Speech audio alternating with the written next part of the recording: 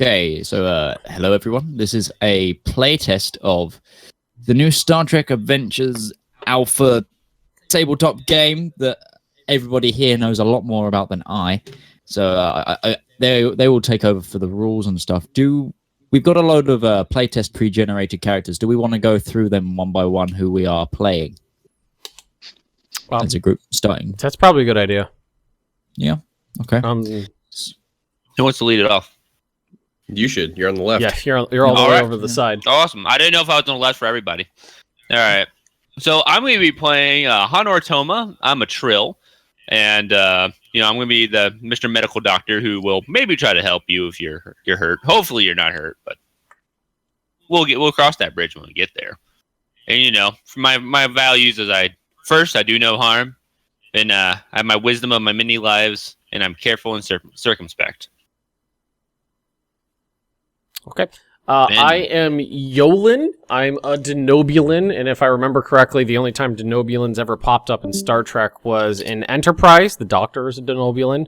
I can't remember what his name is off the top of my head. Bob, you know? Phlox. Phlox, yeah. Dr. Phlox. I am... Unfortunate for these guys, I am the con officer. I have my highest skill in con, and I'm also good at engineering and working with propulsion systems. So I'm gonna be the guy who's like, Midge is gonna be like, engage, and I'll be like, the port nacelle is hit. The warp field won't reconfigure. Which kind of leads on to my character. I will say that we are all playing cadets, so we're not actually ranked in any way. I'm not good. No. Well, we're ranked as a cadet. Well, that's true. But I'm playing Francisco Martinez, and I am a human, and I am an eager and ambitious person with the thrill of discovery and no love of violence, and I am pretty much our commander. For a second there, I thought you said thrill of discovery, and I just imagined you with like one of those, those tech level 12 musketeer hats with the big thing on it. No, I've got the whole Dr. Livingston, I presume. You open the chest and you find the thrill of discovery. A 4-bore. So I'm playing as Joshua Newman, which is an engineering bent character. Kind of looking at the skills of being the Trek nerd I am, it kind of looks more like an operations officer. If you want to think of like what Data does on the ship in TNG, that's the kind of character that I would be playing here today. Okay, then I am Zhao Wen, a boring-ass human who is a security officer, is pretty much married to his job, never off duty, and wants everybody to survive, no losses whatsoever. And hopefully you won't suffer the fate that a lot of security officers have. God willing. Is there a way for us to die in this in the playtest? Oh, you're fucking kidding me. Strong, Midge. Everyone seems to be muted on my end. Why would you do that, Midge? You just need to put annotations over each of our heads of what we said. Didn't this just happen yesterday? Yes, it happened yesterday. What do you mean we're all muted? Nothing we just said broadcast. It was just us flailing around in silence. Oh, okay. So, sorry about that on my end. Everyone else was really, really quiet there. But we just ran through our characters, and should we do it all over again? Yeah, just do a quick run. Just do a one sentence. Yeah. I'm a doctor. I'm a Trill. My name is Honor Toma. I'm a Denobulin named Yolin, and I'm the con officer. I am a human called Francisco Martinez, and I am a commander. I'm Joshua Newman. I'm going to be playing an engineer. My name is Al Wen, security officer who's married to his job 24/7. Okay. And we have Q with us today. Yeah. Yes. John Delancey showed up. Can you imagine? Yeah. I'm not sure exactly how good this sounds. Probably not that well. Probably not that good. Serviceable. So you're in a different omniverse. It's fine. Yeah. So, do we want to go over just some? Since from what I'm hearing, some people are having a bit of trouble with rules, and since I don't think this will last too long, we want to take maybe 10, 20 minutes just to go over the basics. Bob, rules. Yeah, it works for me. Also, I'll Okay, just point out now, I have no knowledge of Star Trek whatsoever. So, Well, that's I think part of the idea of the play test. We were talking about this a little bit before. The system should be able to stand on its own without you having to be familiar with the Star Trek universe. So that's what we're going to find out.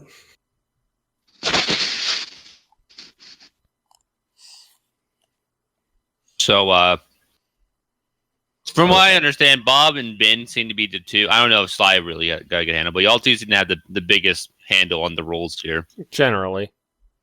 Roach and Bob have a pretty good understanding. I went over it twice, and a couple things I was just like, because it's not, it's not set up in the correct order. Like it'll be like, okay, you do this, and then this happens, and we'll talk about that 20 pages later. It's a little confusing. One of the things that I would beseech of Modifius is a table of contents in your documents moving forward. Like the first time it brings up momentum. Like it's like you really early roll, on. and if you roll this, then you get momentum. Oh, you don't know what momentum is. We'll talk about that in a different chapter. I'm not going to tell you where or when, but you'll learn. You're going to read the whole thing, I assume. Yeah, you kind of have to. Yeah, I have a grasp on most of the things here. And thankfully, they did send a summary sheet with this that, kind of gives you some bullet points on all of them and like what's what. as with most things, I struggled to understand most of the concepts, but we'll find out. Are there any particular concepts that people are having trouble understanding? Just all of it. all of them. Well, I'm much more of a person that learns through experience as well. It might be better to just go into it slowly, and as things creep up, just talk through it. Well, it basically, there's a lot of complexity with what you can do with dice and rolls, but as far as that, it still is a D20 and D6 rolls. So that's where the simplicity is in League. There's a third dice somewhere. Nobody knows what it is. Yeah, I wasn't sure what that was. I was reading through it. It's like there's 3 dice for Star Trek Adventures. Here's your D20s, here's your D6s. It's like, okay, what's the next one? The challenge die is pretty much a D6, but it's for the challenges. That's not a third die in the parlance of role-playing games, though, that are on tabletop. When you say 3 dice, that's what that's supposed to mean is that like there's a D20, a D6, and then there's a D something, whatever it might be. That's D12, that's a D4. dice designation. It's a D6, but it's shiny. It's not how dice denomination they works. They spit on it and they went. How that works? Well, the problem is that this is alpha. We're supposed to be giving them feedback on this, and that's feedback That's my right first there. thing of feedback. You say when you're talking to role players and you say there's 3 dice to use, a D6, a D6, and a D20 is not 3 dice. Yeah. About the overall way they also wrote the rule book. This feels weird, like the way they like. Unless there's a third dice they just haven't bothered to mention yet. That is going to be in a future playtest that we're just not using for this playtest right now. Well, why don't we get started and just start slow? When it comes time to rolling, we'll explain what we're doing so that we all build up to get on the same page. Yeah, that sounds good to me. Captain's log. Donate. They made a big splash in the toilet. Oh, Bob. Okay. I woke up and So, Mr. Fiddles had peed on the floor again. Meow. The captain's cat. All right. So, let me just get this open. Give me a second. I have to navigate menus on my phone. Yes. For those of you who are wondering, Q over there, our lovely game master, internet crapped out 2 seconds before we went live. Thanks, whoever your service provider is. I really would not want to be ISP, who shall not be named because they don't deserve the exposure. Exactly. A mascot who's just of a fat orange cat, by the way. Just asking, since they hate Monday so much. Got Garfield reference. Jesus Christ. Garfield internet. Oh, hey, ambience. Okay. I can't hear it. I can't hear any All right, Turn up ambience. your volume. So, you are a collection of cadets that have recently graduated from Starfleet Academy, and after all the celebration and the graduation parties, you all received your various assignments, which led you to a station at Starbase 364 on the edge of the Shackton Expanse. So you are currently all inside of a shuttle pod on your way to Starbase 364, otherwise known as Deandra Station. Traveling at Warp 4. It's a standard Federation shuttle pod. It's not runabout, but it is one of the larger of the class. Mark 7. Yes. Jesus Christ. So, currently, who's the pilot? Who's the con officer? Oh, I'm sorry. You can't see me raising my goddamn hand. That's not how that works. Me. I raised my hand. I'm like, you didn't fucking see me.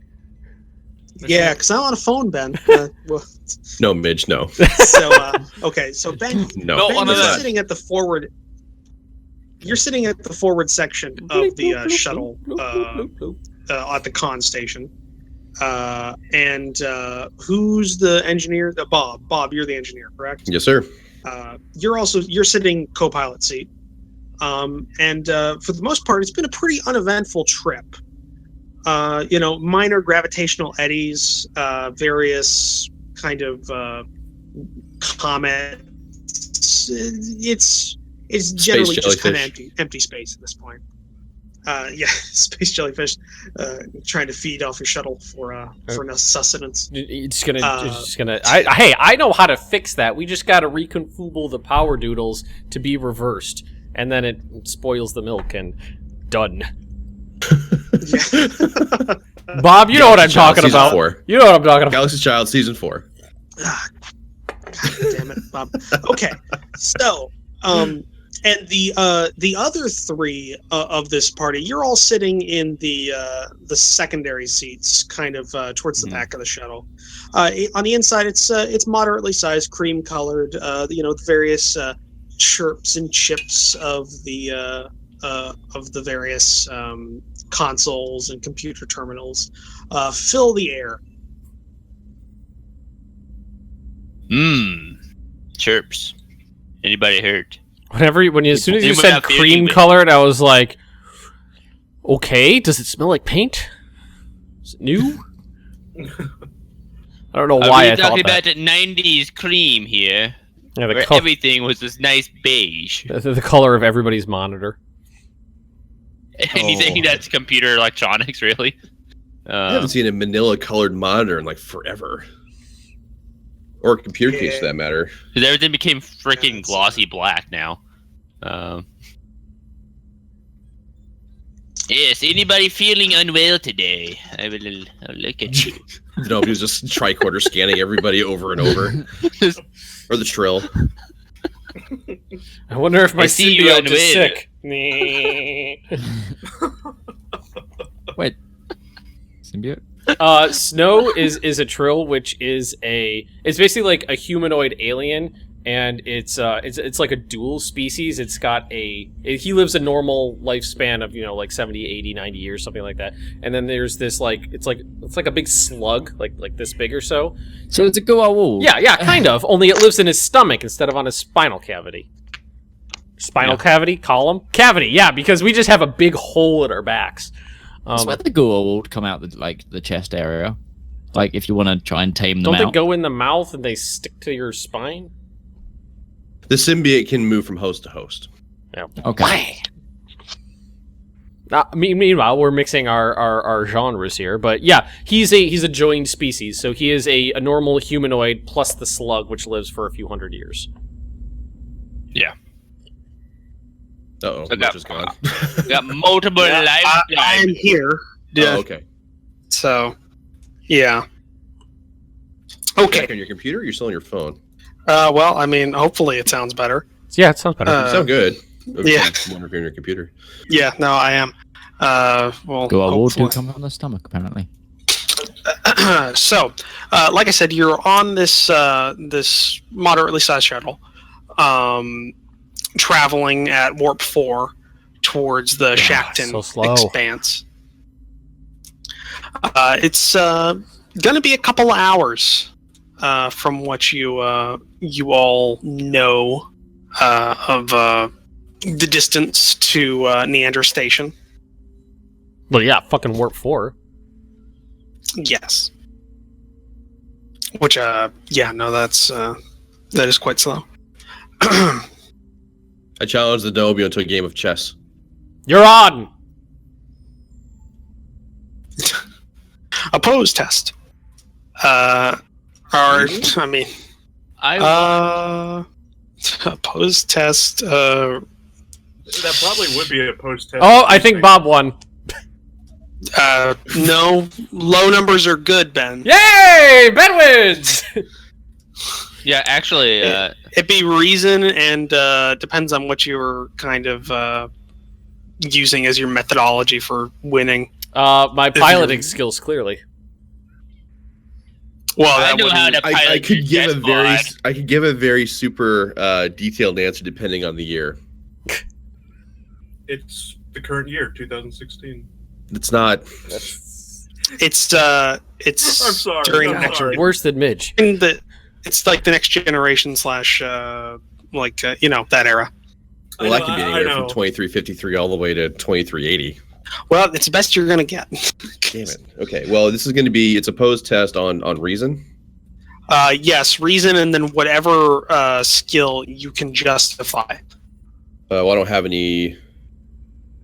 I don't Like, think what's- there's anything in here that would apply. I don't think. Well, you're not gonna I- win. I- Did you see that I think one it's I just a rolled? straight reason. So. Straight reason.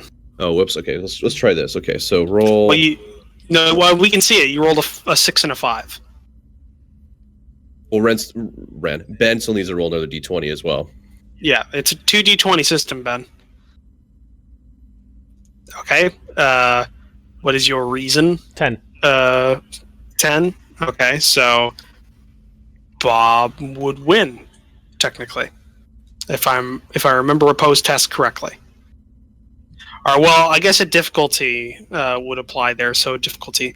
I'm gonna use all my momentum on this, or determination. I'm gonna blow it all right now. It's gonna blow. The character who achieves the greatest quantity of momentum succeeds, achieving his goal, I and then rolled a subtracts 1. the other character's momentum total from his own. Okay, so technically I you're got- tied right now. Yeah, so I've got 2 successes, and Ben's actually got 3 successes. Actually, no. I'm sorry. He's got What was 2. his skill? Two. He's got 2 because he rolled a 1. Yeah, Which he rolled counts a as 1, 2. so he got 2. So right now you're tied. Okay, so in the event of the tie, I think we just roll d6. Is that right? Hun to E6. If both characters are player characters, between the character with highest skill wins. If this is still a tie, both sides should roll d6. So what's your reasoning skill, Ben? 10. Mine's 11. So I win, Oh God, come on. according to this.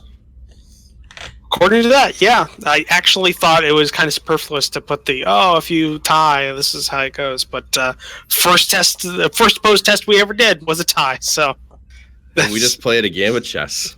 just played a game of chess. So it's been it's been probably about an hour.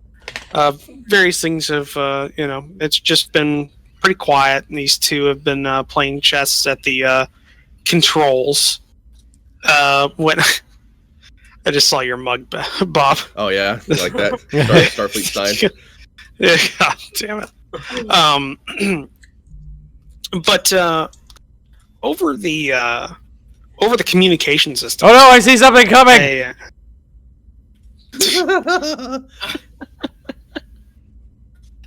Over the communication systems, you The Vogon constructor fleet. you get the computer indicates that there is an open signal is on the emergency channels being broadcast. I'm just making sure. Bob, there's I a nice... think that would be you answering that. Me? Okay, I answered the thing. On the other end of this communication, you hear a lot of static and broken. Obviously, this is a very degraded signal. But on the other end, you hear this kind of just partially just going.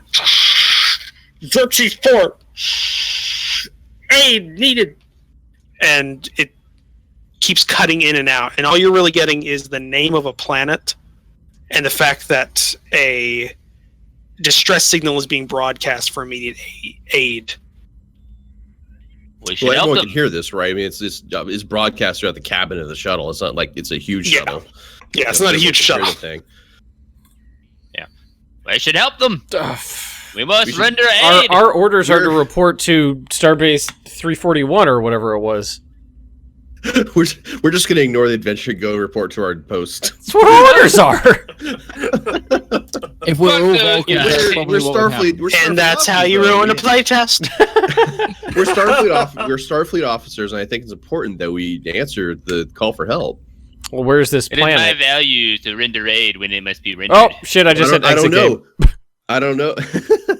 Well, you're the navigator and helmsman, Ben. You tell us how far away the planet is. Okay, so how do I figure out how do we figure out if I know where this planet is or which direction it's in? Well, that would be a reason, and that'd be a reason con check. Ooh, I could do that. I got reason 10 is con this 4. is this a simple task? This is a difficulty 1 task. So I need at least one success to figure out where the planet is. To get a rough approximation, yes. So I'm going to or at roll least 2d20. Oh, find shit. Ignore. I just clicked d20. I'm going to roll 2d20s, right? Yes, 2d20s, and you're shooting for under your combined reason Which is- and con. Which is 14. So I need to have two. So to succeed, I need at least one of these rolls to be under 14. Yes. Okay, so you I got a succeeded. 7. Okay, you check the navigation database, and very close to your path, there is the Xerxes star system, That doesn't sound and pleasant. Xerxes 4 is a Class M planet, the fourth planet from the Xerxes primary star. And from what you're finding, from what the database shows, it's an uninhabited planet with a small Starfleet research outpost. Xerxes 4 is an M-class planet with a small Starfleet research station on it. That must be where the distress signal came from. But we must render the aids. Is our shuttle capable of doing a long-range scan? How far away is this place?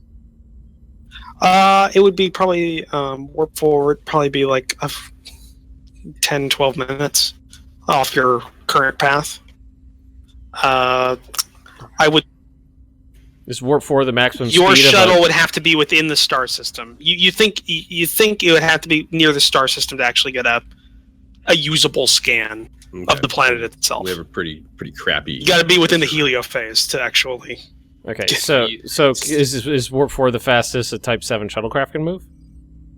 Well, it's the fastest. This one moves. They gave us a shitty one. Well, I remember correctly, Yolin can push the limits of any vehicle. Why is your accent changing every time you I speak? don't know. You know me. I always have a changing accent until I find something that sticks. It's Nobulan. It's what they do. Eastern Bloc trill. Well, that one was sub Indian troll. I'm remembering all of my Oh, accents throughout the years, and you know they just get mixed. I can't control them. Now it's changing from syllable to syllable. I don't know what's happening right now. God damn it. He's having a compound mental crash. It's just It's like I don't going down quick. think you need to do an accent if you don't speak, English, then we have a universal translator that would make you sound perfect. Bob. Speaking of what the troll tried to say, your engineering readout shows that the shuttle is currently getting out of the warp core a 94% efficiency. So here's what I want to do then. I want to use my reasoning and engineering to attempt to make that more efficient. Now, I've also got a specialization in, or I suppose focus is what it's technically called, not a specialization. Yeah, it's a focus, yeah. Propulsion systems at 4. Well, that's a little better than me. Okay, so that would apply. This is a difficulty 2. You're this is the they're meant to operate within like a 10% kind of variant. And this is within those. So you're like Geordie. You're squeezing everything out of it, or you're trying to squeeze everything. All right, so I'm going to divert course to Xerxes 4 while Bob reconfoobles the energy flobble. So I got a 10, so I got 1 success, and I'm going to actually spend a point of determination to get an automatic additional success. Okay. Which I do want to go over that real quick with how the determination rules kind of work a little bit. At least with relation to this. So we all started with 3, so I'm going to take away 1 here in my little notepad. So I've got 2 determinations left now at this point. The rules say, as far as spending determination goes, for getting a bonus d20, it's automatically a 1. I know you've seen, Roach, on other playtests that you've been watching, is that the people count that as 2 successes because it's technically a 1. Yeah. I'm not 100% confident if that's actually the spirit of the rule. I think what the idea was is that it's supposed to be an automatic success, and a 1 is always an automatic success is the idea, and it's not supposed to count as 2. Now, obviously, we're in a play test, so who knows what the actual clarification is going to be. But I think we'll run it as just you spend a determination point, you roll. It's just a success, no matter what your go. So you got a success. Now, I think that still does apply to focuses. So technically, you also rolled under your focus 3 successes off that. So, okay, so then you got 1 point of momentum. So we got momentum now. Okay. If you want to save it to the pool, that is an option. Or you could spend the momentum in some way. But before we even go to that, you're kind of messing around with the shuttle's power systems. You're rerouting power to different EPs, and you squeeze out a couple more % of efficiency from the miniature warp core that's mounted in these things. So you're running out at about 98% efficiency. I think you cut a couple of minutes off the travel time. We'll get there 5 minutes sooner, guys. Yeah. Might save some lives. What do you want to do with that momentum, though? I think the next thing I actually want to do is so we have security. I'm the engineer. Midge's command. We got the helmsman, and we got a doctor. Yeah, I'm just making sure that the cabin right now is a nice 67 degrees to promote good thinking.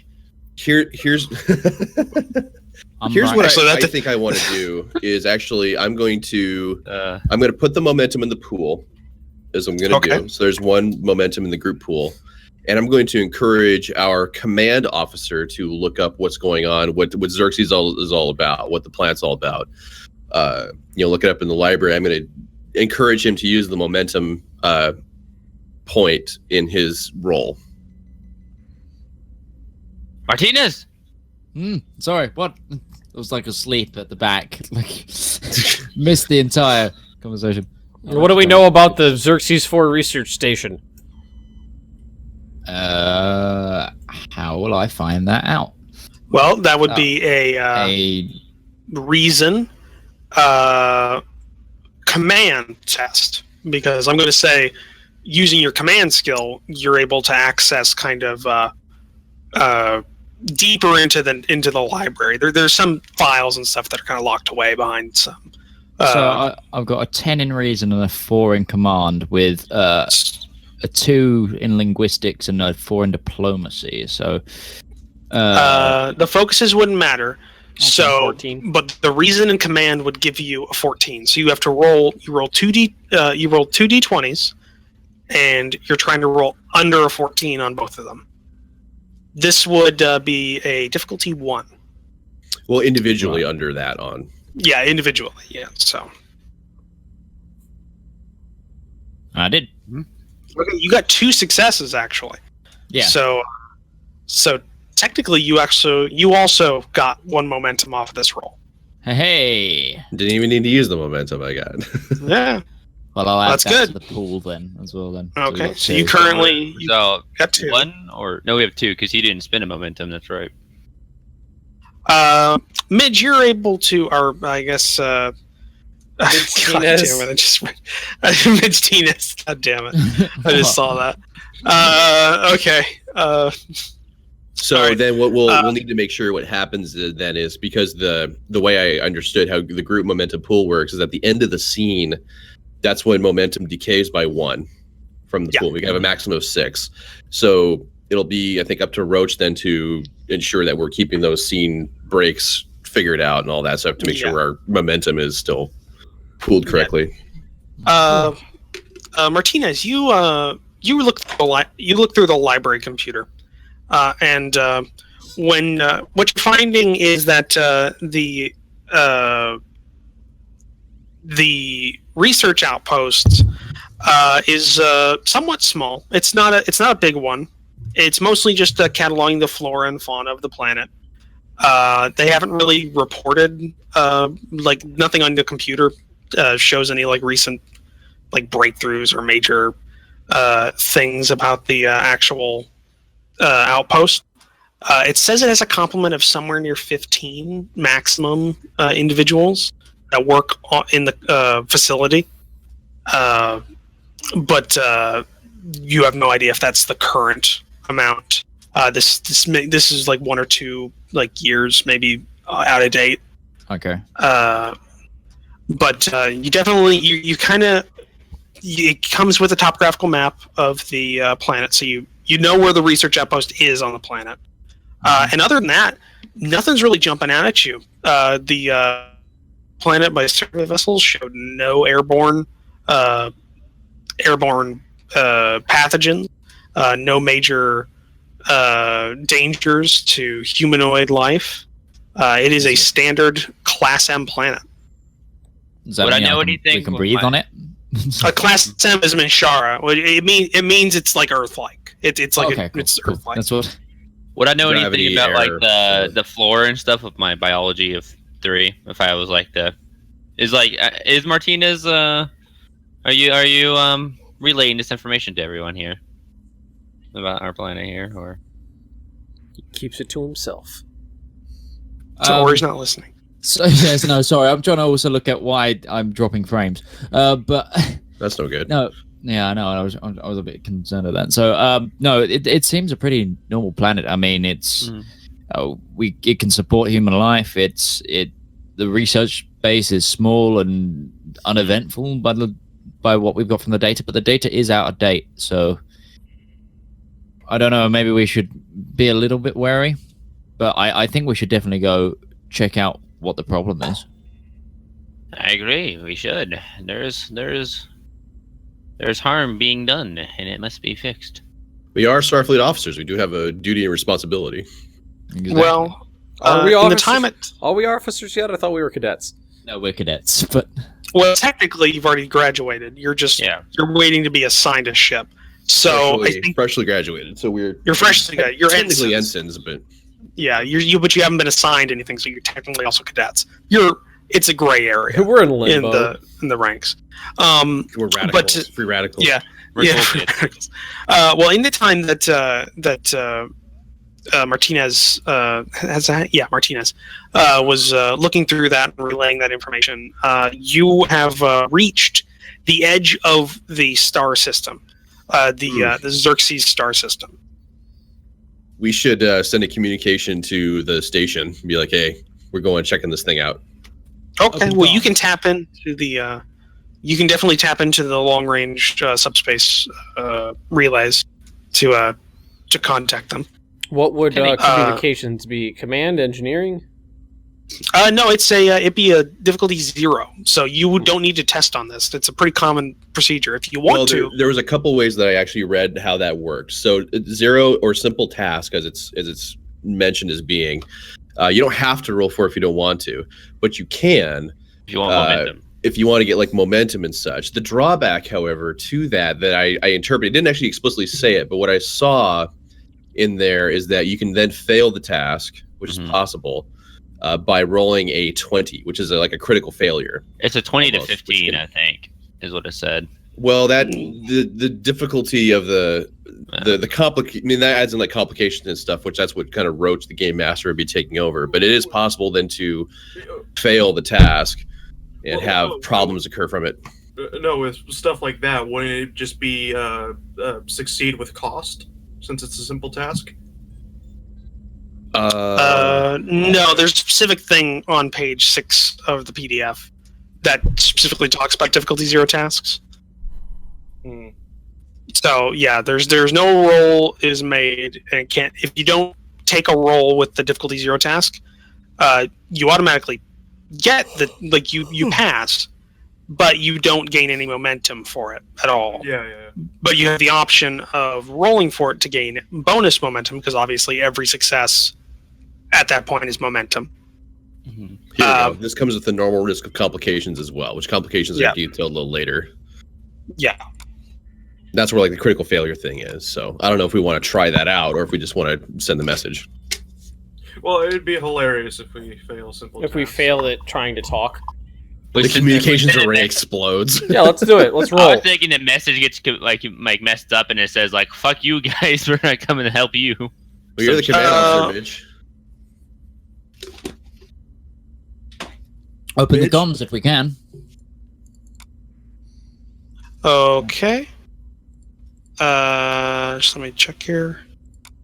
I would like to Okay. hopefully be able to. It would be it'd be a reason.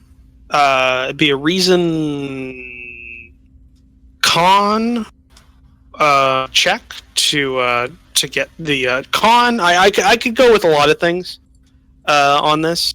Could be a reason con, could be a reason engineering, or I could even take command. Well, that would be the best thing for me to do would be reason command. But if anyone's got Okay. any higher than a 14 to target 14's under a pretty for that. good TN, frankly, on a D20. Yeah. So Yeah, I got 14 on that as well. Okay, well, I'll figure on a 15 through 20, that's when you start to fail, right? So fair. Yeah, depending on the risk of complication. Unless I can make it a reason of science, and then I have a 16. suddenly a Borg cube comes out of warp. I got one success. Okay, so you generate 1 momentum out of that. So we're And on put in the 3. group, I take it. Do you? Yeah. So you save it? I'm assuming. Yeah, you do want to declare if you are saving it or not, because Oh, there's okay, a difference sorry. between- there's a difference between your momentum, which is automatically going to be gone by the time the task is done, or group momentum, which persists from scene to scene with decay. So you do want to declare if you're doing one or the other. I'm putting it in the group, and I'm actually keeping track of the group momentum as well. Okay, so am I. So yeah, we got 3 people keeping track. So we're at 3 right now. Yep. All right. Well, you get 3. You put in your command codes, and you get access to the comms network, and you hail what the fuck is this thing? Neandra Station, and a kind of well dressed, like a prim and proper uniform man comes up on the screen. And said, Neander Station, how may we help you? We're talking to the station? Yeah, we we are don't- sending communication to them to let them know that we're answering the Oh, distress okay. I call. thought we were trying to hail the research station. What do we count as? That's actually a good point. We should do that too, actually. See, that's what I thought we were talking about this whole time. No, we're letting the station know that there's a problem going on Gotcha. over here. We're going to respond to it, and then we'll go ahead. How and may we help you? How may we help you? I actually had a name for this. How may we help you? Shuttle pod. Shuttle pod fail. That's the new name. We've overwritten. 5 Brand 5. Oh god. Firehund. Firehund 5-5. Feuerhund. Firehund 5-5-5-5-5. It's a lot of 5. 55. 1. Can't forget the 1 at the end. Easy Damn it. company. It's not a password. Okay, no, I You got don't need to get that How complicated. may we help you, Shuttle Pod? I had this written down. Shuttle I like- Pod Copernicus. I like that you've got the little mic in front of your face. It's just kind of, it's like, hello, how can we help? Martinez, the guy's talking to you. Yeah, sorry. We've intercepted a distress call from a local research station. Should we proceed to investigate? Where's the just signal coming from? Xerxes. 4 research It's coming stations. from Xerxes, wherever that is. Can he please say that in character?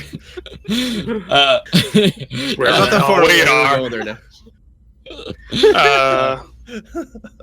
It's from the Xerxes system, wherever that is comparatively to us. We're inside of it. We're inside of it. Oh, okay. We thank are inside the Xerxes system, sir. Oh my. I'm not calling you sir shit. You don't outrank me. The Xerxes system now. Yes, you should definitely go and check out any distress signals that you received. We'll be dispatching a Starfleet vessel there to aid you, but they're going to be quite a ways off. You're the closest vessel. Duly noted. Duly noted. We will hail again with more information later. Sir. Deliosa! Good luck, Copernicus. Andrew Station out. Okay, now you should try raising the colony or Yeah. the port there. Is it a space station or is it a It's a research- it's a ground research- installation? It's a ground installation. It's Yeah. a research base. Okay. Let's try hailing the research station then.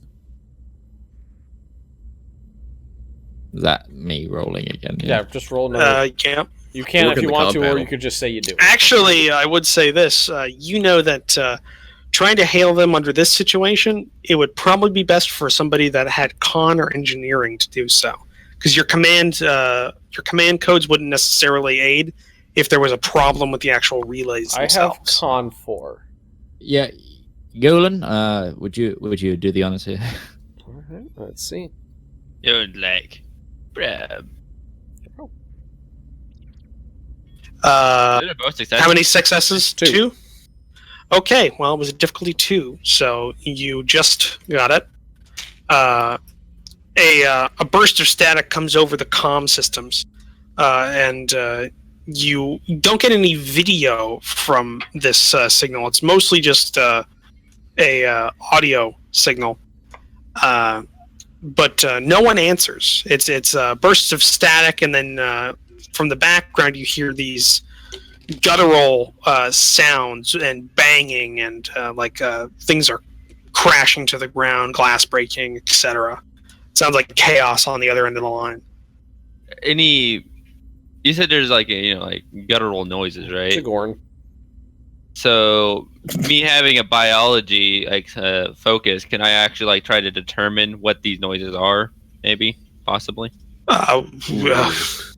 Ooh. I mean, yes, you can try. You can definitely try. Yes, that's the Ryzen Sabercat. This would be a difficulty. It's currently mating season. Oh my! Wow. Not as comfortable as I was a minute ago. I have to. This would be a difficulty 4. Oh shit! And so you'd have to use all of our momentum, So- probably. You'd Yeah, have to roll well- 2 1s.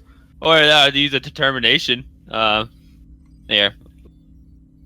I don't get any penalties for just trying, right? Well, let's Just think about determine this from a logical standpoint. As the doctor you are, would you want to spend your determination or pull from the Probably group not. momentum pool to try to figure out what it is over the Over the staticky broken guttural comm sounds. system. I'm a very careful guy. I What want I to think know that, what I'm prepared for. I have to do- have my tools ready to. What I do think that you should do though, as the science officer or having science skill, I assume you have science skill, is maybe conduct a scan of the system now at this point, since we are in the system. Okay. Yeah, I'll just, okay. Instead of doing that, I'll just do a science. You know, scan. are there other ships here? You know, that kind of thing. Are there any interference things happening, like with the atmosphere? You know. Yeah, I'll do a system scan to see your if there's science any shit. anomalies. Okay, that'd be a reason, science, and then if you had any applicable focuses. Yeah, only if it's biological. Okay, Do I have it well, focus? okay, well, just the basic scan, that would be reason Okay, plus science. 16. All right, both succeed. Okay, well, this was a difficulty 1, so Nice. you actually gained a momentum on that. Are you gonna save that to a pool or? I use it to help me find that guttural noise. No, I'll save it to the pool. I'll be a good team player here.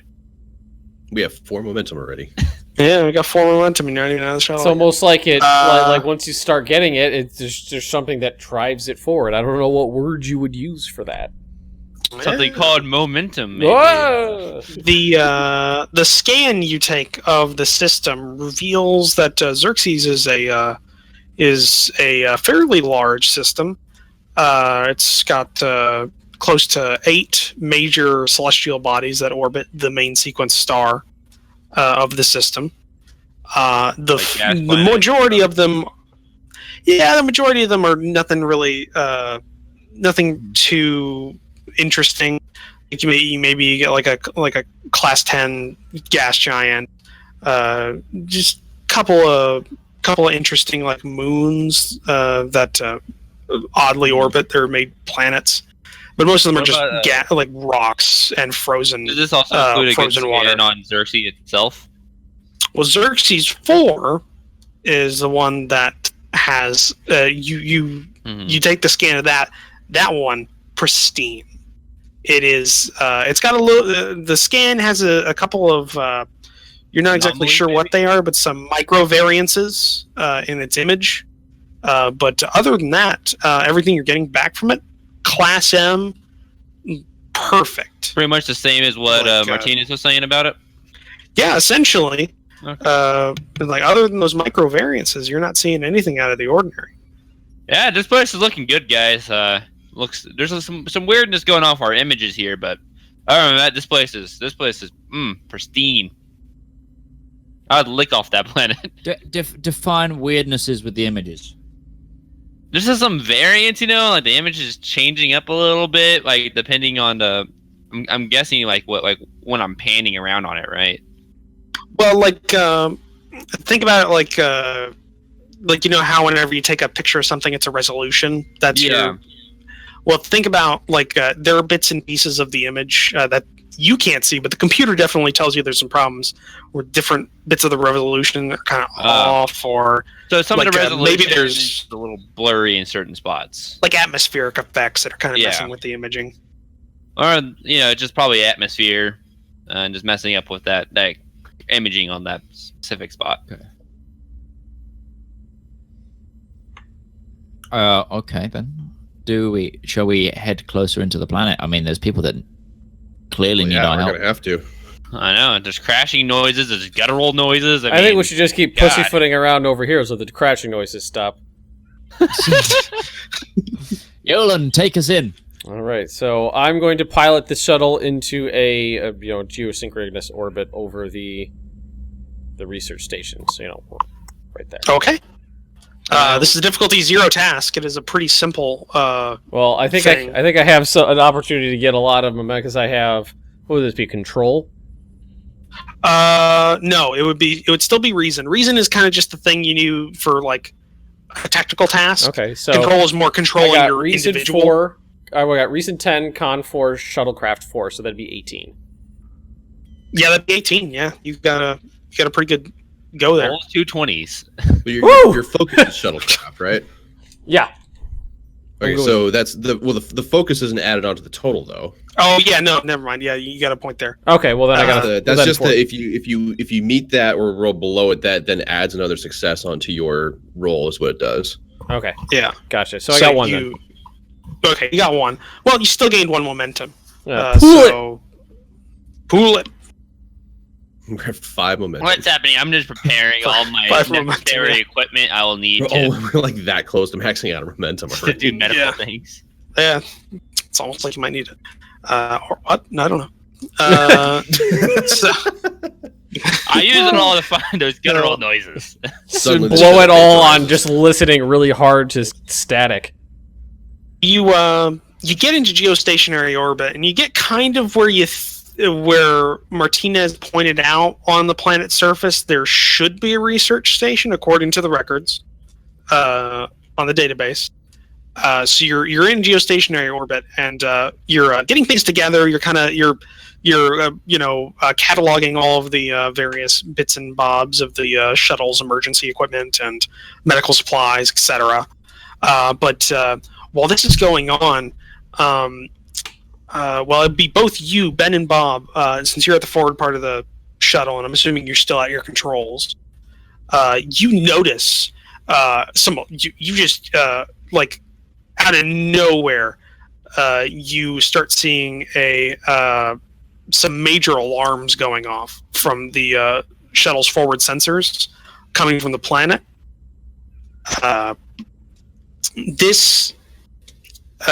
What's the word? Noises. Klaxons. Yeah, klaxons. It triggers a red alert. Oh God. And Bob, you recognize that this is some sort of atmospheric like what's the word for it? Disturbance. It's written down here somewhere. No, there's an actual word for it. Give me a second. Ooh. It matters. Micro discrepancies. Anomaly. Micro discrepancies. The micro discrepancies are coming for us. There's hold on. Actually, there's still also, by the way, just for the devs of this game, also on the playtest document for like the adventures, table of contents would also be good. So it makes it very difficult to find some of this shit.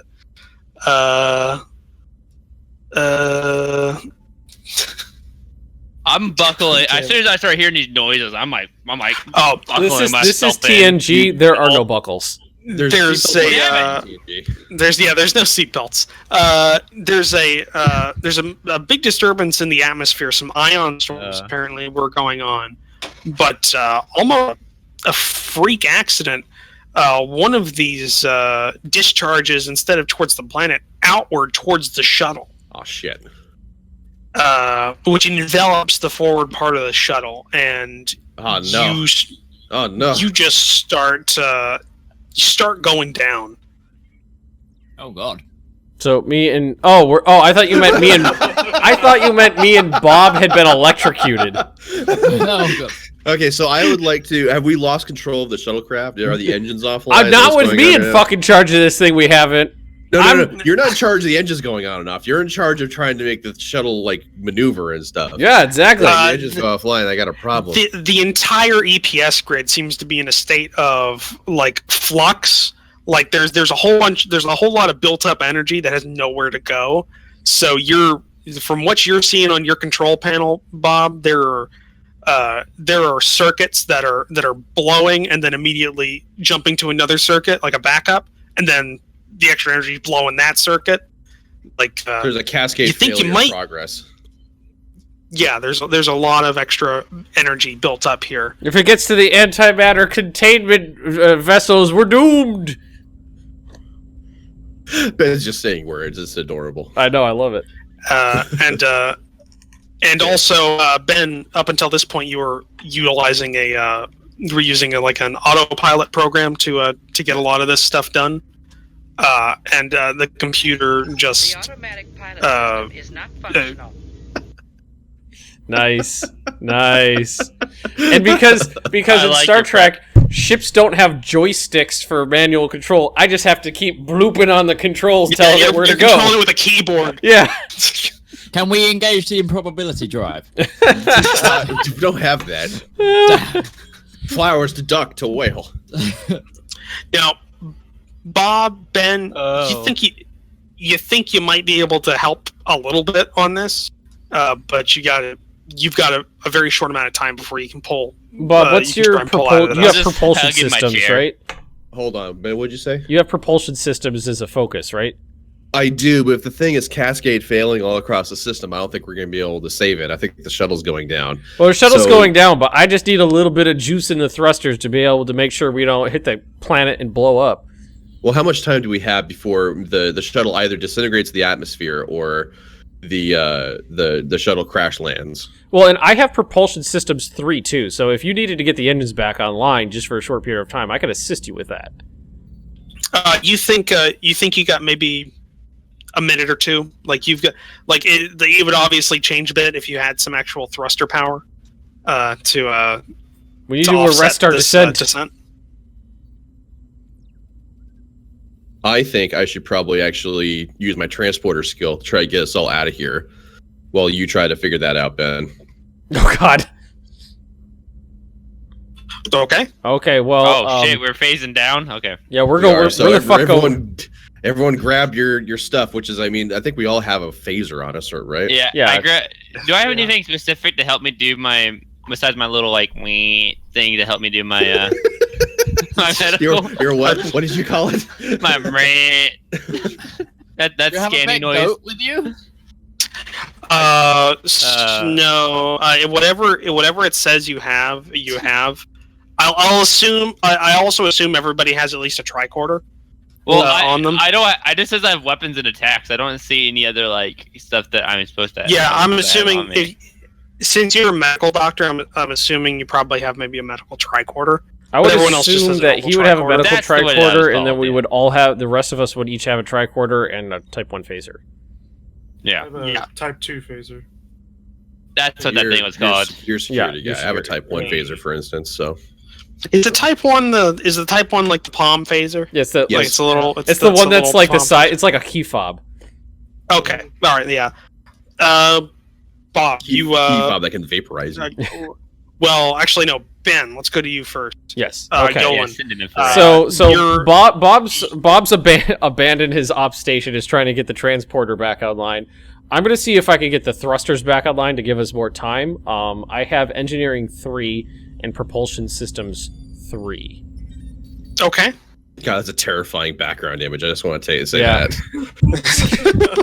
Does anything in my past life help me with All right, so that means I gotta prepping roll. for crash? What is? Do you tell me what the difficulty is beforehand or after?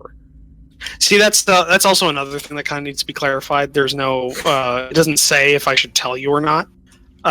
So I think for the purposes of the play test, I think we should just expose all the numbers so we can figure out what's going on. Yeah, I'm gonna say this is a pretty difficult task for you. Mm-hmm.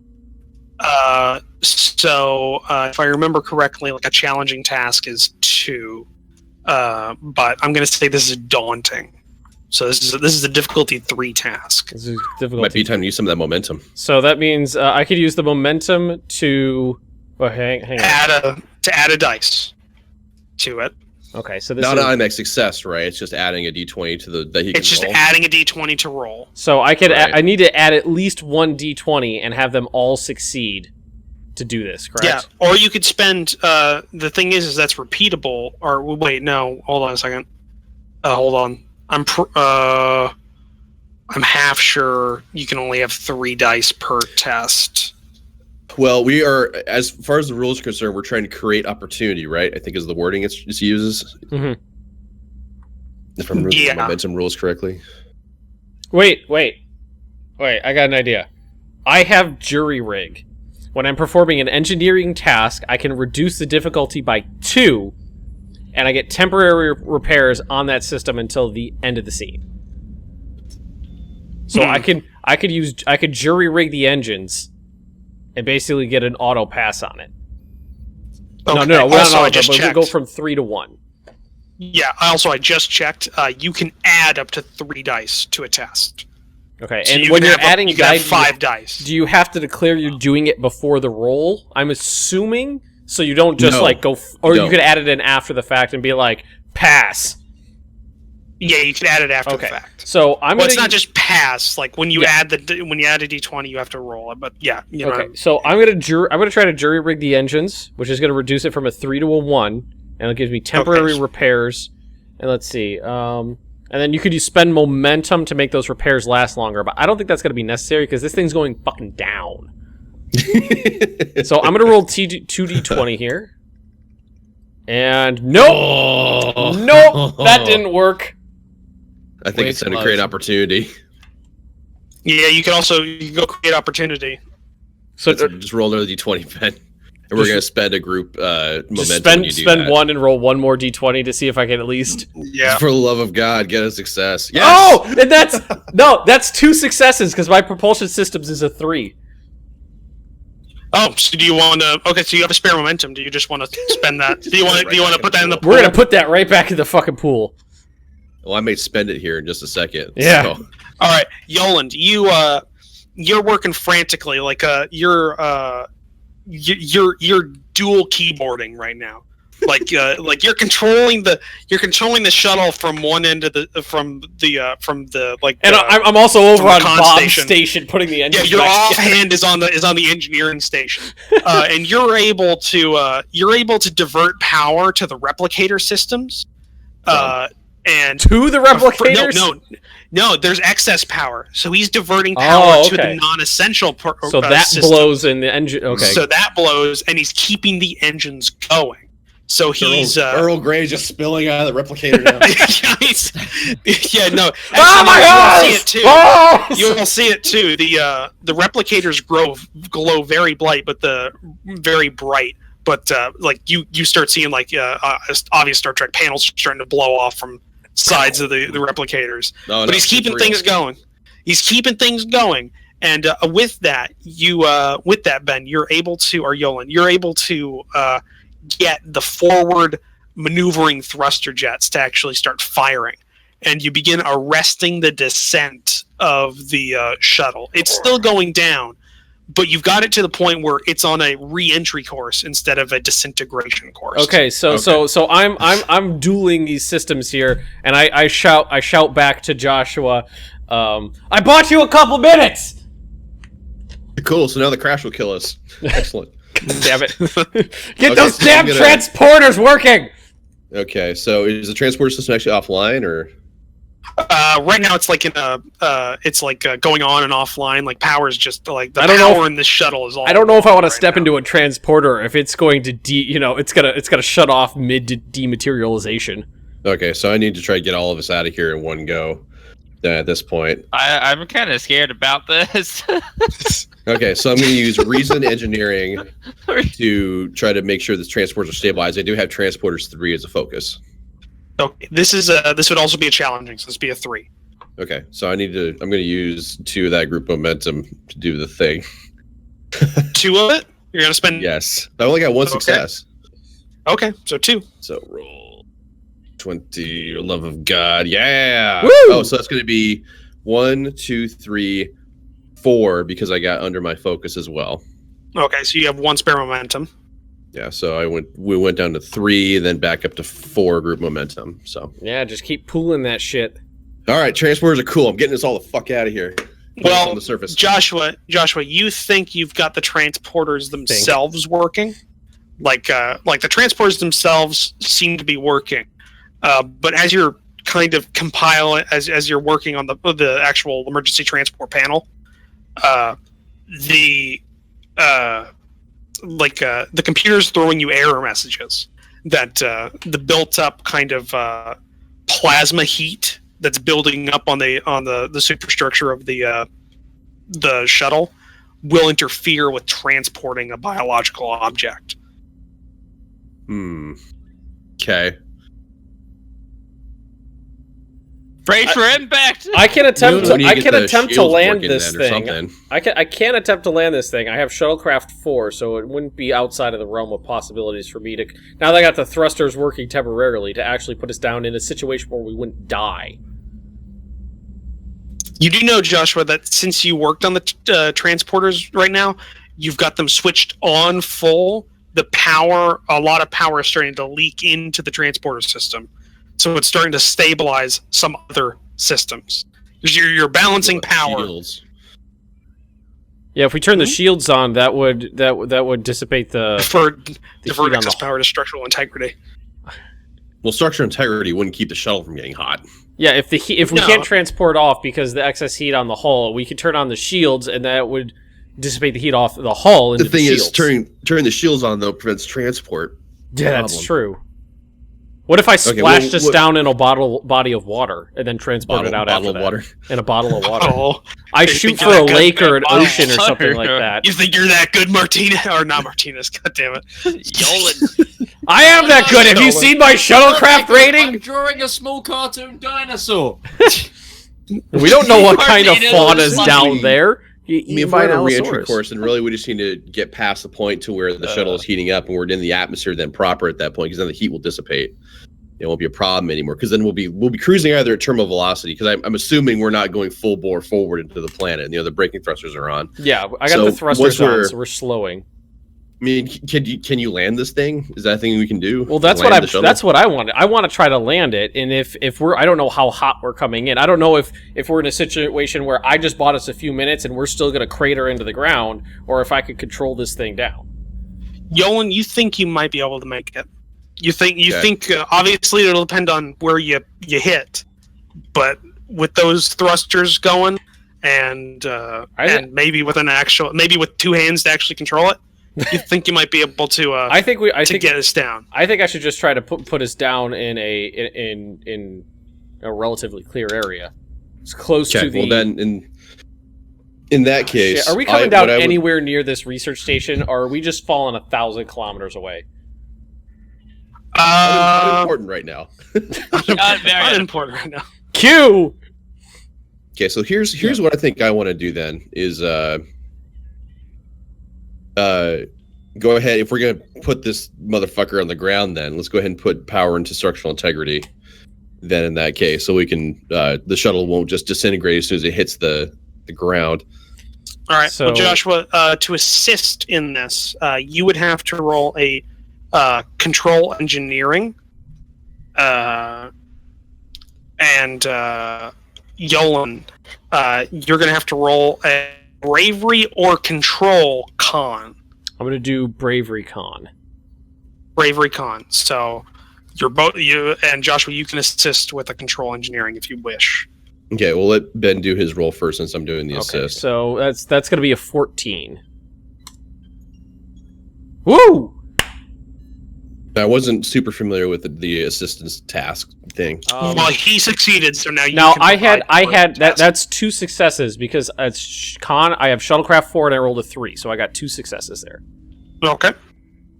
So Joshua, if you want to provide, because it's difficulty 2, so he just passed it.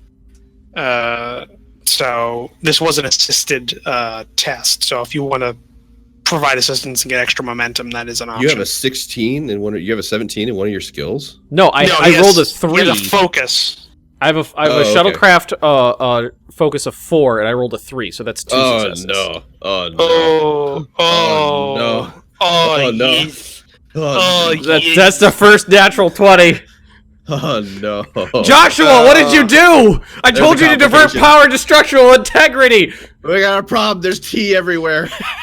The replicator is replicating tea.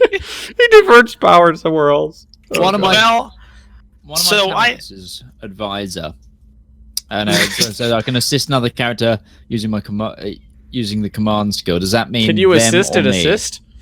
Can I assist this and go? No. So from what I understood, that you can have multiple characters assisting, assuming it makes narrative sense to do so, and that's up to the game master to decide for that. So that's up to Roach if or Q if Midge can also assist. Yeah, but it's what I'm saying with the script of this. Does it say you assist another character using the command skill? Does that mean they're using it or you are? You are. Okay. You're using it to roll, and then you can add your success. It wouldn't make sense right now for you to assist because kind of in one of the secondary stations, and you wouldn't have access to the op station. It wouldn't make sense. Shouting words so of encouragement. No, yeah, do that whole thing, standing behind their chairs. What's going on? Ugh. All right. So I'm as just, you're like, doing hugging my this, you come in a little hotter than you thought you might.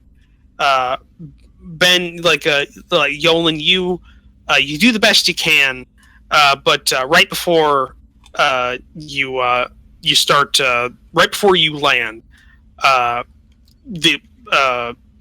Joshua just can't keep the power systems working anymore. The thrusters cut out probably 20-25 meters from the surface, and you hit hard. Damn it, Newman! Brace for impact! Stop yelling at me. So I'm just like, oh god. You strike the surface pretty hard. I wanted to practice this, but I don't think we'll be able to have the coordination to do it. But it's just everyone crash left. Ah! The left, Midge. I am going left. I am going left. My camera's flipped. Oh God! They're all flipped. Is it camera left or Is it stage left? Camera right, camera left. Oh God! This is my right hand. Right hand. It's like season 1 of Star Trek. They don't know what to do. They don't know what to do with their hand. So you strike the surface pretty hard, and once you do, but you're on the ground now. The interior of the shuttle is black. It's just dark. There's no interior lights. It's quiet. The hum of the antimatter warp engine it's not there anymore. And the just the interior of the shuttle is much more quiet than the previous, not only couple of minutes, but the last couple of hours. Do we have comms? God damn, that thing would have been easier to crash land with a joystick. Are we dead yet? Anybody okay? Everybody okay? Anyone hurt? Does the medical officer want to check exactly everyone? what I'm checking. But first, I need to go and check my little. It's quite ironic that we don't know if we've been hurt or not. Yeah. I think but I'm okay. That'd be a reason. Medicine. Medicine. Yes. Rolls a 20, pokes someone with the eye with his medical tricorder. Oh shit! Pulls out their eyeball. It's like a bone sticking out of their arm. Oh, everything looks fine here. Okay, so reason medicine. Okay, You're the robot. I thought 2 you were the successes. Okay. Actually, You gain because with also 2 successes, psychologically you gain, checking them out. You gain 1 momentum. Okay. We're at 4 or 5. 4. Well, we're at 4 group momentum right now, but you may want to hold on to it in case someone actually is hurt and you need to. I'll hold on to it. Okay. You check everyone with your medical tricorder, and for the most part, everyone's all right. There's a couple of cuts, some bruises, various things like that. Except for Joshua, you kind of screwed up your shoulder on impact. So you've taken 1 stress damage. I've taken. Can I do anything to alleviate his bad shoulder? God. So, does everybody massage you have, like I massage my stomach every day. So does everybody have 8 stress, like 1, 2, bubbles 3, then? 4, 5, 6. Yeah, 7, I have 8. I got 10. Oh. I got 12. So not everything's equal. Okay, so I'm going to assume then that 8 is my maximum. Yeah. One So stress. so you've got 1 stress. Is that technically our health in this, or Yes. Okay. Snow or Toma, you think you might be able to help? You think you might have the potential to help. Mm-hmm. I'm gonna take that. Okay. I don't want any harm being done to my my crew members here. You still have 1 momentum that you kept, so you can add this to this roll. It's a difficulty 2. It's difficulty 2. What would this be? Difficulty 2. Empathy medical.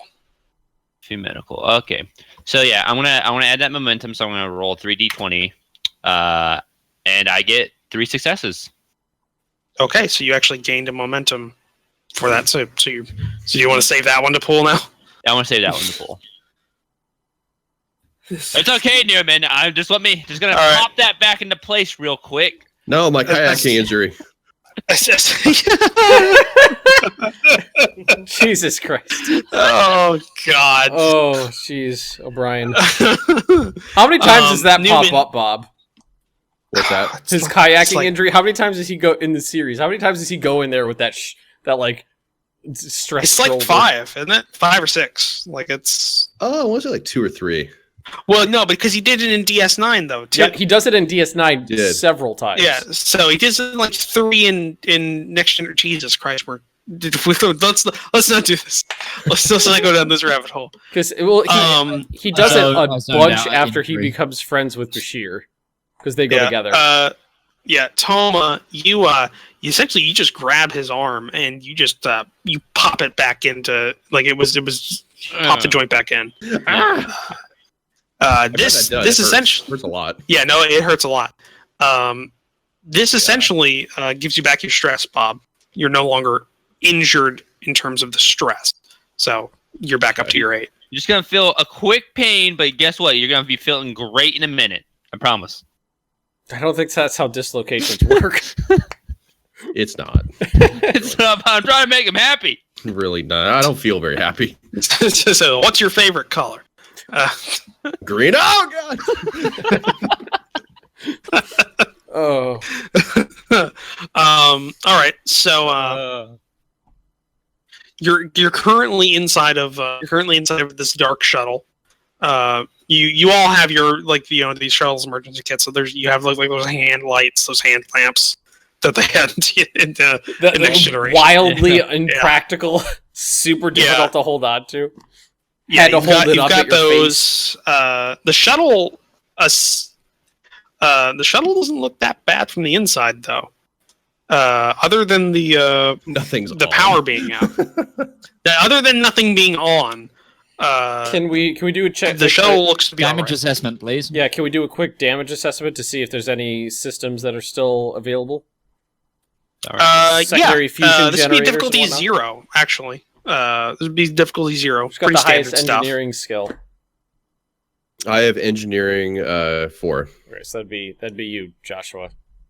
So do you want to actually test this, or do you? It's a simple task, right? Yeah. Yeah, it's just a 0. I'm just gonna take the simple task. Okay. You'd spend a couple of minutes looking through, and actually, when you look at one of the primary panels behind it, you're able to get emergency power back on. So the emergency lights come on, and a couple of the small displays flicker back on, and you get kind of a damage readout of the shuttle. It doesn't actually seem to be that bad. It was hard on you, but it doesn't look like the shuttle took a big hit. Most of this damage is like blown fuses, some EPS conduits that need to be replaced. Some repainting the underside of the shuttle. Can the shuttle fly? It could fly again. You just need some parts to replace to get the electrical systems back going. Do they take Republic credits here? And do we need to do a pod race now? Is that what's going on? Oh no! Oh. Is that what's happening? No credits, only money. I need something more real. Only money. Why? What? The only good. We have to go, guys. The chevrons are locking. Why do I feel like that we picked up another insignificant life form? All right. Bob or Newman. I'll have to get used to that. Newman, you Newman. you're pretty sure that a general Starfleet facility might have most of this equipment. Like we're talking, standard EPS conduits, standard electrical. Shuttle bay, like repair shop, workshop would have that stuff in stock. Any maintenance closet. How far are we from How far do we hit from the research station? Yeah, are the sensors working on the shuttle? Can we figure out where we are? No, primary sensor dish is not working right now. All you have are your tricorders. I mean, we were in a geosynchronous orbit before we started going down, but that's like 300, 400 kilometers up. So we could have hit thousands of kilometers away from this place. Well, you did know. You did. Was I trying to hit it on the way down? Like, yeah, I feel like that's you were what I trying would to have been. get close. You're trying to get close to it. But you're like, pretty sure you landed. You landed in the vicinity. Okay, so could we assume that I would know the general direction it was because I was piloting and eyeballing this thing on the way down? Well, you would actually. Your tricorders can help you with that. Because Right.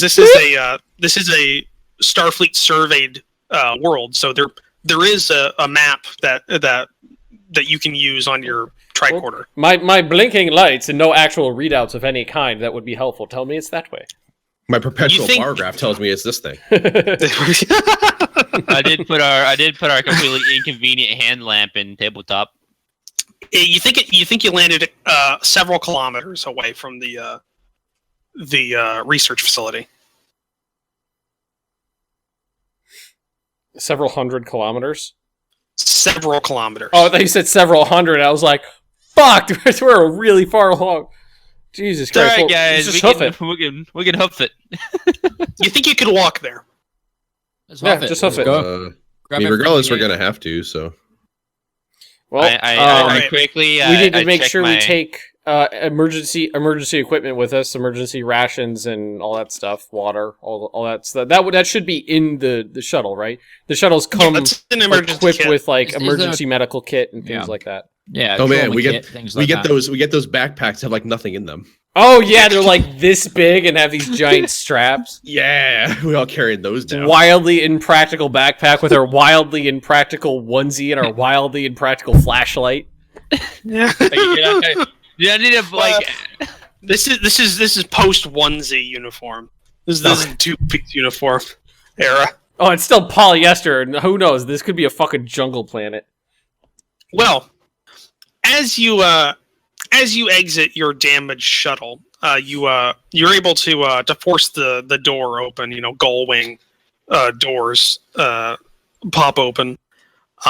You reconnoiter your surroundings. It seems to be a pretty rocky area. Hold on a second. Oh god. Nice. Okay, there we go. Oh, a bunch of Oh red god! shirts. What's the green goop? What's the goop? For some reason, there's a couple of guys in red shirts outside the shuttle. You're not exactly sure where they came from. You might have just hit them. The shuttle also regressed like a couple hundred years back in I was time aiming too. for him on the way Did down. we end up in did we? Why are we crash playing land? Fallout 1? Yeah, that's what I was going to say. We crash landed in the Mojave Desert. There's Ciara coming. Okay, I don't want to hear anything. There's very few pictures of a crash landed shuttlecraft. I'm in telling the you, area I needed Star to Trek do. Online Foundry, you can make pictures for this stuff. Yeah, I know. But, either way, this works. This is more funny. So It is. I really like how some of the vegetation's actually overtaken some of these red shirts too. Like they've been here a while. But the red shirts aren't there. Your shuttle's just crash landed. Around it seems to be a pretty rocky, kind of barren area, but there are plant life. There's plant life scattered about. It's standard M class. You think it's a somewhat scrub area, but nothing too out of the ordinary. But as you're scanning the area, as you're getting your bearings and checking over the shuttle. Yes, go ahead. Quick question: has there been a scene break yet? Yes. As you exit the shuttle, there is a scene break, so you lose 1 momentum. Okay, so we're down to 4 momentum now because of that. 3. So it sounded like there was a scene change, hard scene change there. So I just wanted to make sure that was kept track of. Yeah. Well, yeah, that's where the thank you for commercial reminding break would have been. It would have We had a cutscene. crashed, and everybody would have thrown, and it went black, and then we would have faded in. Yeah, so if this was a Star Trek episode, the opening gambit would have been us like bumpy ride down in, and then when the credits were done rolling, the crash scene would have. So been we finished the next cold opening. open, and the credits played. Yeah. There you go. Just So, as your external bits, again, the computer system seemed to be pretty correct about the assessment. It's structurally fine. It looks like a little bit bits are like buried by the overturned dust and various other bits and pieces, but it seems to be in. It should fly again. You're not seeing any problems with that. But as you're doing this, from the forest around the shuttle pod, a group of humanoid-looking individuals. They're slightly hunched forward, and they have long, scraggly beards. And the male-looking ones have long, scraggly beards and like grown-out hair, very pronounced brows. Are coming out of the forest. They're Neanderthals. They seem to have the tattered remains of Starfleet working uniforms. The de-evolution virus. Most of them carry around stones or clubs, though one of them does seem to be carrying around a phase rifle. I'd like to make a biology test. Well, I think the command officer, which is the face of the party, should start saying hello. Okay. Can I determine exactly who you guys are? What's I'm happened just to gonna them? have my hand on the phaser at the ready. I am. Why? Gonna... They're Starfleet officers. Yeah, let's try. There's four. There's four of them, by the way. Is there anyone that seems to be leading them? No, they all seem to be. They don't seem to be like coordinating. They just seem to be coming towards you. A lot of, like I said, 3 of them have clubs or stones at the ready. Are they just walking, or are At they the just ready. fucking charging? Yeah, at the ready. Okay, I'm That's why gonna. phaser on hand.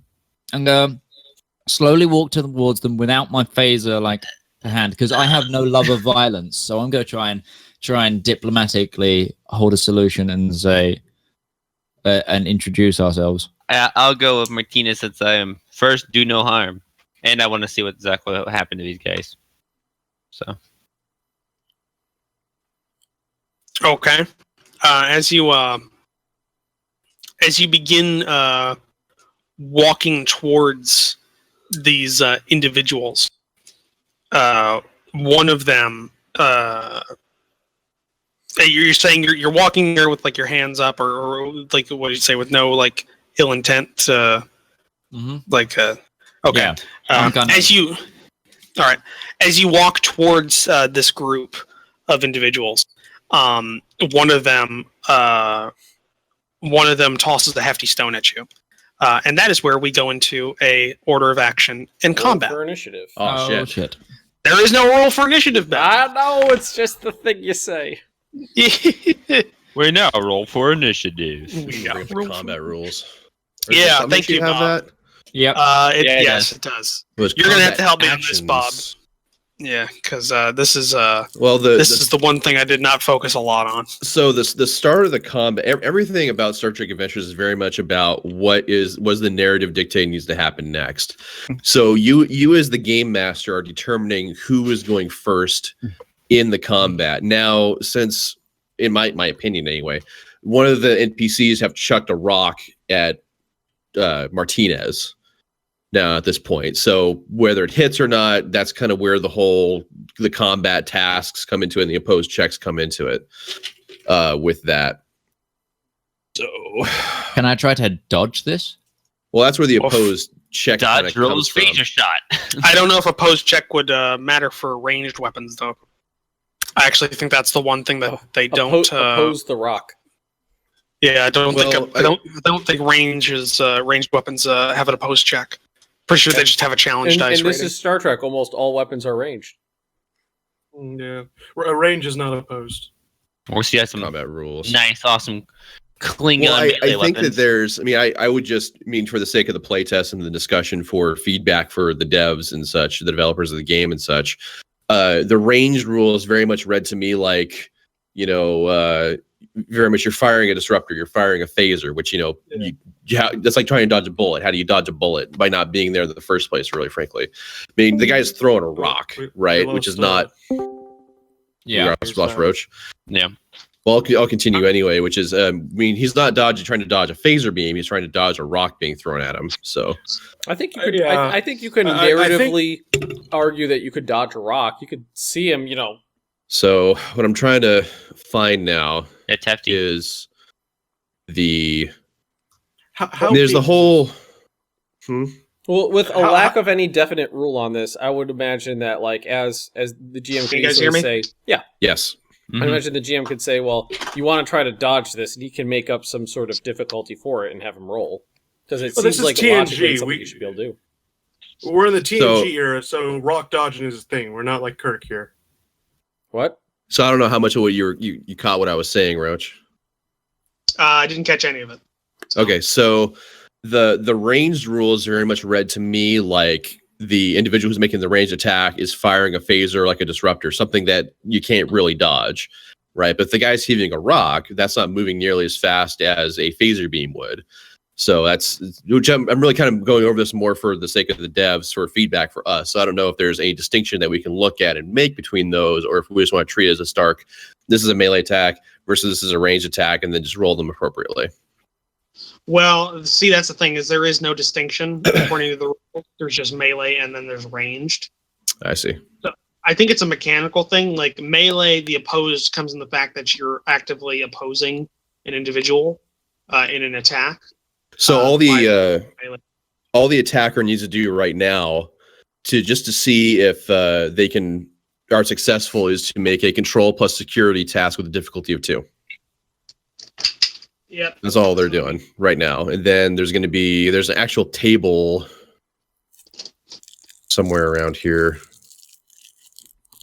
Hey, you're back on roll 20. Well, I'm gonna let me do this first, and then I'll if it lasts for this long, then I'll. Now the damage, once you've determined if you succeed the task or not, is dependent upon like the weapon type, and we didn't get like a whole lot of weapons in this because it is a play test. Like we've got unarmed strike, knife dagger, a blade, heavy blade. Then there's phasers 1 through 3, disruptor pistol, disruptor rifle. Then there's Jem'Hadar weapons in there. So yeah, there's some special ones. I hope we don't have to fight Jem'Hadar because we're fucking doomed. With a rock throw, I mean, I don't know how big the rock is or whatnot, but I would almost actually call that an unarmed strike as far as what kind of damage that could cause. Well, no, I have stats for the weapon. Like I actually have stats. Okay. I'm using the stats. It's a hurled rock.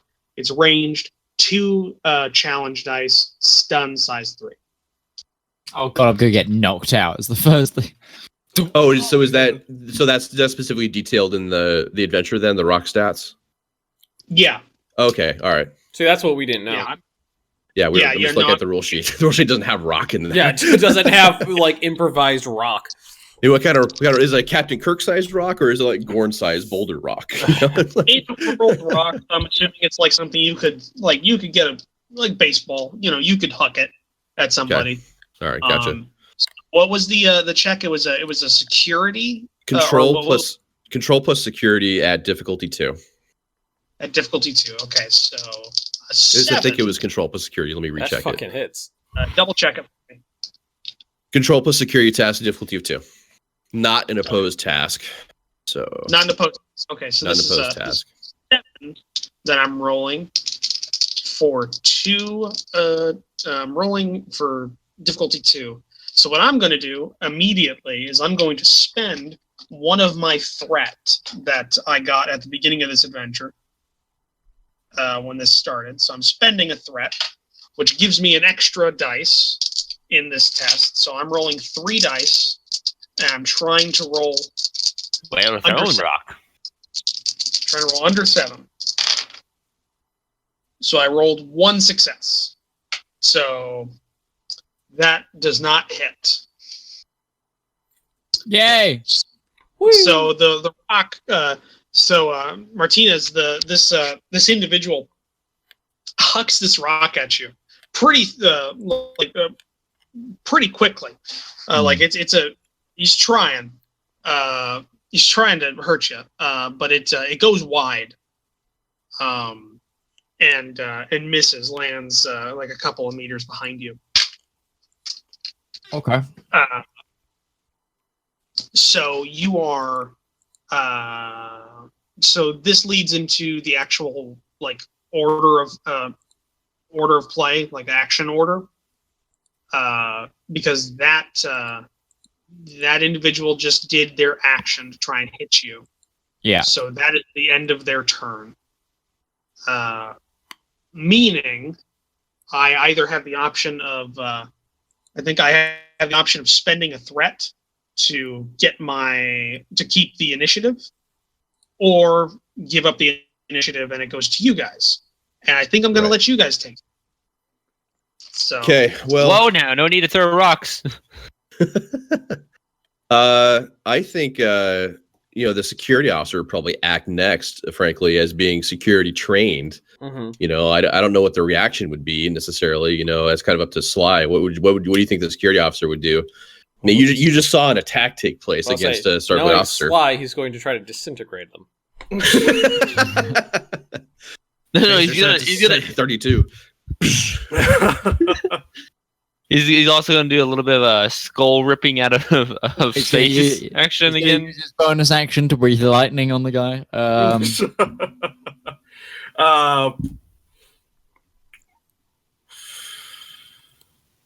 I'm going to essentially get in front of Martinez, basically pointing my Type 2 phaser at the person who threw the stone. Okay, so And before you do that, then there's going to be a movement is considered a minor action. That's going to cost you 0 right now in order to do that. So there's costs associated with being able to perform minor actions. The first one's free. So your first one can be moving in front if you want. If you want to do that. Other minor actions that you can do is aim, draw an item. You already had your phaser out? yeah, I already had it He out. said he had it Okay. ready before we did this. You Yeah, can drop to the ground. You can interact with something like a console or something in the environment. Moving, we already went over, and then you can prepare an action as well.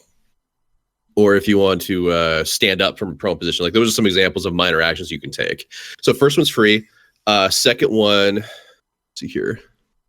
costs 1 momentum immediate. Right. Or And it's 1 to my pool. Yeah, so we currently have 4 momentum going into this combat, just FYI. Yeah, I'm keeping track. Now, the thing to remember about our momentum is that it either decays at the end of a scene or after a full round of combat. And a full round of combat is going to be when everybody is acted.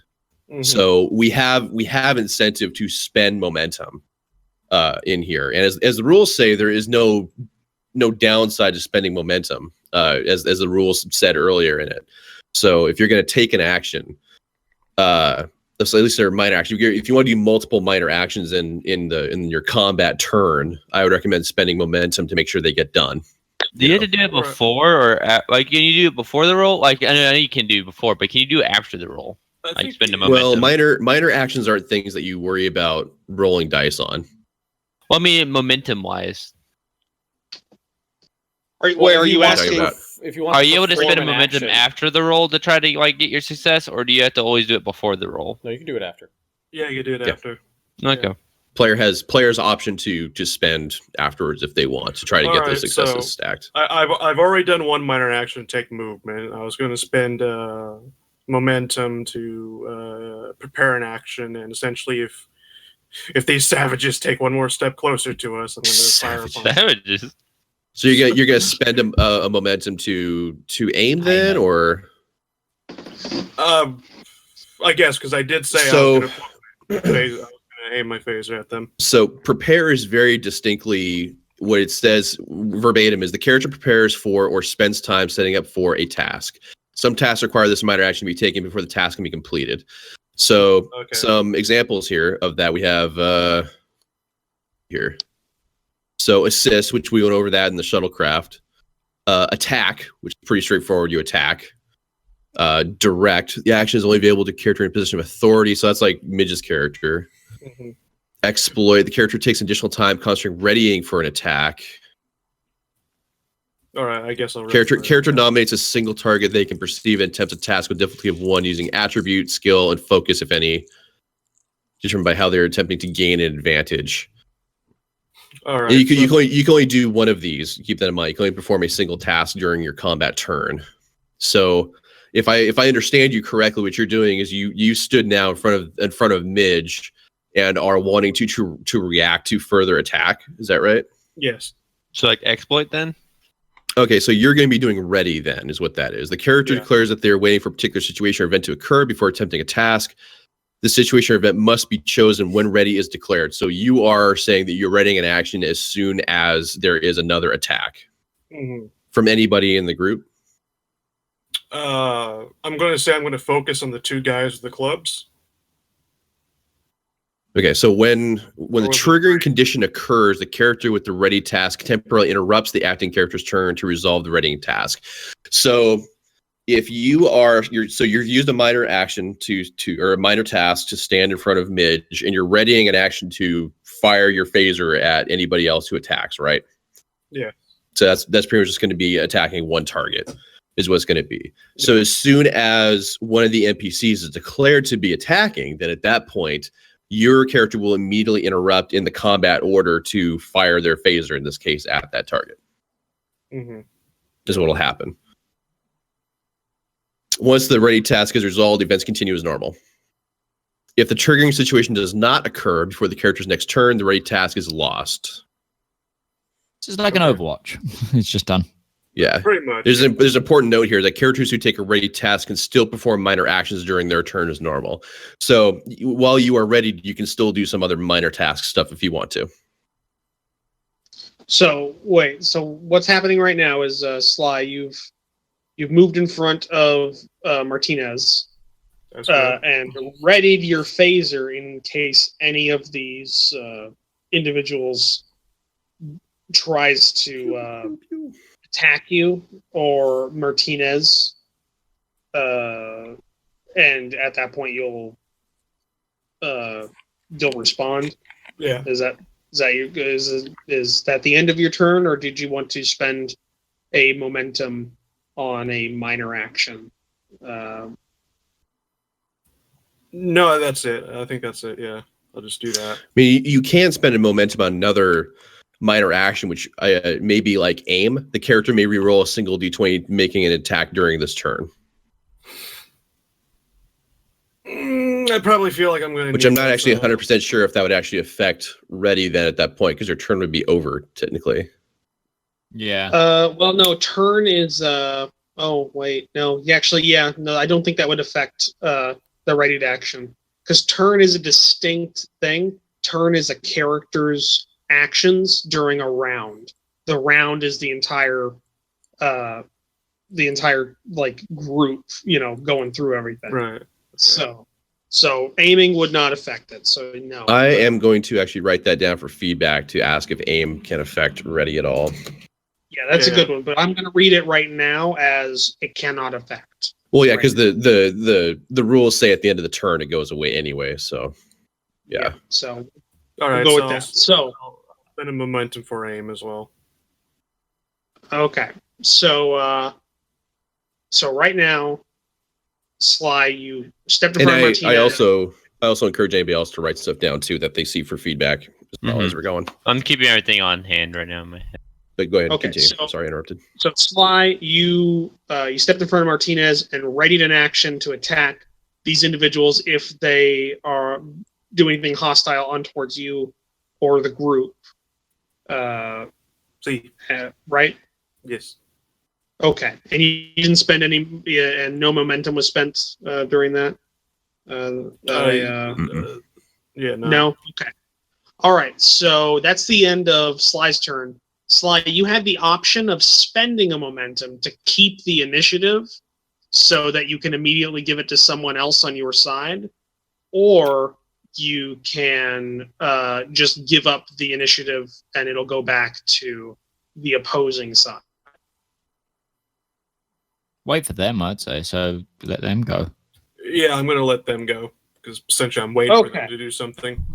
Yeah. All right. Give me a second here. I've got to read this. I'm kind of like, I'm probably gonna be like ducking down, like Hide behind the shit. shuttle. Ah! Well, I was heading up there with Martinez, so I'm like right next to Martinez right now as well, and I'm probably going All like, right, oh so- god, they're throwing rocks. All right. So one of the Neanderthal. God damn it! One of the individuals.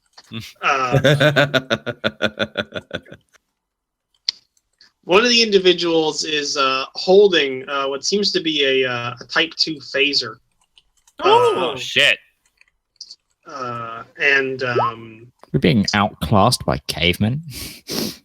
this, or maybe they're not cavemen. I don't know. It's that's out of character information because I'm an idiot. You see that this person obviously doesn't know, or at least doesn't understand how a phaser works. Like they're holding it wrong, and it's and they're not like holding it where they can get controls, where they can get to the controls easily. But They're holding it backwards, right?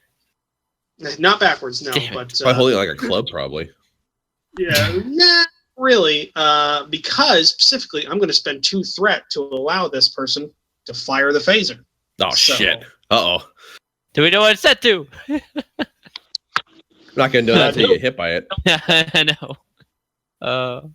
Surely, if he's firing it now, Sly takes his go because that applies his ready.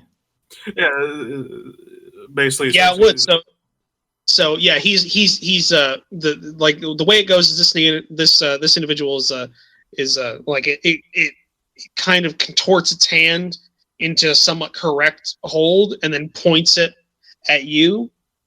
And since you're already ready, you may go ahead and fire your phaser in return, or whatever you were planning on doing. We're having a shoot off. Oh god, combat. Let's see. Well, what you need to do is Well, it's not God Bob combat; had it's this just up. regular combat. Bob had this up before. It was what, a control security for control- a ranged attack. Yeah, control plus security with a difficulty of 2. So that'd be 14. Okay. Yeah, so then do you have any like focuses at all, like a ranged weapon or phaser or anything like that for security? I have ranged attack or ranged 4. Is that? As a focus or Yeah. that's Under focus. your what character are you playing? Zhao Wen. Zhao Wen. Where is that in here? 7. Range attacks 4. Okay, so that's your focus then. Cool. Okay. Mhm. So yeah, if you roll a 4 or under, that's gonna be additional success for your dice. Oh, yeah, there we go. Okay. Oh, look at you go. 2 2 successes. 2 successes. Okay. 2 shots of So- phaser. So he did hit. So now we need to actually go to what the damaging thing is. I'm assuming were you firing on stun? Yeah, actually you should have had to declare that before you rolled the dice. We're gonna say stun since I didn't declare. Okay. So you're rolling stun, or you're firing stun at this individual that has the phaser. So Bob, how does the damage work on this? Well, that was one thing I was actually having a hard time trying to figure out. All I know is that Okay. it's a type 2 phaser. Yes. Okay, so that's going to be a 3 CD, which That'd be 3 Challenge dice. It's like each fail of because the dice. there's a mechanic with charges is the thing. I wasn't 100% sure how the charges were supposed to work. Charge X weapon has adaptable energy supply, allowing its potency to be scaled to different levels. X is the number of charges the weapon possesses, which are restored at the end of a scene. Charges per spend full effects. So Plus 1 charge challenge means dice. that you have 3 charges to be able to shoot. Like for me on my type 1 phaser. Yeah, is that essentially just a fancy way of saying how many shots you can fire? Yeah. Is it 3 CD mean like he has to Is it? Because that's roll not what 3 I'm challenge reading dice? here. Does a phaser ever run out of ammunition in Star Trek? Because its phaser 2 is a charge 5 weapon. Well, that means it can fire 5 times in the combat, right? I'm assuming that's what that means. Because charges, as it says, adaptable energy supply allowing the opponent to scale different levels. X is the number of charges the weapon possesses, which are restored at the end of the scene. The weapon recharges, power cells are replaced, etc. So I'm assuming that's ammunition. Okay, so I actually don't think that there's actually a stun. I think how it might. I mean, it's hard to decipher here. So you're already having your 3 challenge dice of damage. Yes. Okay, so then you can spend charges on additional effects. Is what you can do here. So you can +1, or you can spend 1 charge to add a challenge dice for damage. I think you can do an area effect for 2 charges, intense, whatever that means, for 2 charges, piercing X, which I'm not sure what the X is supposed to mean in there, for 1 charge, or vicious X for 2 charges. The X goes into like extra damage types or something like that. I think You cut out underneath. there. What does size do? How? I think that's just how big the weapon X is. If you do do like 2 weapons or points something. of targets total soak. Okay, so what? That's like if they're hiding behind something. Yeah, it's a number, but where does the number come from? X points of total soak for each roll effect. That's what I'm going to put down is that Remove the algebra from this damn rulebook. No. how do you shoot people? I mean, D&D we do that too, but Well, I don't Yeah, care about the algebra is simple. It's just where do we find the information we need? It's just Maybe finding the the numbers information plug because in. it's not one right after the other is the problem. So what are we looking for right now? Because I found the damage effects section that details. Yeah. So what it says right here: the following abilities provide additional benefits whenever an effect is rolled on a CD, which is a challenge dice. As noted earlier, an effect is any roll of a 5 or 6 on a CD, and effects naturally add +1 to the total rolled in addition to any benefits provided. so Sly right now he's got 5 charges on his phaser for this entire combat scene is what this is, and he can spend those on adding effects to his phaser blast. So he's got a normal 3 challenge dice for his type 2 phaser is what he's got. Now he can spend those charges. Like he's not expending the energy cell. Like the phaser will be usable throughout the entire combat. It's kind of more like if he had, imagine it was like Diablo 2 or something. You're shoving a gem into a weapon, and the gem only has so many charges for something. Oh, so for like special effect. Yeah, You like can spend if those points to so buy... like if I got a sword, right? I could shove a gem in there that'll allow me to strike an opponent for lightning damage 5 times. So that's what the charge stat to me is reading as. He can spend those charges for the combat for these additional effects. Yeah, So you can make it and that's all like detailed a wide in the beam charge X. setting basically, and give it an area of an effect for a certain amount of charges. Yeah. So he can hit multiple targets if he wants to. I found what a challenge dice is. I had to finally figure out where that is in the book. So challenge dice is a D6. So you're rolling. Yeah. Yeah. Okay. 3d6 then. Yeah, he's rolling 3d6, and that's the So I think he's gonna roll. Sly, what you should do is spend 2 charges to do an area effect since there's multiple targets. Okay. Assuming that I'm reading that the way I think I'm reading it. Do we have area available as an effect that we can look at? Mm-hmm. Area The attack white attack still targets at once. Attack automatically affects any characters or damageable objects within reach of the initial target, then 1 additional target within close range of the initial target for each effect rolled. So how far away are these guys?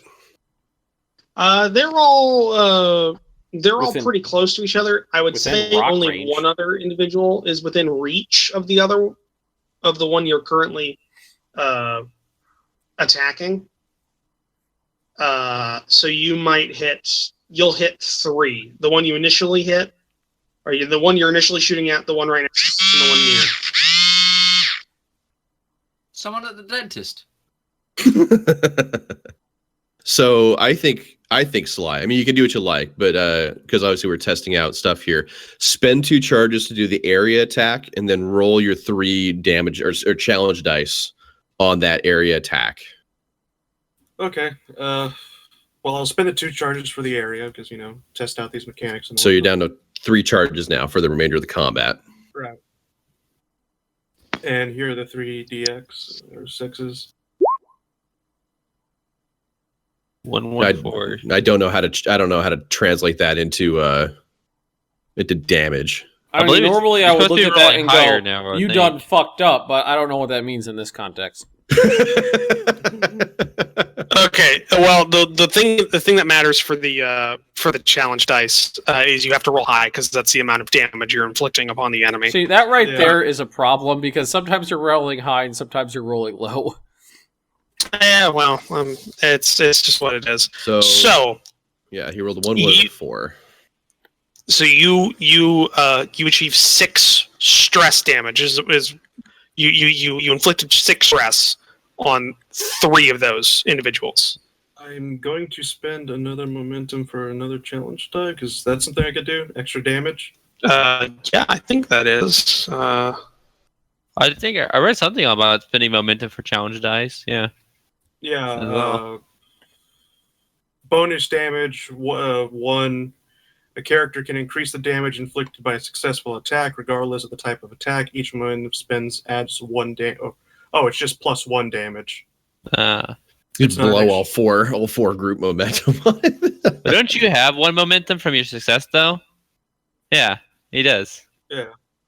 No, so you can just Did you get just 3? spend Yeah. Oh yeah, just Yeah. throw that in there then. Yeah. that. Yeah, So just it's throw that in there. Okay, so it's 7 damage now. 7. Wait, does he? Where's Yeah. the extra success? 9 and 6 for any That's- shot. Well, my Well, that's range 2 attack- successes. Well, yeah, that's 2 successes. My Well, what range was the attack is rating, 4. challenge rating on that? So yeah, what's the he needed 2 successes in order to be able to hit the Oh. target. You got Okay, 2 yeah, right yeah. now, unless your focus Oh, is bud. 4, right, for ranged attacks. Yeah, it was 4, not 3. Yeah, so he doesn't have the focus bonus then for the successes. So he's just got the 2 straight successes in at this point. Okay, so Okay. it's 6. All right, so you did 6 damage to the 3 that you were shooting at.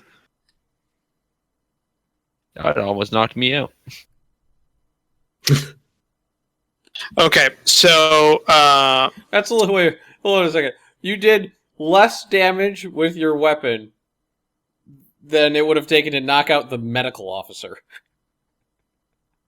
Si, senor. No, I said almost knocked me out. Yeah, that's what I said. have 8, He didn't so- do enough damage to even knock out the weakest person. well, no, you all have the same stress. Actually, everybody has 8. No, we don't. No, I have 12. I have 10. Oh, okay. Well, then never mind then. Everyone's Either way, HP is a little different, but yeah. like Either way, let's move on. So you interrupted, fired. You didn't do it. I mean, you hit him, but you area shot like these 3 individuals, but that didn't seem to slow him down. So the one that was pointing at you is now going to fire at you. Can I Uh-oh. interject something? This is mostly for like Bob and Roach, just for opinion wise, because you guys are the most Trekkie. Do you think it would be easier to work with these if they used actual Star Trek mumbo jumbo? Like instead of saying area, they said wide beam setting, because we would all know what that meant immediately. Well, I think what they're doing is dumbing it down so that That's what I'm nobody saying. that you don't need to know the setting Yeah. to do that.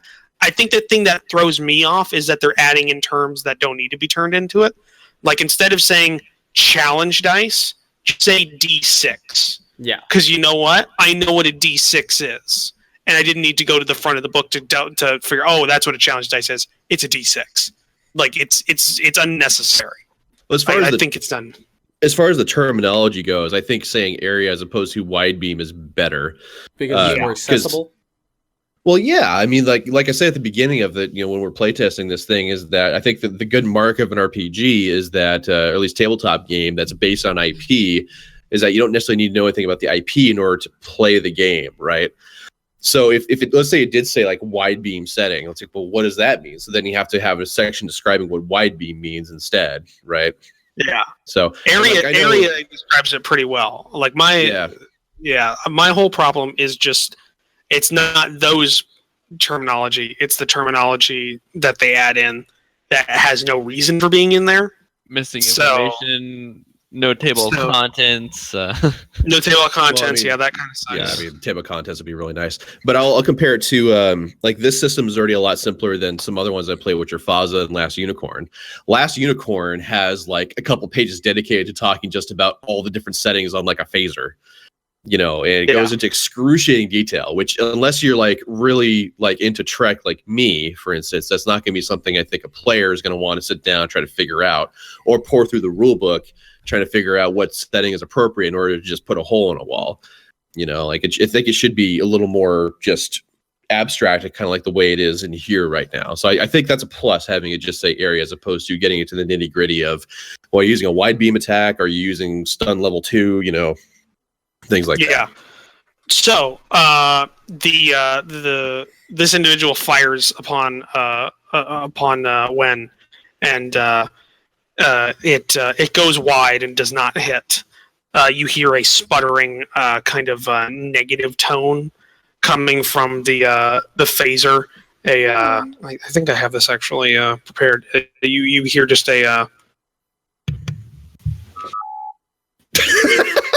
The individual says that. I don't know. Not the individual, the phaser, and it seems to no longer have power after that shot. Oh, ooh. His Fire's OS not bad. crashed. His OS crashed. Been there. So that is the When there's a tank coming at you and your OS crashes. Yeah, I So- remember that. Crank it up to 11, and then boom. so that is Sierra only the war game for those that are confused with what that is. yeah. So that is the end of the turn for that individual because he was interrupted. So it was mostly Sly's turn again. So to work past that, I think I'm going to spend a threat, another one, to hold the initiative and go to one other individual here.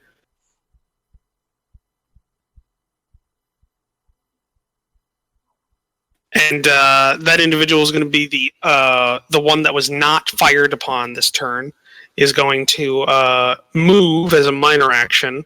And since you're within the same zone, just outside of the shuttle, in between the forest, like the clearing between the forest and the shuttle, he is going to move into close combat. He's gonna swing a club at Martinez. Ooh. Hold on, let me check my. Yes, keep forgetting character. about me. Yes. Well, it's okay. You have a chance to oppose it now at this point, so Yeah. you can fight back. It's almost like this is the entire plan of the scenario, is to go over the individual types of combat and then end it. It's like a playtest or something. Yeah, it's like a playtest. I would like. I have a talent here which allows me to spend 1 momentum to protect a single ally in close range of me. And basically, what it does: the next attack against the ally before the start of your turn increases the difficulty by 1. So, what that means is, since this guy engaged close quarters combat with Martinez, I can increase that difficulty by 1 for that person. Okay. Spend a momentum. Do you want to spend a momentum? Do it. Yes. Wait, go Okay. over that again. What are you doing? He's protecting me. He's making the combat harder by kind of being there and getting in the way by spending. He an rolled extra for momentum. grapple. Here. Can he do that out of turn order like that? Well, it doesn't say. All it says is close protection. After making a successful attack, you may spend 1 momentum to protect a single ally within close range. The next attack against that ally before the start of your next turn increases. I would. Okay, with the way that's read, I would not. With the way that you just read Yeah. that and the way that's stated, I would not say that's a interrupt. I would say that's something you have to declare before you. Yeah, like right, yeah, you yeah, yeah. fired, hit them, then said, "I'm going to protect Midge from this guy charging." Then your turn ends. Yeah, the Okay. thing is that was a minor action, right? It was a talent I have. Talent you have. Yeah. Not 100% clear on what the talents are. The talents are the This things was under your- listed under on your your character. character I sheet. get On it. your character sheet. The big description box is there. Like when I jerry-rigged the engines and I made it easier for me to fix them, that was a talent that Like I had. mine's advisor and negotiator. So. I've got joined, so I can like remember my past lives and be like, "Yo, actually, I'm really good at beating the shit out of somebody." Oh, there you are, chat. He's joined, so you can. Everyone's like, "Well, is he joined or not?" And I would say that would technically work because he did make a successful attack. The successful attack just happened to be in with the readied action. Yeah. But the thing is that he would have had to declare it right after he made the attack. He conceded initiative. There's also That's true. There's the second half of that as well. The next attack is that ally before the start of your next turn increases. Yeah, but you had to declare your spending momentum prior to your turn ending as a thing. Yeah. So as I said before, That's what's going on. this individual is going to attack Martinez. Is a melee attack, which is an opposed test. So if I remember correctly, both roll, and it's whoever has the more successes. If you both have the exact same amount of successes, then you go on to something else. It's like whoever has the better attribute, and then if that's the same, it's die roll. I'm gonna get beamed. Well, it's both of them are making a bravery and security test is what they're doing with the difficulty of 1. So they do need to get at least 1 success in order to be able to beat the other. Yeah, he could just whiff it first. I have a bravery of 9. I have a bravery of 9, but a security of 1. So you need to roll under a 10. And do you have any focuses at all under security or anything like that would aid you in combat? Nope. All right.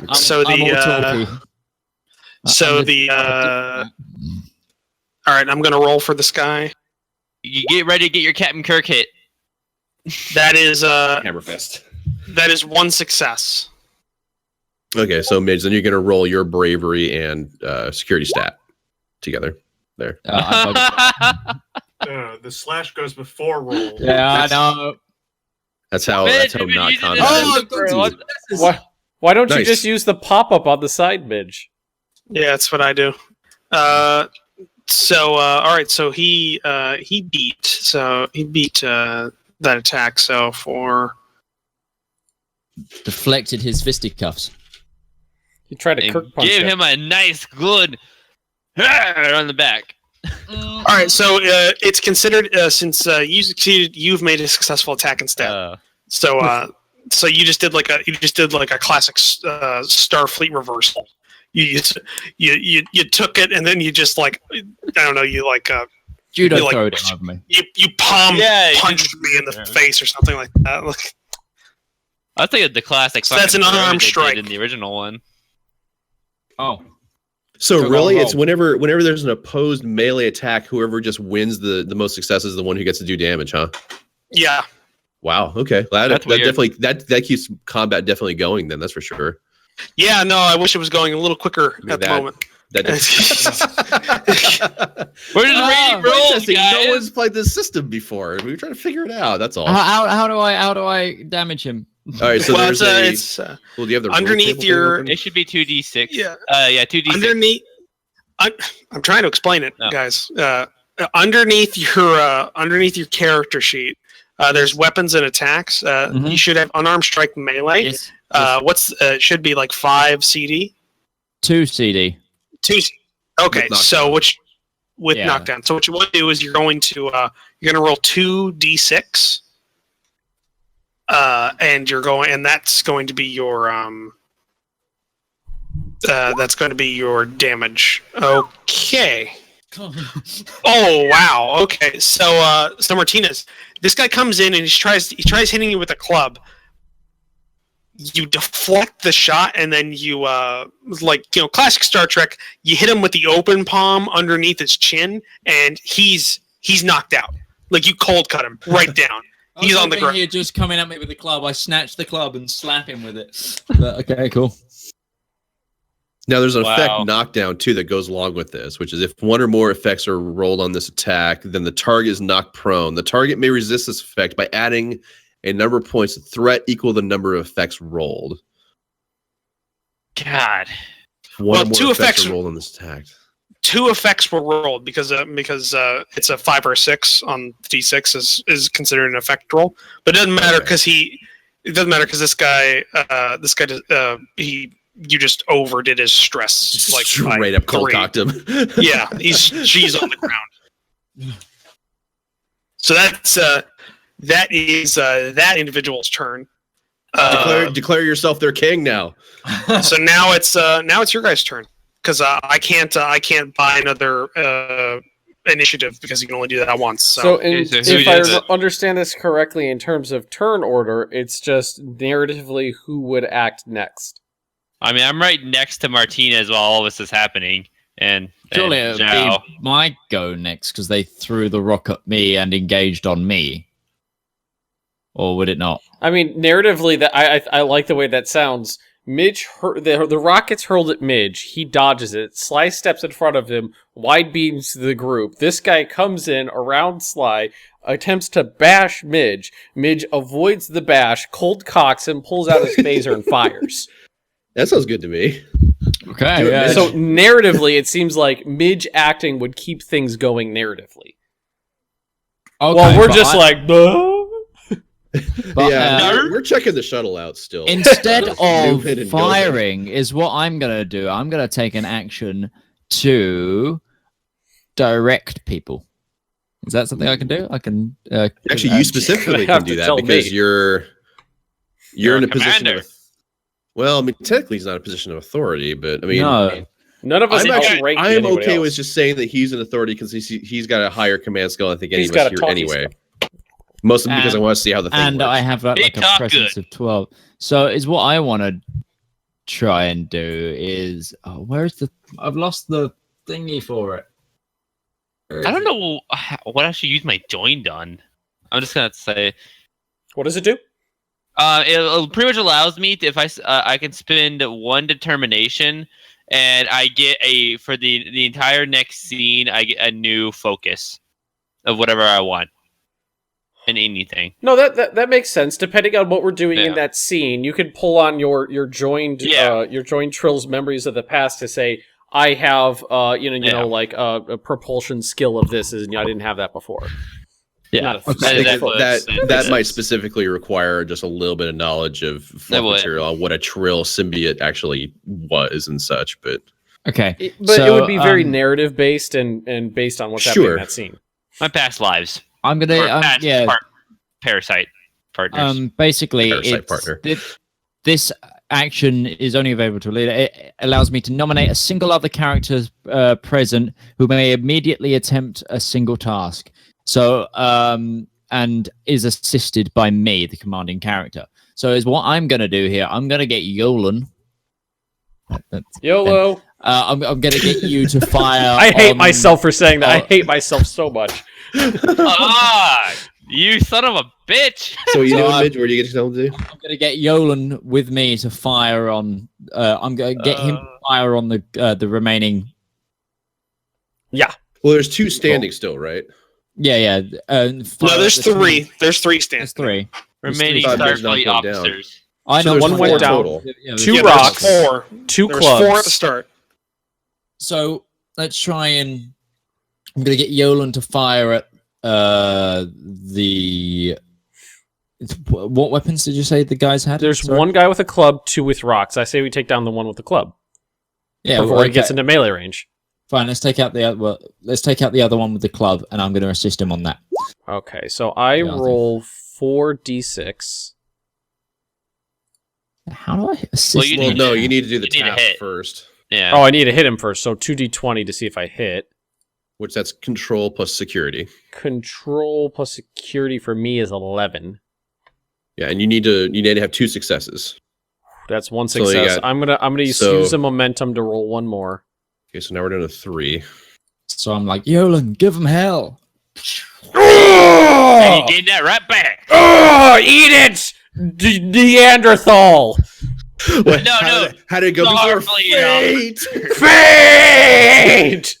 And now So, it's eat it, Neanderthal! But So- what I don't understand is how do I assist him with this?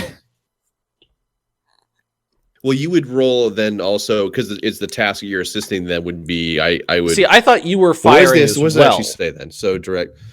Yeah. May immediately attempt a single task assisted by the commanding character. So, with the You're standing behind me like Ghost with your hands on my face. Or so you're helping me engaging aim. in an assist task. I think Roach can help clarify this a little bit, but you're attempting to give extra success dice to him Yeah. by rolling your best applicable stats towards it. Is how I read the assistance. Oh, so I probably versus didn't need task. to. I probably didn't need to blow that, but it didn't matter in the end. Which I mean, So for, what you for this, I think would probably be since he's directing him, it would be like command then security since it's a combat action.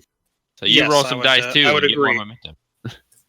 Actually, no, it wouldn't be. It wouldn't be command security because those are two skills. Yeah, it would be presence. Control. It'd be presence, Presence. command. I'm sorry, presence command. Presence command. That's a 16. I got to roll under. So what do I? And I need to roll 2d20. 2d20. Yes. 2d. I thought it was 1D for assistance. Well, Yeah. both of those was okay. So we'll either take way, the they were three. both. Well, no, both would be a success. I needed 16. Well, no, it's a 2d20 system. I don't think you Yeah. ever roll a single d20. It is It's- always 2D. Unless you're adding Yeah. that momentum on and you just bought 1d20, you're always going to be Yeah. rolling 2d20. So I got 2. So you guys rolled 4 successes Yeah. total. Mhm. Yeah. Actually, no. Ben rolled 3 successes by himself, 5 successes. and so you got Each- 5 each- successes. You only need. So here we go. Each assistant rolls 1d20 using his Oh. own attribute, skill, and focus, if any, to determine any successes are scored. All right, so you guys rolled 4 successes. Yeah. So you guys made 2 momentum out of that. Do you guys Nice. want to keep that like in the pool? Put it towards his damage. Yeah, I Yeah, say put we it just towards roll damage. that right into the damage. Okay, so now you roll your So I roll challenge dice. Or So I roll So my you- d6s, and is it one damage per momentum we adding? Yeah. yes. So Plus it's one going to per be man. 4d6 plus 2. So 4d6 plus 2. All right, he Ben,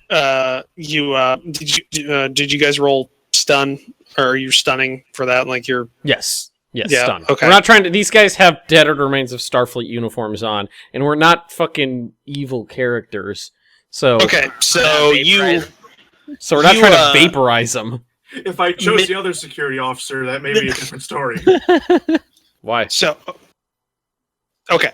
Going So Martinez, you call back towards Yoland, and you direct him to fire upon the standing individual with the club in his hand. Yoland, you respond quickly and efficiently, firing your Type 1 phaser, is it? Type yeah, 1. Type 1 phaser towards this individual. The shot strikes him center line in the chest, and he goes down onto the ground. Nice. Now, question about in terms of like turn order and whatnot. So Midge used his command skill Yeah, that was on my turn. his turn to basically bring me up, kind of like up in the initiative, basically. So that was my turn. No, I think that's No. my turn. No, And that's- then- No, that's just Martinez's turn. That's just Yeah. Martinez. So That's that would my be. So he was basically using his turn to give me like an extra one. Then Yeah. Yeah. that's okay. So- Cool. Turn order is really from weird. what, in this game. from what I can attain, like command skills, like a command based character is going to be like a beast. Is going to be like a controller character in like Okay. 4th edition. Yeah. So in terms of narrative, I would say that I would go next because I've already got my phaser readied, and it would just be like moving to another target. Pew pew. Well, no. Here's the thing, though, No, is we've got because now I've got to choose to keep the initiative by burning a momentum. So you could burn an initiative. We would keep the momentum, and we would pick who goes next. you just Well, reverse those terms. Yeah. I do that a lot. I think we should. How many? I swear how I many haven't been momentum drinking. we got in the pool? We have three remaining. Three. Yeah. Okay, so I'll burn that down to 2, and I think logically Yolam would keep going. Because I just go when the sparks fly out of his chest because that's what happened in season 1 and 2 for some reason, and then I just alter my aim to the next closest guy. Okay. That would So be this is the gonna one that be- has the dead phaser in his hand. Yes. I have a quick So question. that- How did you get? You have a type 1 phaser? Yeah. How'd you get 4 challenge dice? That's what it says on my sheet. You don't have 3 CD? It says weapons and attacks. Type 1 phaser, ranged 4 CD. Who are you again? I'm Yolan, page I 3. wonder if that's being modified by something, because there's a table in the rules book that has all the challenge dice for those weapons laid out. So I wonder if there is some sort of like character gen math going on to change that. I have security 2, but that's it. That's the only thing that would affect that, I would think. Maybe if it does have anything to do with it, it's not in the rule book at the moment. Yeah, I'm assuming it could, it could be a fucking typo. Yeah, it could be a typo, but too. But Because I have 3 I mean, CDs. this is all we have to go with. it is. Yeah. I'm not saying that anybody's doing anything wrong. Mhm. I'm just trying to figure out the math, between. Well, I thought it seemed high too, but it's what it says on the sheet, and we don't have anything to go with because we don't know what like the internal mechanics are. Maybe it is a security thing, because I have just the So- basic phaser 1 at 3 challenge dice. I have security 1. You have security Same. 2, Mhm. and it's 4 challenge dice. Maybe it's based on security skill. I don't Yeah. know. Sly, what is your security rating? My security rating is 4. So what does it 4. say on your sheet then for your type 2 phaser damage? My type 2 phaser damage is 3 CD, and I'm looking at phaser type 1, it's 2 CD. Right. Well, what is Mine's the phaser? 3 We're looking at specifically just phaser type 2 for you right Yeah, now. I just said 3. It says 3 for you. What the fuck is going on? Here. maybe it's because Yoland is a no, I Denobulant? wouldn't. Maybe. Because the table says that a type 2 phaser is 3 CD. Phaser type 1 is 2 CD. My sheet says 3 CD. Then Well, let's Mine mark says this. 3. Let's mark let's this go down with as what's some, in the. Yeah, Let's go with what's in the book. Let's and just then we'll move mark on it down from as that. something to And put talk this to- in yeah. our Yeah. letter of email of, hey, what Yeah. the fuck's with this? How do you calculate CD because it's different on the character sheets? Yeah. Yeah, maybe. I'm thinking maybe it's just a typo. Wait, That was my initial thought, was that it was a typo, but we don't have anything else to go with, so let's just. So, what Yeah. do you mean by character sheet? Are you saying like ranged attacks under security for you? No. No, you have equipment. Weapons and right? attacks. It says type, which says what gun you have and how much damage it does. What character? You're Yolan. Where the hell's Yolan? It's page 3. Oh wait. Okay, hold on. Page 2, the Endorian, type 2 Yeah, phaser, 6. 6 CD. Yeah, I just noticed that. Wow. Okay, The so Endorian. I think that there is some sort of math going on that we're just not privy to because we don't have the character gen rules. Yeah. What is Yeah, your so- ranged attack But then again, skill, she- Sly?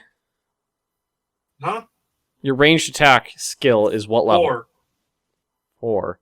His is 3, and he still has more than you. So there's got to be some math in here that we don't know about. Well, he's In got like different combat. He's got like combat tactics 4. Yeah. There's something in here adding to and the this. person underneath me, Tyron Khalil, has a type 2 phaser that's 8 CD. Jesus Christ. Yeah. I should have chose So- that guy. He could outright murder people. All right, so let's just assume. Let's just go forward. We'll go with what's on the character sheet for now, Okay. and we'll just put it in the. We'll put it in our. Emails. Okay, you go. so I let's like roll to to see burn if my I hit. determination to swap characters. just meta- changeling into someone else. He's a- Metamorphosized Well, into if I got to play at EMH like I wanted to, I could just like reconfigure my code and I can look like someone else. Okay, I'll just I'm glad activate we were a kind of sub- trying to figure that out. An That algorithm. wouldn't seem right. That will, Oh! OS crashed. No, oh no! Oh no! Well, I'm gonna mark that down as a complication that's gonna come up at some point. I'm gonna. Yolan's operating system crashes and blows up. How many Your phaser successes was did set I to need? kill. Oh, Gosh. just incinerated the guy. How many did I need to hit him? 2. Oh, so that Spend the doesn't hit him. momentum. Spend the momentum. So that's one more D I think you can spend momentum on attack, right? to hit. Yeah. Oh, it's not 11. 1. 11. there we go. D20. Now I hit him. Now I hit him. So you struck him. You hit him. 4d6. So now we're down to 1 group Yeah. momentum. Yeah, And he did. he down. What's this complication happened? Oh man. Right, let them take a turn then. Well, you have to. You can't take him. You can't take the initiative more than once. Oh, really? Okay. Yeah. Otherwise, Yeah. you could just momentum yourselves, just like right into. Yeah, if rolling you the had entire 6 group. banked, you just be like, shoot, so shoot, what?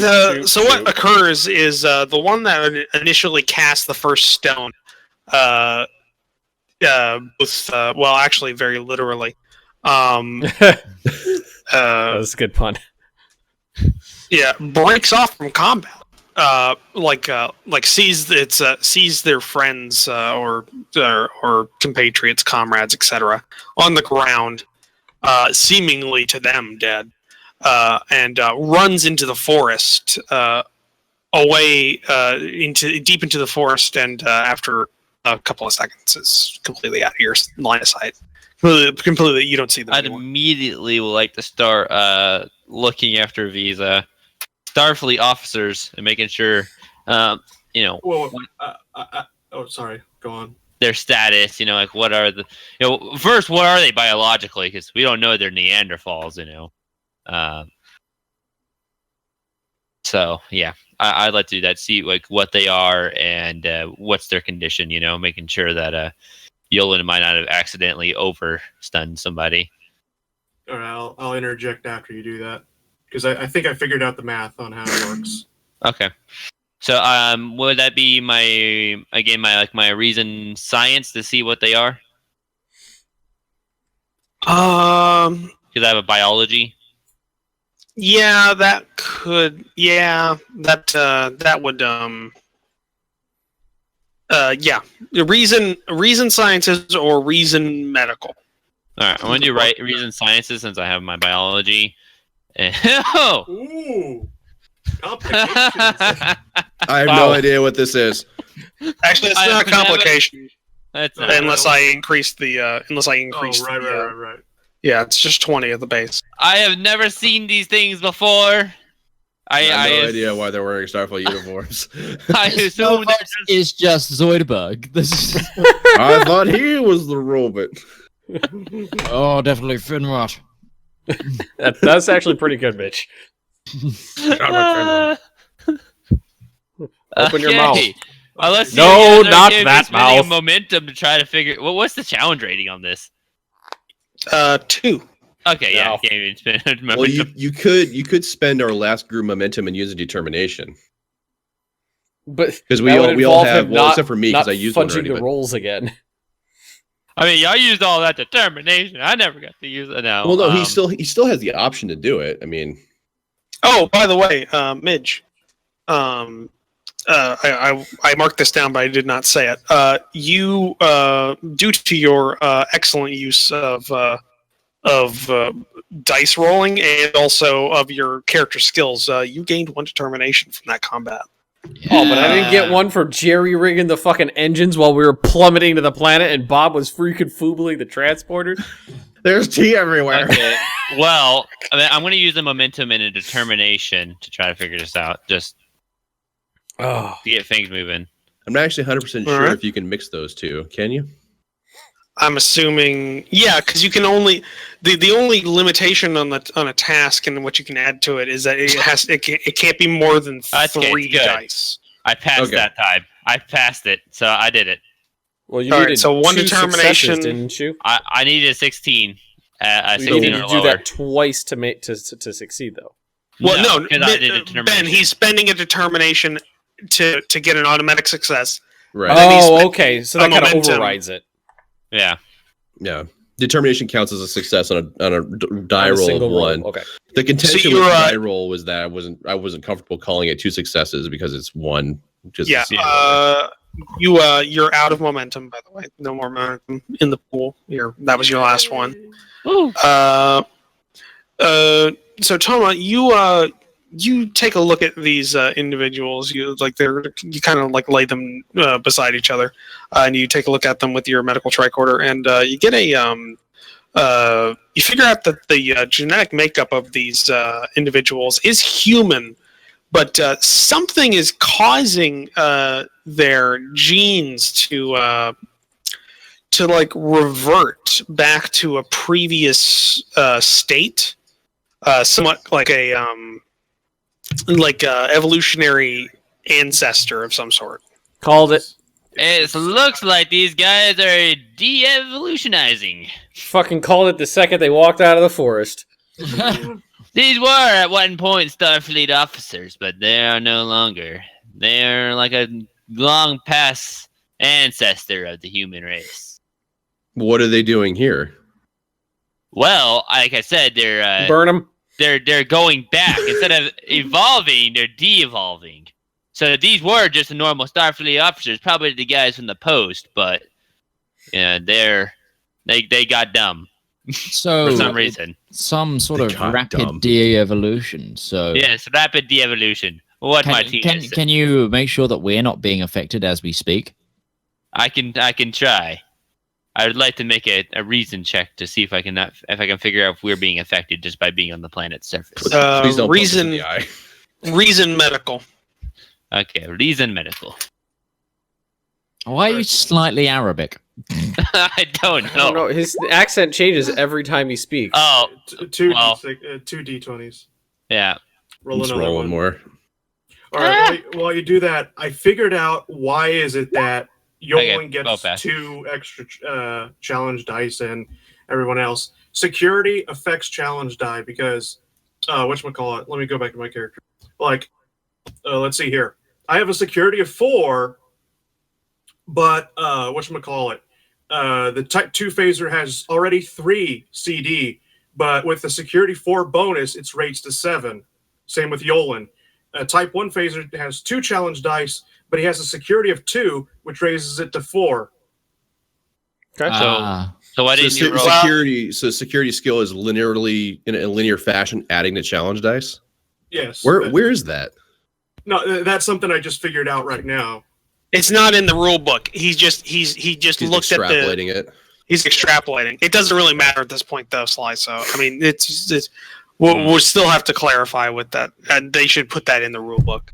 Oh wait, so then I should have rolled 7 CD now that I looked at it instead of just the original 3 that I did. I could have just annihilated. Well, if that's what's on your character sheet, we're just going to go with what's on the character Well, sheet. For yeah. now. If we're Yeah, going he with wasn't what's looking up- at the character sheet. He was looking at the book. The weapon. And, Mhm. yeah, he was looking at the table. So Oh, you yeah, were he looking at the should've. weapon table when you're doing that? Yeah, I read I had a Type 2 phaser, but then because I would expect that to be in the rules book, not necessarily that I would have special modifiers because of security, because it doesn't say that anywhere in the fucking rule book.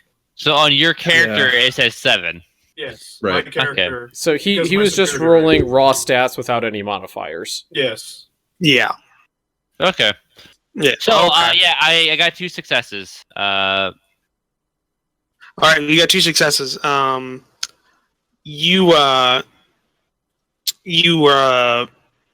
You try and take some readings, but you're pretty sure your equipment that you have on you right now, you don't have enough to determine whether or not first what is actually causing this to happen, and 2 whether or not you're being affected by what's happening.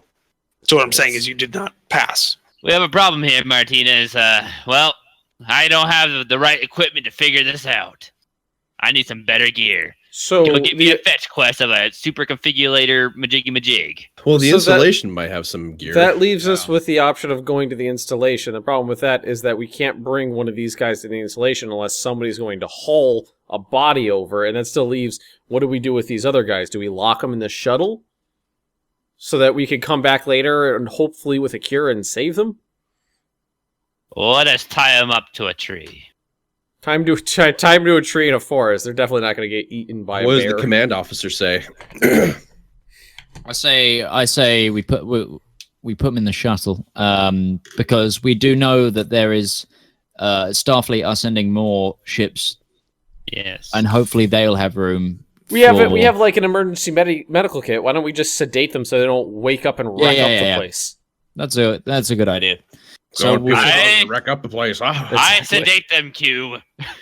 keep them sedated, keep them in the ship, and then when we hook up with the rest of So Starfleet, we'll try and see what we can do for We drag them into the shuttle, sedate them, and then close the door. The lock, these things don't have fucking locks apparently, but we'll lock the door behind him. I think it's a medical check in order to see if he sedates them with the right dosage, since they're not actually Yeah. human anymore.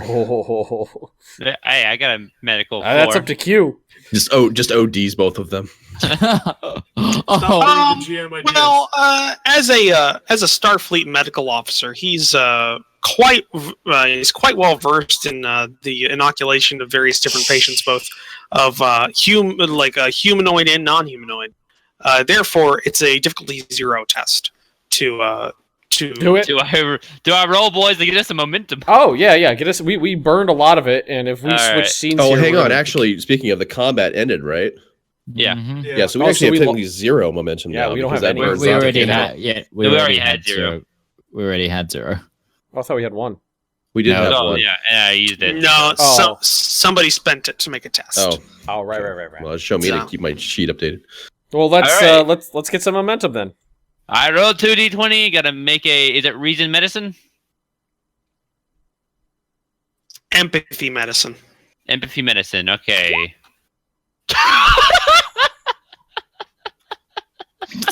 He kills them both. Oh. Actually, I think that he could kill them or not sedate them enough. One of the two. well, no. The thing is that difficulty 0, he failed, but since he did not require anything to actually pass, and he didn't actually roll a 20, nothing happens. He does it.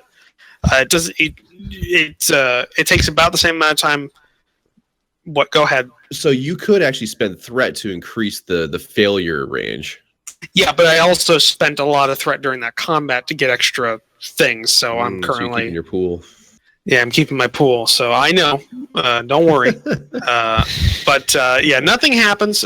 You sedate these individuals. You think you've sedated them enough to be able to keep them out for a good long time. Okay. That's funny. Fucking Right, dude. chaps, onto the installation. Yeah. Okay. Now let's pack up the gear we got and let's hike to the installation. Okay, can we take like a 5-minute break? Yeah. Totally. Yep. My God. 2 fucking 19s. You're lucky you didn't spend threat on that. Yeah. You know what I mean? Great. Yeah, 2 20s, 2 complications. We don't even know what the complication Yolan gave us is, so. Oh, Yeah, God. How does that complication work? Do you? It can be used at any bank that for time. later. Yeah. It says Yeah, on there- it's a banked resource for me. I mean, it could So very I well fucked be that that. up, and just anytime later on, you can just be like, "Oh, you dead." But so actually now this door is kind of fucked up and you kind of can't get in it anymore. So The random shot that Yolan missed went and hit the door from a couple kilometers I'm gonna away. go use the restroom and get myself a drink and all that stuff while we do Yeah. break here. Same here. So the only thing I think I have a big kind of meh about so far is the turn order is so weird, in my opinion. quite like it. I'd rather know like what we're doing beforehand instead of having these weird devil moves. Like I don't feel like that should work that way. You Well, know? it works better for the whole theater of the mind thing because we haven't got a Yeah, but board the problem that we're about that playing. though is that it prevents some people from ever having a turn in combat. Like I never had a fucking turn near to the Then near again, you're to also Bob. playing. Yeah, but you're playing the medical officer, and Bob's the red shirt. To be fair, we don't want Bob getting shot at.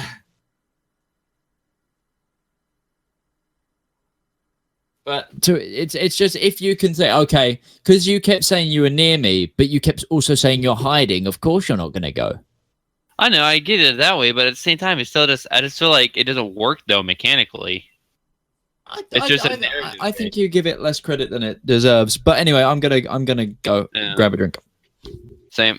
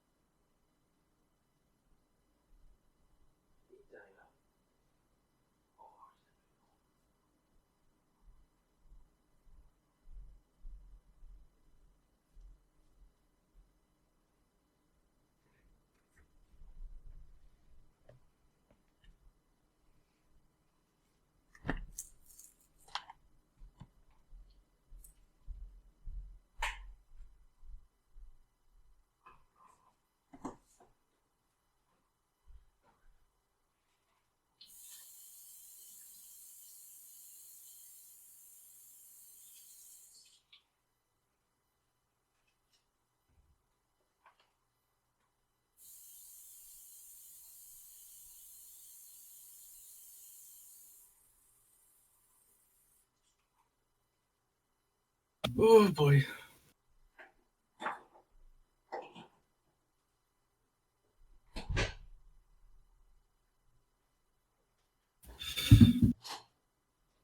I really want to know what their thought process was of why they had it where security or whatever it is basically affects challenge dice for weapons.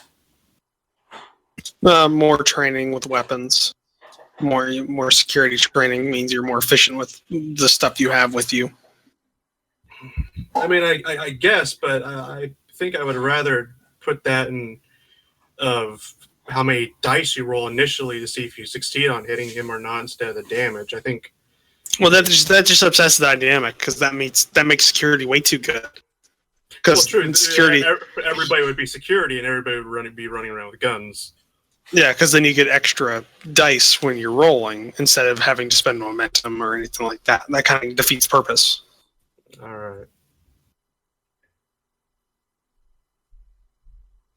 Yeah, that linear interpolation between security rating and challenge dice on your damage rolls, that makes a big difference between a trained and a not trained person.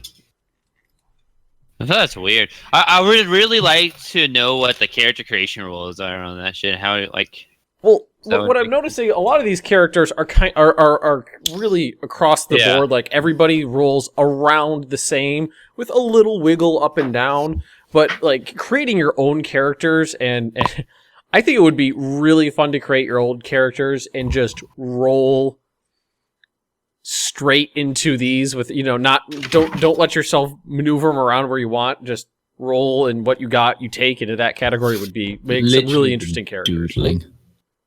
I've literally been messing about with different size pens, and I've got some really nice. I am rolling my empathy. 1. I'm a Klingon.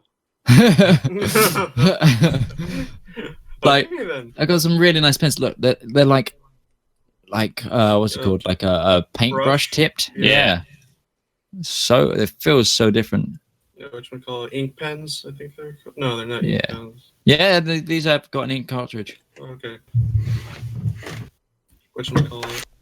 Captain's log. Stardate. I'm just reading my book right now. My roommates were all like, "So how's it going? How's the playtest going? Is it any good?" I'm actually having. I'm now that we're getting into it and the roles are starting. We could just say it's this, and we got the character sheets up. It's easy to figure out what like our DC is basically. It goes quickly, and it's not as difficult as I thought to keep things going. I think it's good. Like I never played the previous Trek games, but I have read the rule books. Oh god, this is so much better. It's so much easier. Oh my god. The thing I do want to know though, and I think it's going to happen in the next playtest iteration, is the space, the ship combat rules. Oh my god. That's why I picked a con officer, is I want to be piloting this motherfucker while we're like zooming around. But the thing is, I already know that's going to be a part of the next. I already know that's going to be a part of the next iteration, because in the rule book, there are already. I think somebody missed this when they were going over for like editing. There are mentions of things that pertain directly to space combat. Like I think they missed a lot of things. Crew. They reference like crew allotment and power ratings as pooled resources for space combat. You have to play Starfleet battles or space combat. But I'm assuming that that's going to be a thing, and I can't wait, because if it's as seemingly easy, I mean, it's a little hard to get into, but easy to get going once you know it. I think the space combat's going to be really nice, especially if it's still abstracted out like the ground combat is. That's going to be nice. What I'm liking so far is that the narrative is important, and that the way things are set up, it keeps the narrative moving, which I like. Like when we were talking about what was going on between like the Neanderthals and Me, Midge, and Sly, so it set up that scene where things were happening in a cohesive manner, which was cool. So like chucks a rock at Midge, he dodges, Sly stands in front of his command officer, fires on a wide beam setting, hopefully to take them all out. They take it. and then he calls to me for aid. I like drop to a knee and shoot one, and then immediately shoot another one. And then who was it next? Was it Sly? After Well, that? no, at that point, left. Like, Then he left. Then Sly immediately jumped in and did his tricorder doodle on him. No, that was Snow. No. That was Snow. Yeah. No. Yes, that one. That's That's what I Fox. Bob, United Blood Services. They're fucking calling me again every day. Try to get more blood out of you. Did you give blood recently? Because they're like fucking vampires with No, that shit. I said the damn vampires are calling me. I gave It blood works. a while, like a couple years ago, and I mean, they probably spent 2 years calling me like. No, it's been since high school. I on my last month of high school, we had a blood drive at the high school, and I went and I gave blood, and they're still calling me every damn day. See, this is why I don't want to give blood, is because I'm AB negative, and I know it would help a lot if I gave blood, but I also know that I would never be left alone at that point. I'm the if I gave universal one. What is it? O negative. Yeah, it's O negative for universal. Universal Yeah, giver. that's the one I am. I thought Yeah. it was O positive. Or just I'm A plus, so I'm one of them average dudes, but they still AB negative, one of the rarest in the world. yeah, it is. So I'm fucked if I have to have a blood transfusion. Well, Good luck. fucking I don't vampires, know man. what I am. I don't know how I find that out.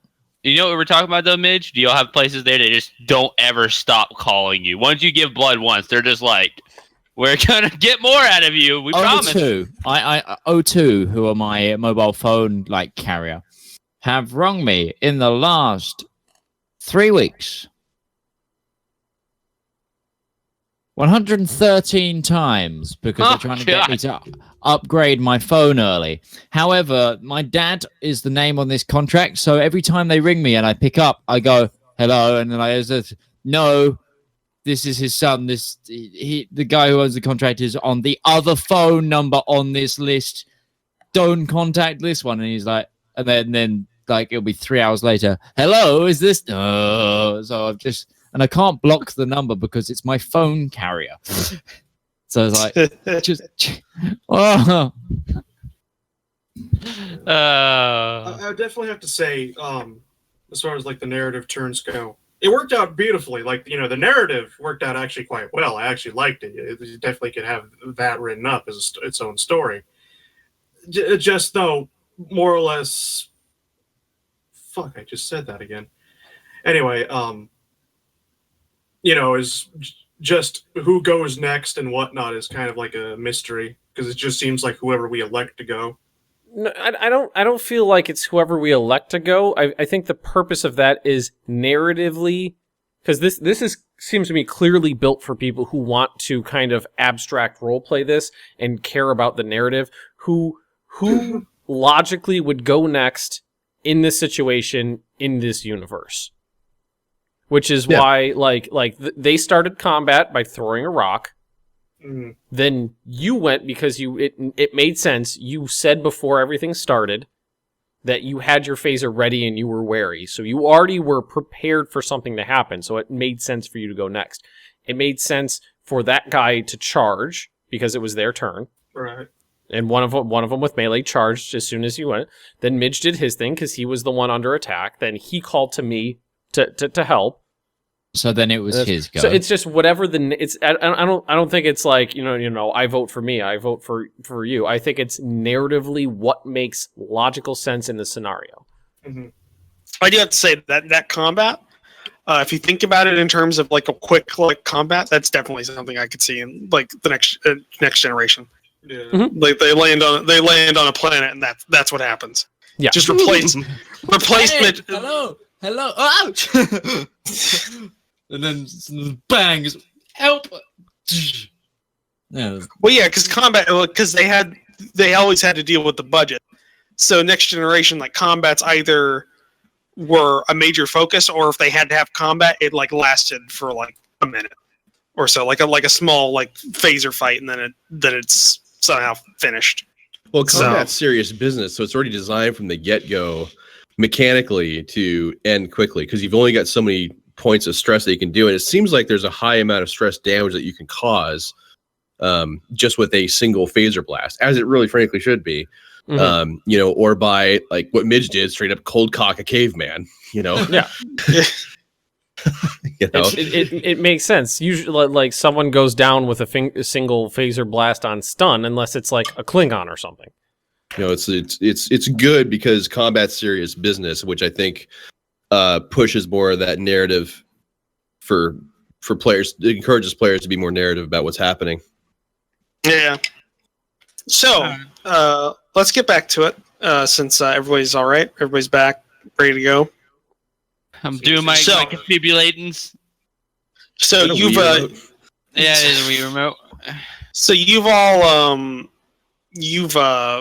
gotten the 3 Neanderthals sedated and put them inside of the shuttle pod, and then closed the door behind them, or close the door behind you. So they're locked inside now, or locked.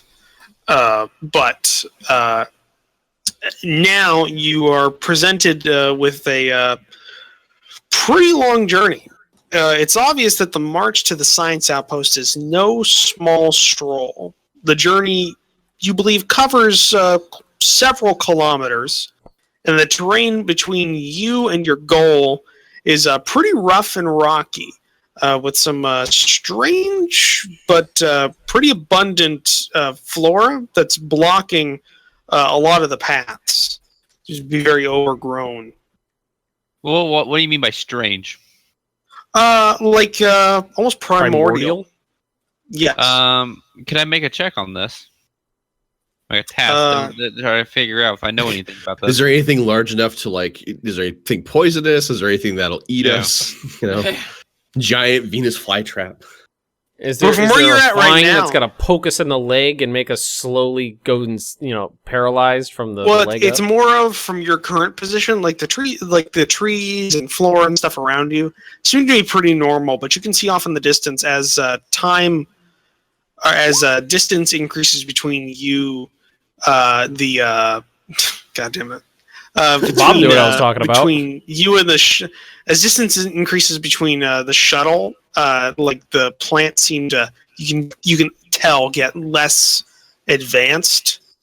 They're like more kind of simple, like you can see in Giant the distance. ferns. So I mean, you have to. Okay. more and more simplified, so they're just like, okay.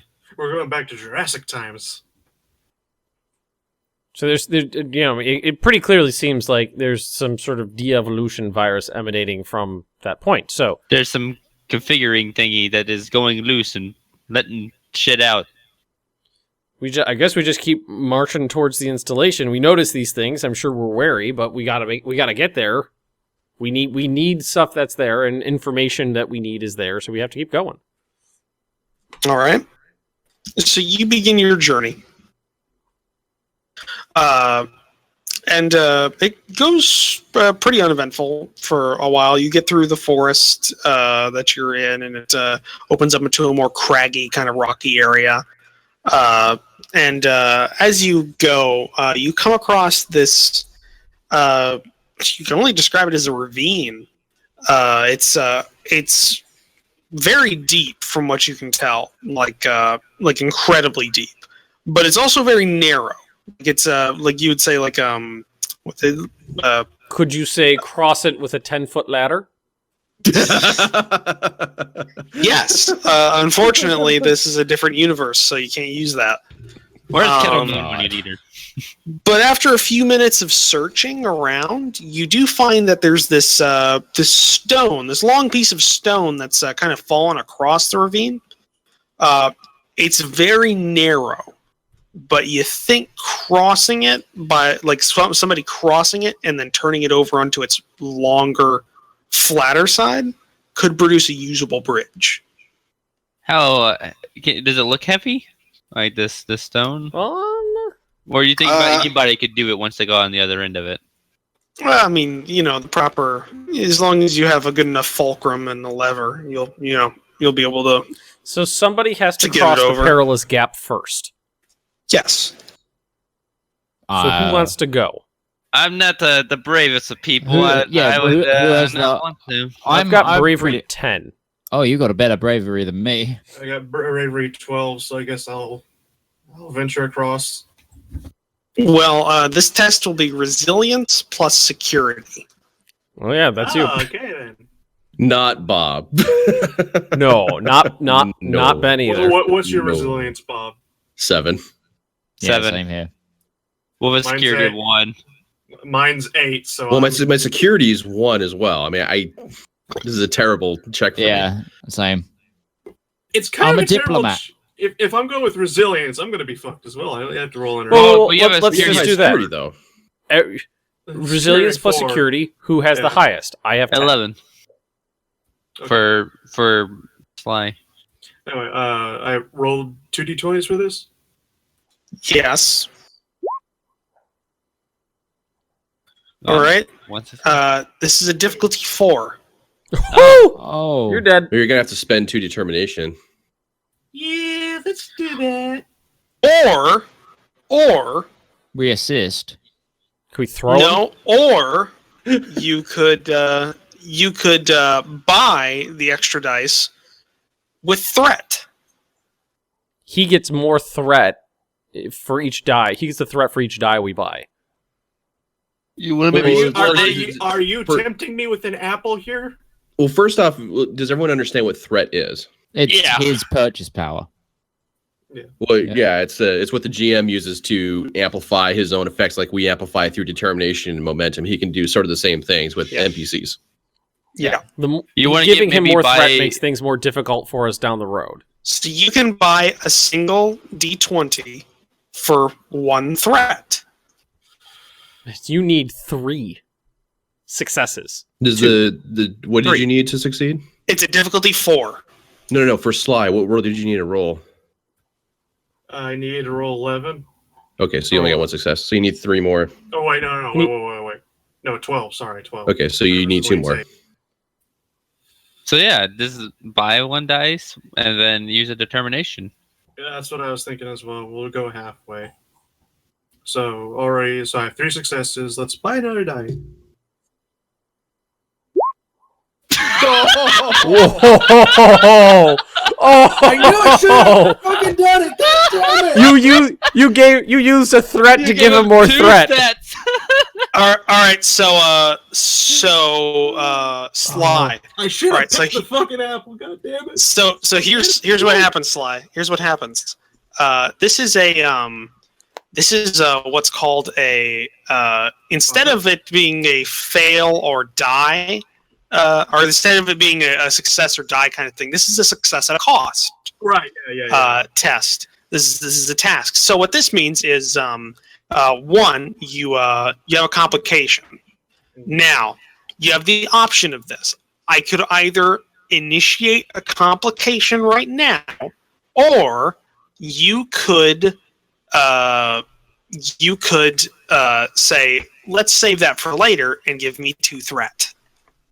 Do it now. Just take it now.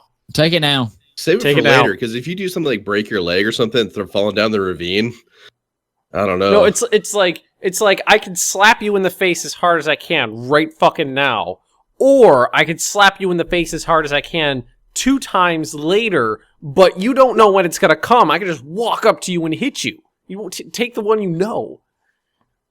I'm here to help you. No. Don't worry. Toma will heal you. Roach is loving this right now. Oh, God. I've been through 2 campaigns, and Roach is finally. It's a finally great mechanic. fucking I me think, away. so He's finally. I love found a this way to mechanic. Fuck me up.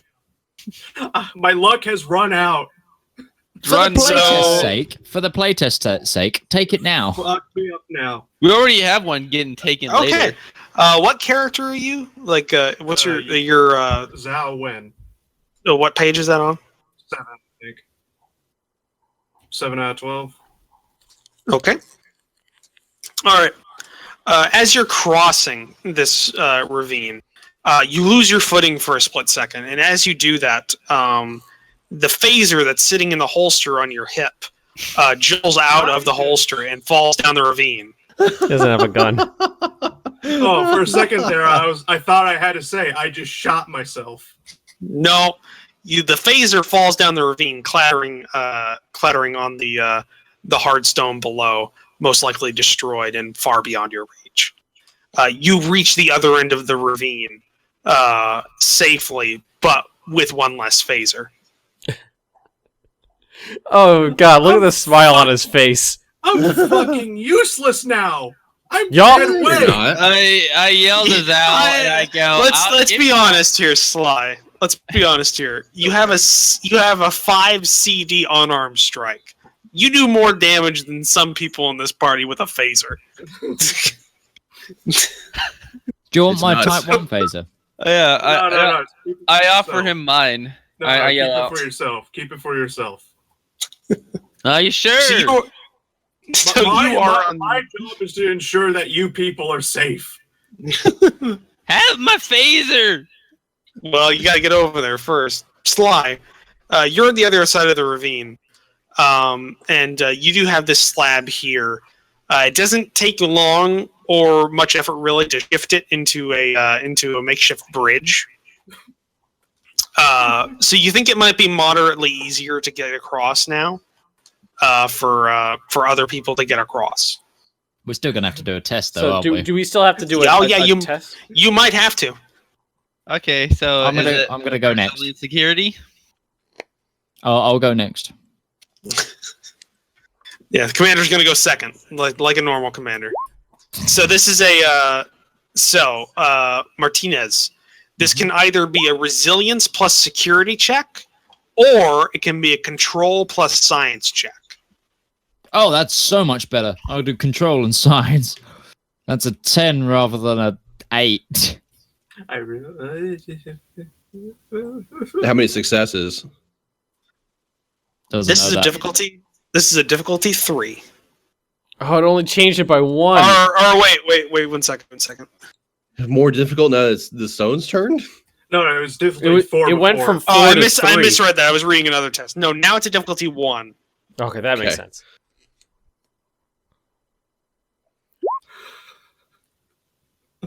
Thank True God. science we can use. I mean, All right, Martinez, you make You it gotta- across without effort and really no problems. Are you gonna store that, Mitch?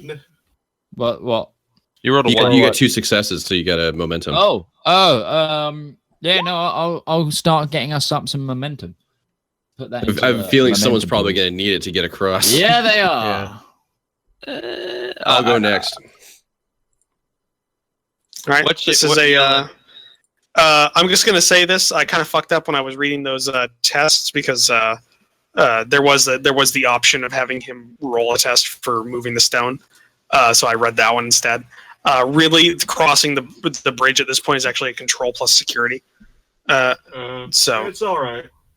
I mean, either way, Midge was probably going to get that because that's his bread and butter. Right. So What Control is? plus security to get across the footbridge right now. yeah, it was What is my control bread plus. I have a 1 in security and an 8 in control. So, Yeah, so I've got 2 successes there. Okay, you I'm make gonna- it with 1 extra. Put that into the group pool. All right, I'm gonna go next. What's your Get bravery? 2 momentum now. What's your bravery? So, me 9. No, Yolan. Oh, yeah. oh, 10. Oh yeah, you'd definitely go before me. Before me. Then. So you said it's control and security? Roach? Yes. Control and security. So I gotta get it. I need an 11. There we go. Hooray! 2 An extra successes. success. Do you want to save that? Bank that for the group. Seeing that everyone else has safely made it across, I've built up enough confidence that I can make it across this. It plummets to his death. Exactly. 220s. Roll 220s. Don't roll 220s. I make 1 success. Oh. That's You all we also needed. roll a. I You know. also roll a 20. I get a So now you have a. So now you have a choice. Do you take a complication or do you pay me to threat? Take it now. Take it now. You got. Always take the My known character is evil. quite lonely down there. Well, you don't know what's gonna happen. You might keep your I'm gonna face. take the 2 threat. I want to get across this safely. We can't have our only doctor getting hurt. Now, I'm just going to point out, at this point, I have profit in threat. I'm actually more than I started the game with. So I'm glad about that. Toma, you lose footing for a split second, but you regain very quickly, and make it across in a double quick to the safety of the other side of the ravine. Can I grab his phaser and throw it down the ravine? It's not going to help at this point because I already got. I mean, this is a role-playing game, so you can do whatever you want to do, but I would suggest against it. We're gonna be. What about keeping me safe there, Zell? I need to be safe. I might hold the phaser, kind of trembling. What do you do? What kind of damage do you do with a Type 1 phaser? I do 3 CD. Yes. It's base 2 challenge dice, I think. Base 2. Plus Yeah, the no, four, I'm saying, so if I gave mine to Zhao, would it be much better? Well, I think you're adding your security in a linear fashion. You figured out, Sly, right? You're just adding it. So that would whatever your give him security is 6. plus 2.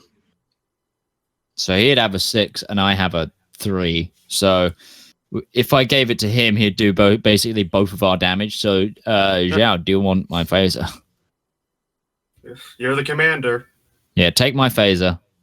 Okay. Taking my diplomat stance and gonna just Krav Maga the next bitch that comes at me. That Machina is very, very happy with this. How much do you do, meta question wise? How much do you do on armed attack? I do 2 CD. Yeah. But it's more than enough. Yeah. He rolled a 5 and a 6 last time, so. Just fuck that caveman up. I guess and their stress was 8. Yeah. Mm-hmm. That's Okay, not for us to know. So we're zooming back on our way to the installation. I assume that's another scene break right there. That is a scene break, yes. So now you were at 2 momentum. Well, at least we banked a couple. Yeah. We gained 2 momentum, he gained threat, so, I mean, probably gonna wash out in the end, but we have something to work with. I like And that lost a phaser. I like these Yeah, opposed like point banking systems. I like that. Yeah. Hmm. Well, it makes it a little more adversarial than normal, but that's kind of fun in this instant. I love but hate on how the GM can be just a devil and just tempt you. Like, so you want to give me more threat? You want to get, spend that determination point? Look, I can break one leg now, or I can break both your legs later. What would you like me to do? Okay, now this next thing, you as you're walking on or marching or whatever towards the installation, you start to you wander into an area that has a lot of plant life, very thick with fauna, and unlike the ones that you've been passing here, you can definitely tell that some of these have. Just from the way they look, are very look poisonous. Like some are giving off spores and various other oddities. Can I take a sample? Well, you could try. You're not exactly sure you could do that safely in the current environment. But what this is going to be, So you're gonna carry the poison sample in your pocket? We don't have pockets. This Oh, is going right. to, Wildly impractical. I forgot. This is going to Wait, be an do we have obstacle. that attachable pouch they take on away missions sometimes? Like that belt pouch? Well, Are we wearing we didn't those? expect this to be a away mission. All we're supposed to do is transfer it to a space station. Well, Yeah. that seems like something that would be in the emergency supplies in any shuttlecraft. Your portable pockets. Do we have our portable hole? Portable hole. You're making it worse, Yolan. So I'm really failing to see why you guys want me to watch Star Trek, because at the moment you're just selling it as something that everyone is inadequately equipped and it's not very well thought through. But it's Oh, great God. at the So- same time, though, man. so we we're, have- we're faced with this wall of poisonous plants, or what appear to be poisonous Well, plants. what this next thing is not going to be a specific task. This is now going to be an obstacle challenge. Was that like a skills challenge kind of thing? Well, it's a specific type of challenge that has a track that needs to be overcome to Okay. succeed. So I'm trying to find it right now in the pages here. I might need to ask my parasite friend some help. Should we just, I don't know, Does set he our does he phasers to instill wide and blast our way through? resistance to poison? Yeah, do I have resistance to poison because I have a parasite already on me? Oh, That's not how that works. I know. I can't say on me. I am the parasite. Yeah. You're not the Tok'ra. All right, Bob. You know the tasks that had a progress track on them. I remember that something about that relating to combat with like an extended task. Let me actually open my rulebook thing. What page is that? What page is that all on? Give me a second. If only there was a table of contents. Yeah, all right, that'd be great. I so wish that our I little honestly shuttle there- hope that somebody from the dev team just fucking watches these for the feedback. Maybe for the feedback, we should all just say, link the video. Yeah, link the video. That's a good It's, idea. it's under extended tasks in the extended task page, starting on page 15 at the bottom. I'm probably gonna sit there and just kind of write up my big key issues with what we've been encountering here. I didn't and then actually get first access one to says- this, so they don't fucking care what I have to say. Exactly, same here. So So that's only 4 of us. So it'd be me. Okay, I do vaguely remember reading this. Okay, this is what this is. Okay. So what we gotta do? Okay, what do we need to roll to make this happen then? What we need So to what happened? Well, first off, let me explain a little bit. So extended task means that there's a certain number of key tasks that we need to accomplish in order to overcome the extended obstacle is what it is. So in this case, I think we're trying to forge through, like holding our breath probably or something like that through this floor is poison. lava. you're trying to find safe passageways through these plants. There are poisonous, some that aren't, that you can tell. So you're trying to spot that and then use that as a way of getting past this poison patch. So the default task for this is a reason plus science, but you could also use empathy plus medicine if you wanted to use like a medical knowledge. Okay, being a scientific guy. And you could also use control plus security if you're just trying to like avoid things. So you have 3 different options for these tests. So it what looks was like the the first first- one? That looks like Fox and Fox. Reason plus science is the first one All right. that you could possibly use. Then there's also the other one that's empathy plus medicine, if you wanted to use a medical way of going about this, or security, or control plus security. Are the 3 choices you have for these tests. Now this is a difficulty 4. The difficulty for the tasks is 4. And I don't know if I have to tell you exactly how the progress tracker magnitude is. How do Again, only one of us need to do this to get everyone through it, or? Well, we're not rolling d20s for this, is what we're doing. We're rolling challenge dice. Okay, so So the progress track is. I'm just going to say this out loud because there's nothing that says in the rule book that I can remember that says that you're not supposed to know this. But it's a progress track 16 magnitude 3. what does that mean? Well, magnitude is the target number. So you're trying to roll under that target number because we're using challenge dice, which is the d6. Yeah. So I have to Again, roll I have to roll devs, three if you're listening, devs, just say d6. It helps, like a lot. So there's actually we're not actually using a attribute for this. We're just using a skill. Well, no, it's like reason plus science is like things. That's. But I still have to roll under a 3 though. So why do I have to use my reason or science? Because my Well, that's the reason thing science is is a that- 16. Give me a second. So for Yeah. this is for an extended task. Whenever a task is completed to an extended task, character user. Oh, wait a minute. Hang on. Maybe I missed something. Yeah, because my reason and science This would is make it an extended 16, task. and then I have a biology of 3. So if I can roll a 1 or 2 or 3, then I can get another extra success there because this is a biological, skill or focus here. That's why I feel like I'm the right man for the job here, but the right trill.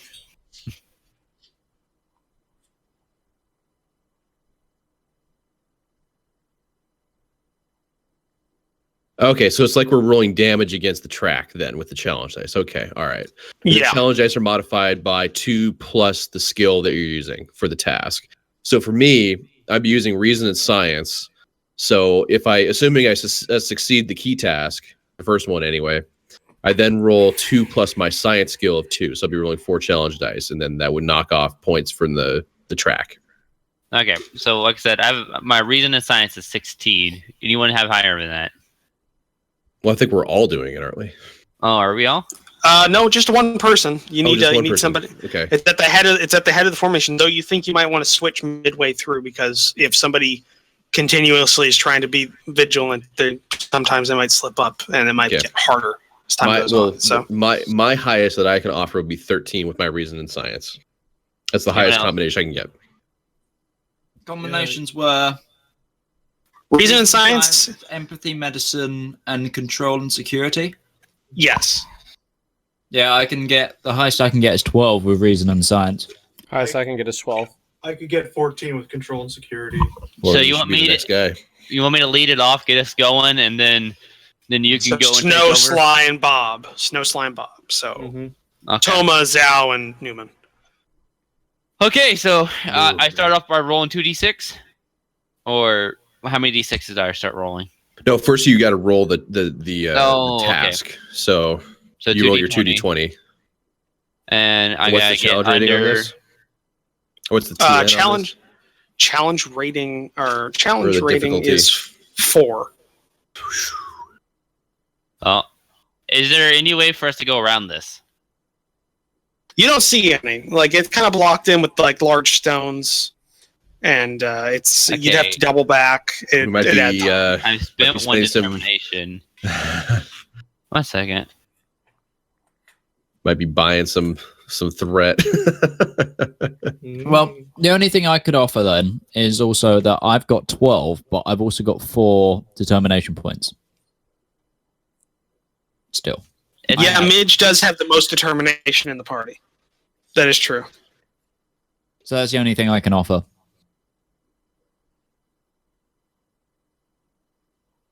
Well, we all have some determination. He just has more than us. Yeah, he has I have 2 determination left right now. Let's send Midge So it's- first. Because he has. Hey, you're in potential to command. knock Lead off. from the front, bitch. He has He can- potential what's your security skill, Midge? 1. I'm a 1. diplomat. So you're only going to have 1d6 of them of knocking out, because there's succeeding the task, and there's also still a track that we have to fill out. Like that's the HP of like the encounter almost. So we're doing damage to their health bar is what we're doing. So whatever. Well, his skill thing we're is putting forward- empathy and medicine. That's where he Medicine. gets. That's right. Okay. That's, So what's your medicine skill? Probably still 1, I imagine. Then Midge. Yeah, my best thing would be reason and science. Because there's reason and science. 10 reads and 2 science, because I have my knowledge of anthropology. So you're essentially rolling 2 challenge dice or 2 damage dice at the track, and the track was 15 long. 16 long. 16 long. So we need to do 16 damage before we clear the obstacle. You know, one thing I can do, if we are okay with it, I could buy a dice. if we want to play that risky game. Yeah, I have 2 science dice, and then And we also have a momentum, so I could use a I momentum think, buy a I think dice. Sly should go first because he's got a high security skill, so he could do a lot of Hopefully damage to it right up he front. just wrecks the thing. Yeah. Then he can Right, spend determination so- or buy threat if needed to get past the. Well, there's no reason to plan this all out ahead of time. You can kind of go as you want to. Like, we don't need to like plan everything. So Sly, it seems to be the best option. So Sly, you go first, and then you can plan off that, because maybe he gets a really good roll, and then Can I assist in any way? Because I have the talent advisor, which is like it talks about how like I can assist them with my command skill, and the character being assisted gains 1 point of bonus momentum if the task is successful. So could I word this as he's in the front, I'm like second, and he's like ready, and I'm just being there ready as a spot? Well, no, it wouldn't be like that. You'd have to figure out, like, I want you to think about it like this. You're using a command skill. You're advising. Mm-hmm. So, in what way could you possibly be advising Sly in this situation? What's What the foot- sense making? What's the narrative sense of it? Because I'll allow you to do it, but you got to make it. You got to sell it to me. So Like snake oil. I'm taking my command initiative on certain decisions we might come across along the path as we walk through. So, like, if we come to a slight fork, I make the decision there. Things like that. Would that cover it, or not really? Not Okay. that. Don't worry. Not really. Could I would be say able to help him? My biology skill, my focus, and maybe I can tell him like which ones you really specifically want to look out for. Either one, I can basically just say I'll have like Midge like behind me, or Snow behind me, or like Martinez or Toma behind Zhao. And basically, like with Toma, I could just essentially say, okay, please point out to me which one of these things can kill me. Or with Midge, I could just merely say, okay, where do you think is the quickest path? Because what I'm trying to do is, with my control and security, I'm supposed to avoid this stuff. I'm supposed to basically navigate, essentially like through a minefield. You guys are supposed to. What if we just put our faces on as high as they go and vaporize the shit? That's why I said at the beginning, but that kind of seemed a little bit cheap. Well, with the Burn control them and out. security thing, Sly, what you're essentially using is you're applying basic vigilance and using your field survival training and skills to kind of intuitively know where to go and where not to go, based on that training. And from what's been described so far, I don't think the two scenarios that have been put forward for assisting you necessarily would give you would help you on a roll. I think if you're at the head of it, you get that. Yeah. So yeah. Whatchamacallit. Can I Start have them rolling behind me as dice. like a pep squad? Just cheer me on. Well, yeah, you're I mean, not doing you're- the whole thing. You're just Yeah, doing you're some heading of up it. the column for the first bit. So And it'll probably go to me, then to Bob. yes. So first things first, you got to roll a control and security test. It's difficulty 4. Mm-hmm. Okay, so I get both of them. So you get 2. You're still 2 short. So how are you going to effectively Determination. pass this? You spend determination. You're gonna buy threat, or how you Determination. No. I get 3. I get 3 because my security level's 4. So that's also not a success, right? No, that has to be on the focus, I think. Yes, that has to be on the focus. Yeah. Right. Vigilance is 3. Okay. So I need to get 3. So. You wouldn't need to get a 3 to affect. And again, this. we have momentum. You can use a momentum die. And Yeah, you've got 2 momentum in the bank right now.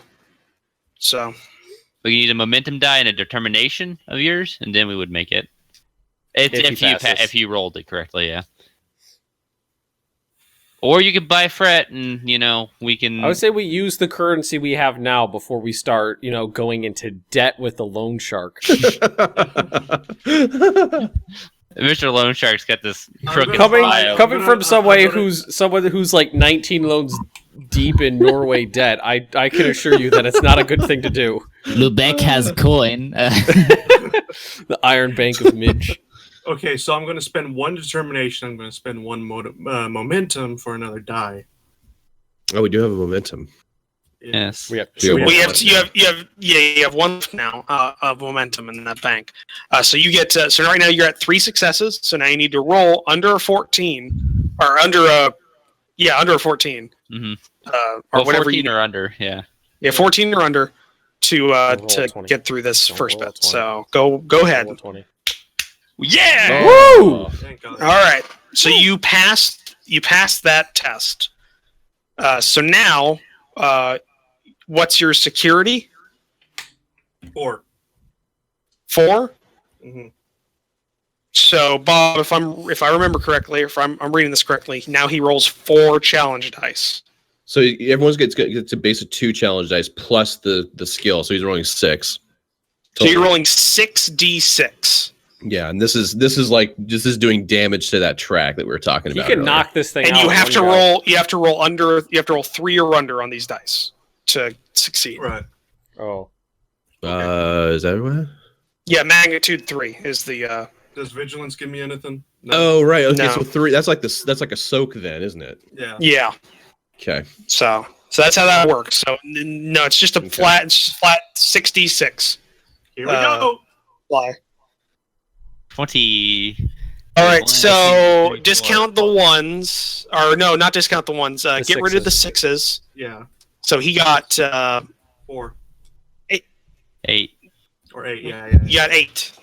So you actually knocked the damage track down to 8. It was 16 originally, so Boom. you knocked it down to half. All right. Now is it my go now, I guess, or is that how we do this, or does he keep going? Well, here's the thing. You can either keep going, Sly, but you're pretty sure that's going to cause you to increase the damage or increase the difficulty of this next test. Or you I can think we trade need it to up to somebody else behind you, and they'll get a chance at it. Getting 4 is already hard. Getting 5 is going to be... We're just going to be going into so much debt. Yeah. Pass it off to Snow.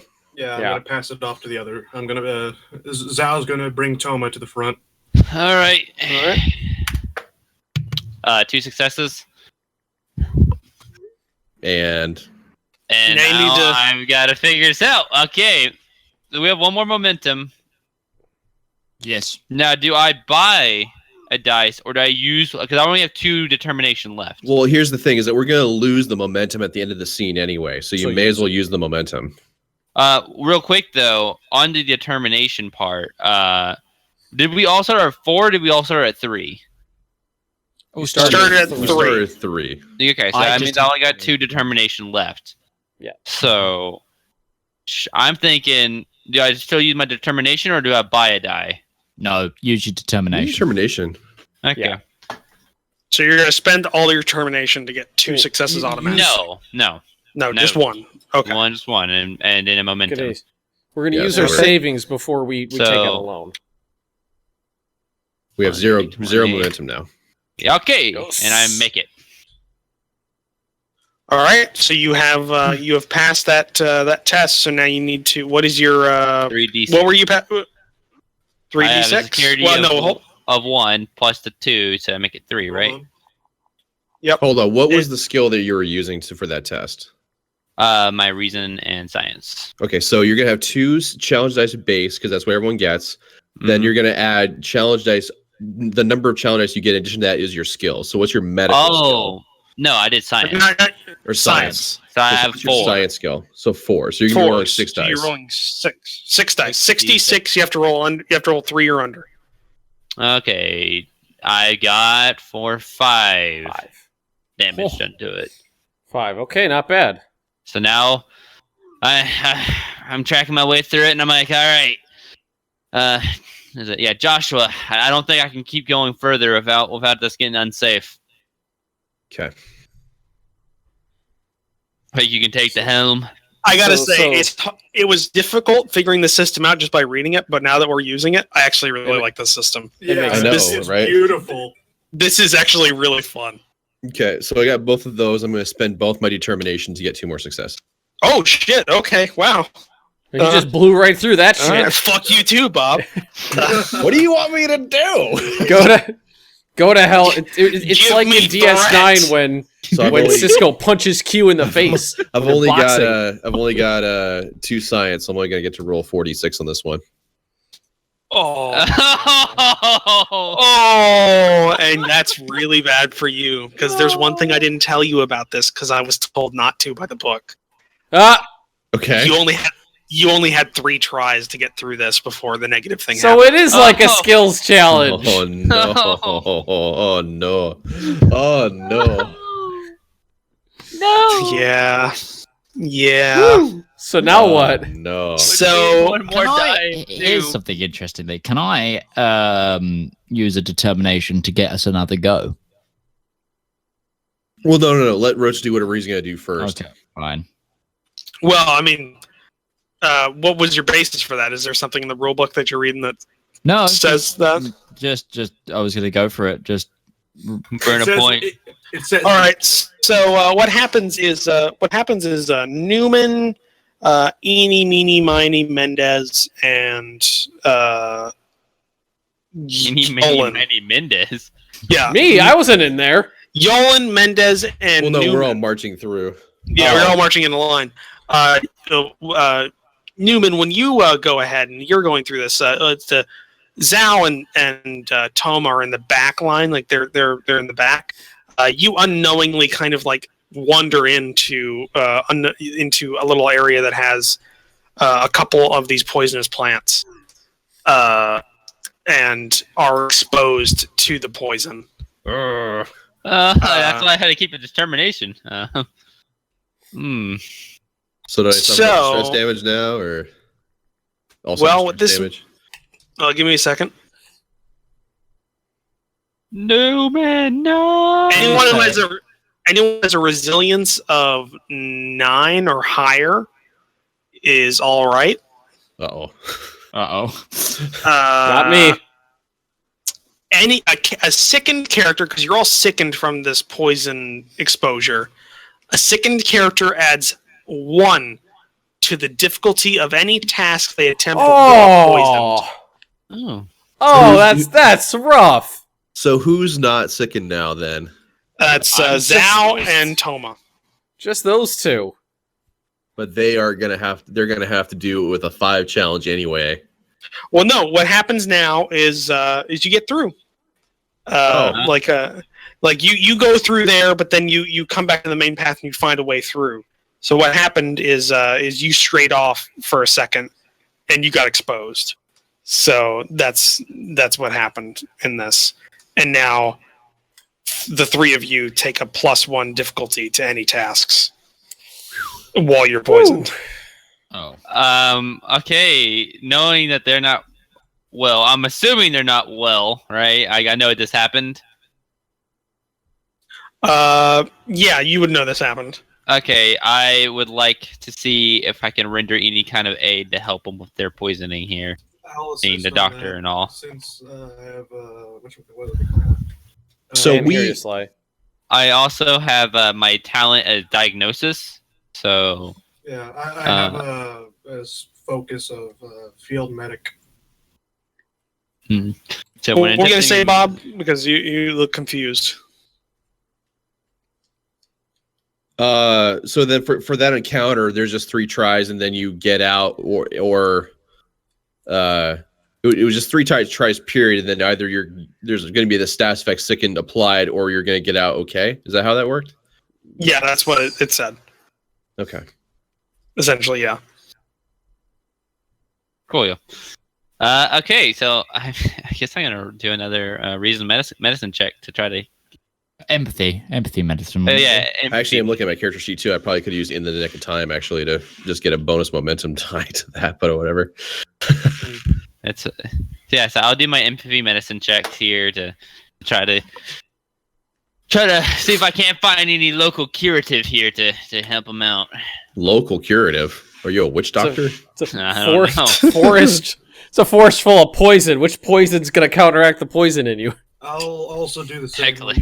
I'll use empathy and medicine to 2d20. Well, I'm going to say this is a challenge 3 to cure this. That's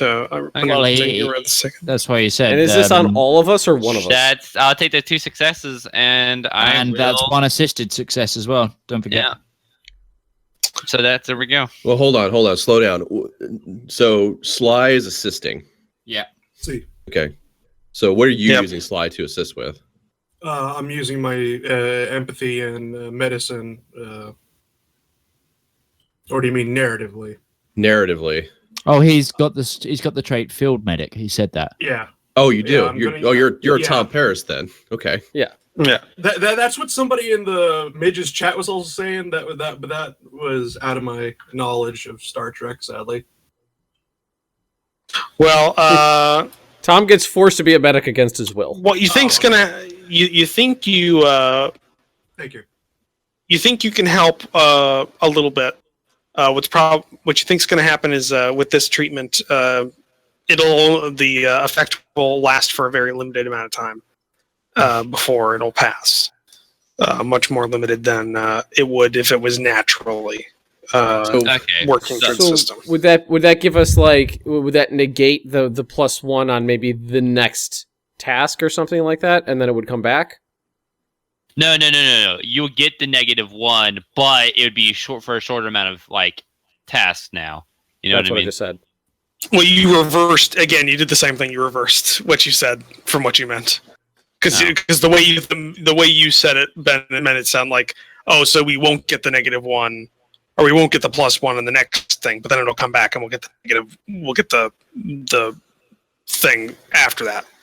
But no, what's going to happen? That's what I meant. So he temporarily cures us for one task. No, I make it faster.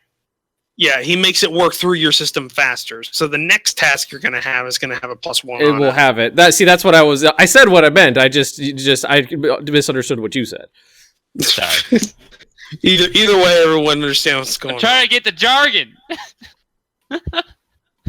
I gave you some nice leaves and you ate them. So as Delicious. As you work green through salad. As you work through the area and through the path, you get past the poison forest, and you make everything. You apply the treatment to the afflicted. You begin making your way to a more well-traveled area. Actually, looks like you actually find a trail. And it's been a couple hours since you left the shuttle, and you seemingly finally arrive near, to the station. You can actually see it. Awesome. Oh, there we go. Oh, shakalaka. Look at that beauty. So, yeah. Also, Bob, if you figure out where this is from, I think you have a problem. Post is used several times throughout the series. So okay, all right. Specifically, this was used in the one where there's the genetically engineered children. But this is okay.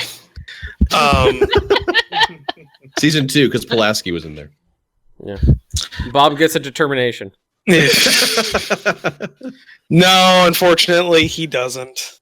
The science station is intact, but heavy damage is evident when you get closer to it.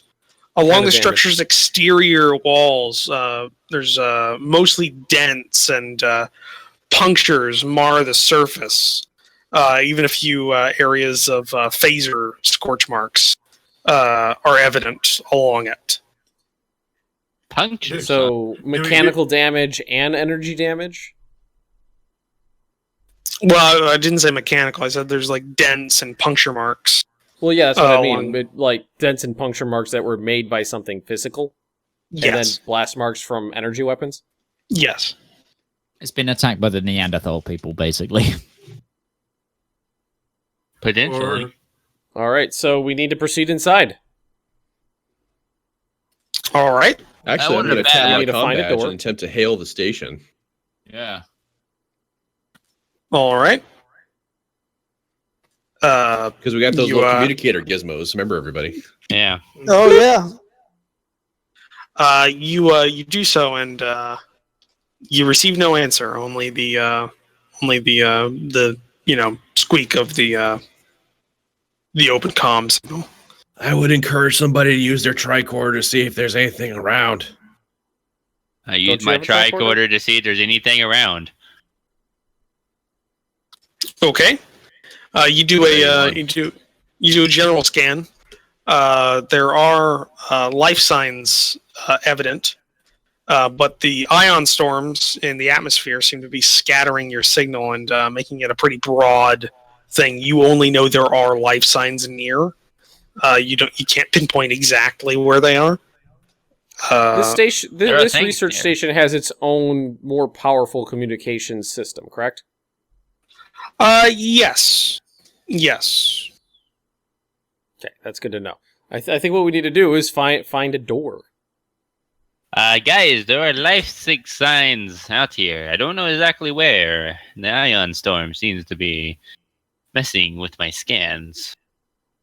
Okay, now you've turned on into the Doctor from Stargate Atlantis. Yep. It's okay. I've noticed. It's fine. My trill. You mean Zelenka? You mean Zelenka? My trill symbiont's having multiple personality the Czech disorder. guy. Yeah, with the glasses. Yeah, the Czech guy that hates McKay. we should probably proceed forward with like phasers at the ready and tricorders in the other hand. You know, I'm going to have my tricorder in my left hand and my phaser in my right hand. And I'm going to have my go. Except for Zaho. No, except for me because I gave him my phaser. I'm now phaserless. Well, you just be in a perpetual martial arts, stance, as you move forward. He is the only person to actually knock someone out in combat with his hands. To be fair, my guy's name is what was his name? Is Francisco Martinez. I'm just gonna be. Oh, God damn it! Midge, I love it when Midge brings in the casual British racism. Because it's not the first time it's happened, and it's just glorious. Oh God, I'm having memories of punching. So wait, have you guys all seen Toy Story 3? Yeah. Yes. He's Buzz when it turns on the Espanol switch in the back was what he's saying. Hola. It's just flamenco dancing around in circles. God, no, don't speak Spanish. Okay, so we move towards the installation with our tricorders out and phasers drawn. Yes. Hey, I live in Texas. I Nice, can Midge. speak Spanish if I want to. It doesn't take you long to find an entrance into the outpost. And when you enter, inside the outpost, the place has been utterly trashed. I didn't have to shoot the panel to open the door? No, it opened straight up. Or shoot the panel to close the door? No, it opened and closed on its own. The area seems trashed, and as you look through the installation, from the living quarters, the kitchens, and the laboratories, everything. It's obvious someone or something has wrecked the place with very little regard for anything really. It was Nixon. And you also get to the communications array, and it seems like that has been utterly smashed. The entire there goes console that idea. and That's where the control crashing system. noise Is there an engineering area? Because if there's no communications, the goal here I think would be to find A, parts to fix the ship so that we can leave, and B, any research information that might still be intact to see if we can figure out what they were doing that caused this. See if we can save the people we locked back in the ship. Well, hang on. We haven't found any bodies yet. And we know there's life forms. Surely we should be looking for the 15 members of the installation that are here. Because they're not here. We can deduce that people were trying to get in. So clearly there was people in here.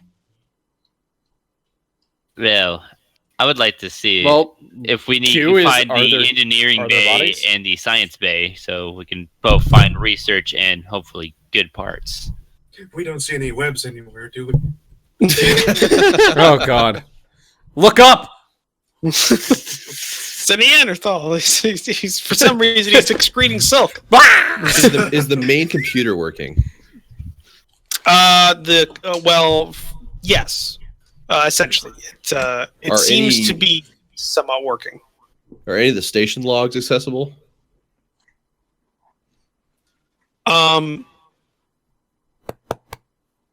You asked the computer to view the logs. Acquired. Can I try putting command codes in? Is there a command test I can try here? I don't think you're that high up the Cadet with no assignment has security access to a classified research station. My dad might be an admiral or something. We don't know. I might have so you are. So he's Tom Paris. Rich boy status. Yeah, I might have stolen some codes. Authorization required. Okay, so we can't get into it because that what I mean. Whenever there's a situation like that in Star Trek, somebody always just opens up the bottom panel and bypasses the security, arrangements. So I would imagine whoever is good at, I don't know, like Who has the reason in highest engineering or reason in security, because I mean, security, we're bypassing security codes. Well, I have the highest engineering there. If we want to dig into that a little more. My engineering is 2. I'll save myself for when we're trying to figure out what's going on. Because I think that it's going to be important for us to be able to figure out what exactly happened here. Yeah. First, we've got some kind of preliminary medical data that there's been some sort of de-evolution, but we have no idea how that actually occurred, right? Why do I have the sudden feeling that the access codes were on one of those Neanderthals? Wait. Security. There's a security panel. I input 5551. He's looking at it. He's thinking really hard. If he wants to let it go. Update required. Okay. Damn, it was worth a shot. I'd like to roll my reason engineering at the panel to see if I can release it. That's such a good release it from its bonds. Calypso, I release you from your human bond. What's the challenge on that? This is a pretty. I mean, it's not it's not a secret research station, but I mean, if there's one thing the Federation guard pretty well is their research. I'm going to say probably 4. Probably 4 on that. I can't. That's actually what I was thinking. This is you're trying to bypass. You're trying to bypass the security station. And by the way, like I don't know if I want this. The Shackton Expanse, and Neandry Station. Neandry Station is the station that is near the place where the Enterprise C was defending Kittimer against against the Romulans. It's kind of an so you're near the Romulan. Yeah, Narendra. That's what it is. It's fucking. It's a different. Just shut up. Narendra 3 is what you're thinking of. I see a word. I pronounce it. So yeah. How are you saying it? Wait, what was the pronunciation before? Neandra? If he said Neandra, I would have been like, oh, okay, I know where we are. You mean Narendra or whatever? All right, so places. So we're not gonna break in near the Romulan area. Okay, so I mean, you're within. So there's there's security. Okay, that's a difficult task. We know it's there. Why don't we see if we could find the part, the parts for the engineering for the ship, the engineering components needed to fix the ship easily. Oh, well, wait. Does this station have a transporter pad? I'm gonna go with. I'm gonna go as a cargo transporter. As a cargo transporter. Okay, so that's good to know. Could we transport the shuttle here? I don't think it works like that. Actually, it does. There's lots of cannon to support that. Yeah, technically, I guess you could. Like, I don't. What about the bio life forms inside it? Well, the thing is that this is a research station. The cargo transporter is probably more like for beaming up and down, like supplies if need be, for stuff like that. The whole shuttlecraft would probably need we probably need to reroute some power and stuff around. Yeah, and I mean, reroute power. You'd also have to rig it up for a site to site instead of site to pad, because the pad's not going to be big enough to house a whole shuttlecraft on it. That would so like if you wanted to, you'd have to. It'd probably be a very difficult engineering job. I mean, I have transporter skill. I could probably. Well, I was thinking more in the lines of transporting the components that we needed to fix it to the shuttlecraft, because that'd be easy. But if we get the shuttlecraft here, fuck that shit. Well, I don't want to make that fucking march back over there. Here's the thing: is that there's got to be space outside of the installation for the shuttlecraft to sit, though. Then we can repair it and stuff. So there's that hurdle to overcome. If we beam the shuttlecraft into the cargo bay, I mean, like now we've got a shuttlecraft in a cargo bay. Like now, then we need to get it out of there again. That's like another transport, and like who knows if the systems here actually. I mean, we're already making the system do something that wasn't really designed to do in the first place, which is to transport a shuttle from a few kilometers away to here, which that's like it wasn't really designed to do that in the first place. So I already got to figure that out and jury rig that up to make that work. and then you would be in the shuttle back out to where it was. It would be far easier just for us to. I just can't do it, Captain. So I think the situation we're looking at right here would be the most logical thing to do would be to scrounge the components needed to fix the shuttlecraft. Gather any medical data that is easily accessible that we can. I don't know if there's anything else that we can find, biological samples or, tricorders that still have their scan logs or anything like that laying around. Transport any of the materials from here to the shuttle, hike back to the shuttle, fix the pod, take the shuttle pod, the 3 sedated people, and any information that we have to Neandra 3. Report to base. Yeah, I like that plan. Yeah. So it's move out. Because we're cadets, we don't have access to get the nitty gritty information. We've already been attacked once. We're out of our element. The base, I feel like the most logical thing for cadets in that situation to do would be to save face as best as can and report back to their superiors. Yeah. Sorry, we got our asses kicked by some cavemen, and then we except for Martinez, he punched that one right in the face. The eager and ambitious and the thrill of discovery in me, though, says otherwise, and I want to find this out. I want to. That's true. I mean, we do have values to play to for these characters. I am first. We do no harm. Then I am careful and circumspect. I don't know. I want us to get out of here safely. If I played to my character values, I actually would want to transport the shuttle here. Because I've got, maybe if I do this and enthusiastic and I have pushed the limits. We pushed the limits of the fucking transport. That motherfucker into the cargo bay. Yeah, let's do it. Let's beat the fucking ship here. I should have chosen the other security guy, because if I chose him, all I would just say is, no, we leave and exterminate the entire planet. Oh, God. Oh, my God. Exterminatus. Pretty much. Can we even do that with our equipment? What is the Roach? Hang on, what is the Roach? Security officer, a commissar.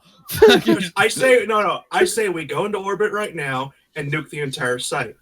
Roach is just. We don't have torpedoes. What are you, the arbiter from fucking A Halo? Type 7 shuttle doesn't have torpedoes. I know I didn't say that line right, but essentially I was trying to say a line from.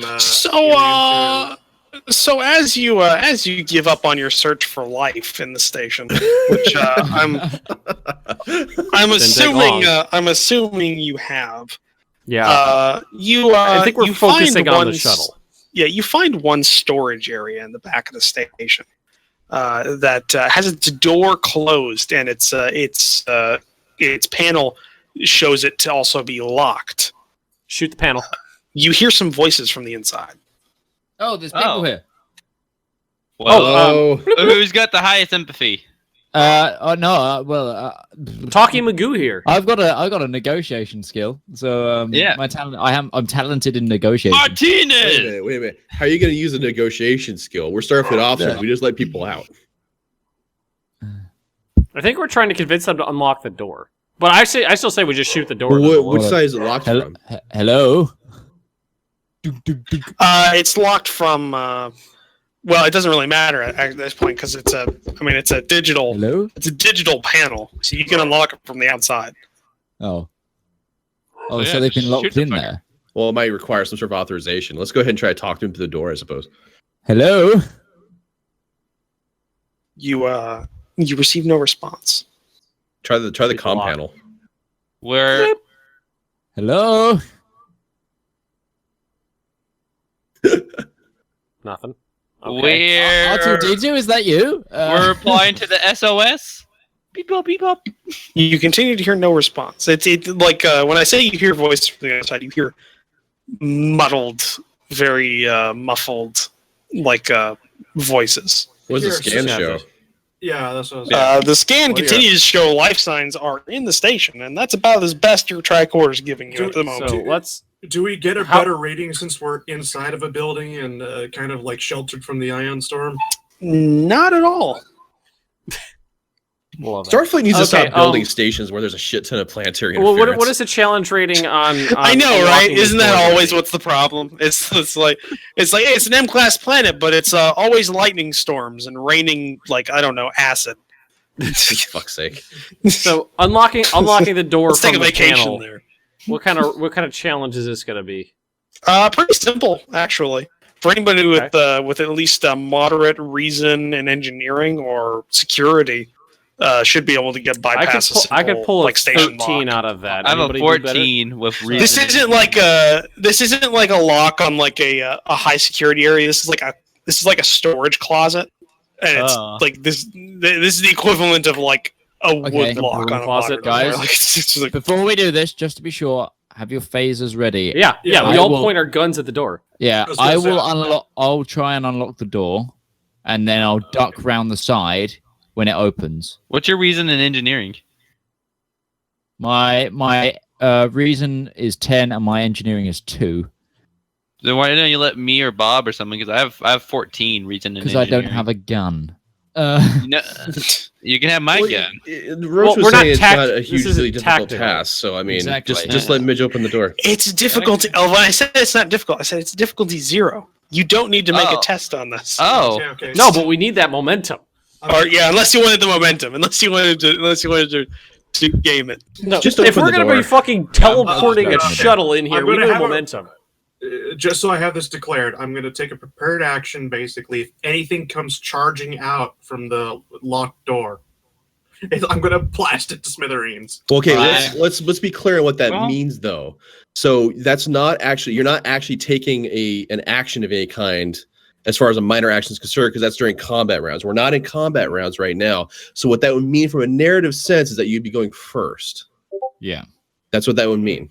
Yeah. Just FYI, so we're clear on what that means. on my value of first do no harm, does that mean I don't want to do any like harm to anybody, or does that mean like first make sure like do this peacefully, and if it doesn't happen peacefully, then let's blast some shit.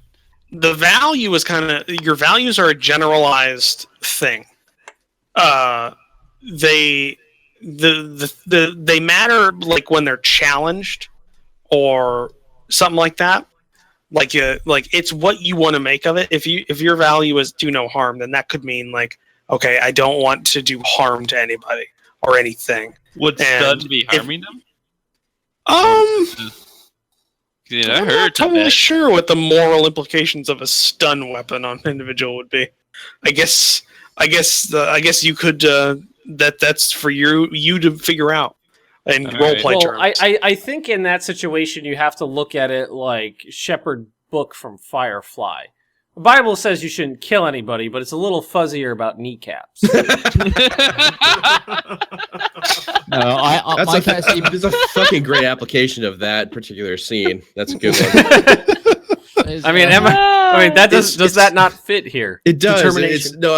I'm so thrilled because it's not often that you get to apply like Firefly-esque like moral judgments on Star Trek. It's just like, Yeah, there you go.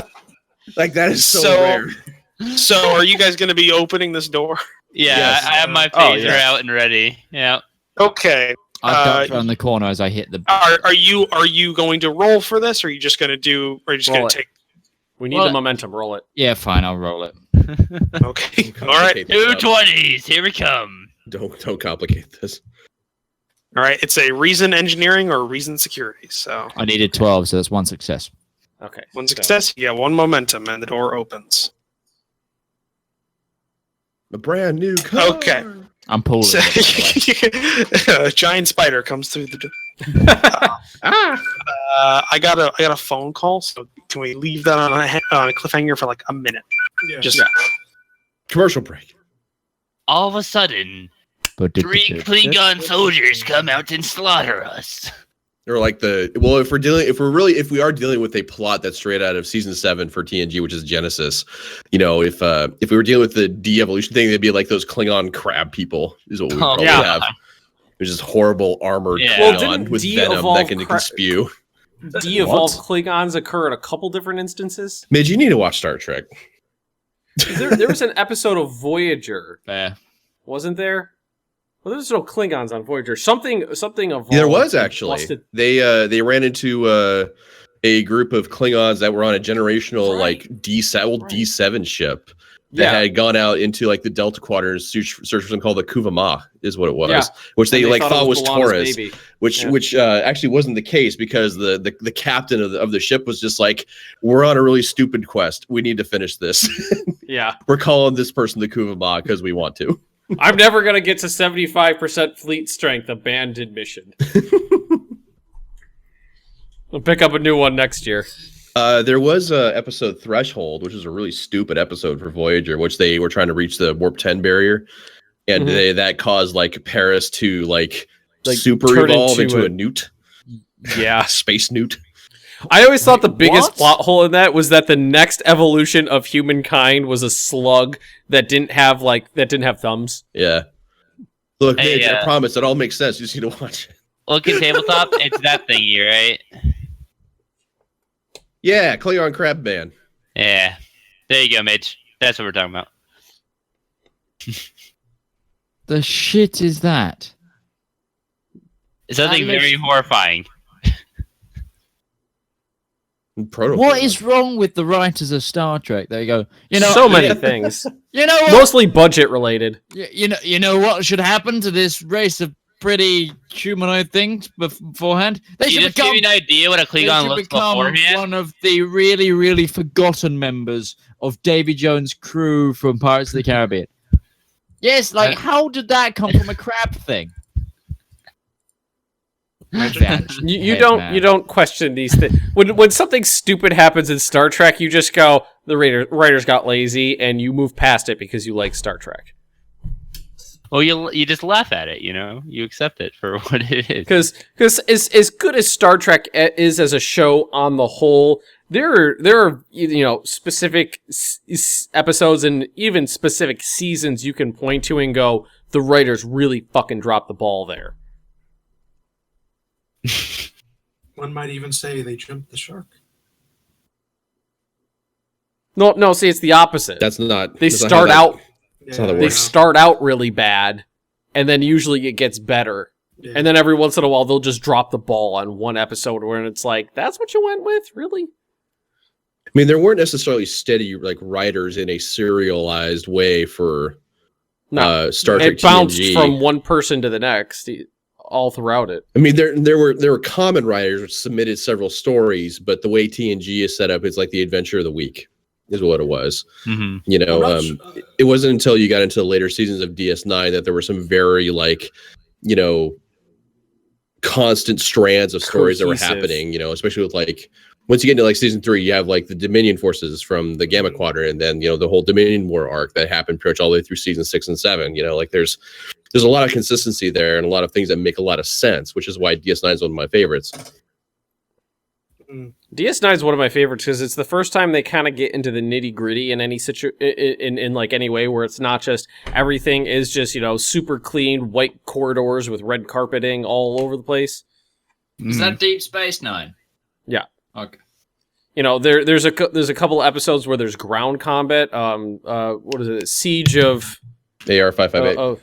yeah, 55. I thought I was gonna say 451, but yeah, but you know what I meant. That's a really It's really good 558. episode. So everyone, if you have not realized yet, Bob is literally an encyclopedia for Star Trek. Yeah, There's Siege the of one episode- AR 558. Got it. There's the one episode where they That's a good Bob. Have a cookie. they them and a Jem'Hadar warship crash on a planet, and it's upside down, and there's a changeling in it, and they've kind of hunkered down in it, and there's a couple ground combat scenes. Hmm. The Jem'Hadar end up charging into rifle fire and a suicide mission at one point. There's a couple episodes where they get into like the nitty gritty of like ground based combat in Star Trek, and it's not this super clean. You're shooting someone with a laser from a million miles away. It's people in hand to hand combat. That's what's kind of good about it. All right, let's continue.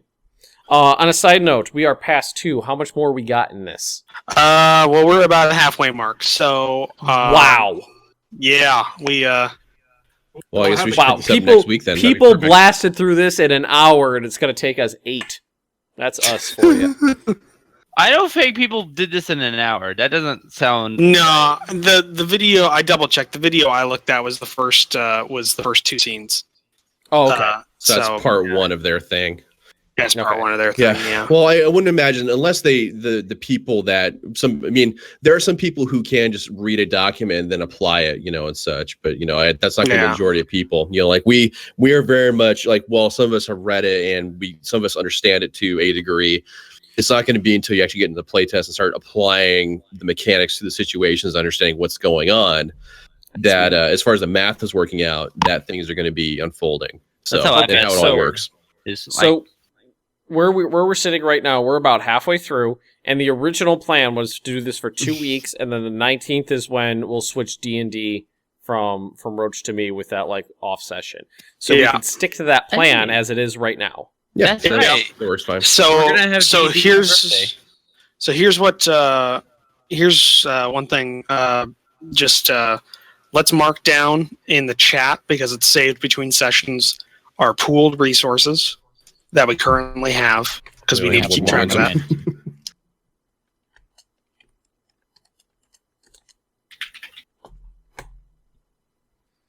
That's not a pooled resource, Snow. Oh, I thought you want individual person's resources. Oh, does No, he? he said to Snow, not you, Ben. You're all right. Well, Ben did it too. Ben put 3Ds. Yeah, I would also like you to keep track of your determination. Yeah, as that's well. because but we each mine's have on a bit of different paper, numbers so- now. Because So you- Midge is high. Some other people have used a couple. Yeah, so what you have right now is the group has one momentum for the group. Because we got that from opening the door. Yeah, you got that from opening the door. So you have one momentum. Ben has 3 determinations. Snow has 1 determination. I think Midge, you I have, have 4. still have 4. I've got that written on my pad. Bob, you have 1 determination. I have 0. Oh, you have 0 determination, and then Sly has 1 determination. And I Cat really have wants you to see her. I have 11 threat. Oh! Now, Are we still suffering sickness?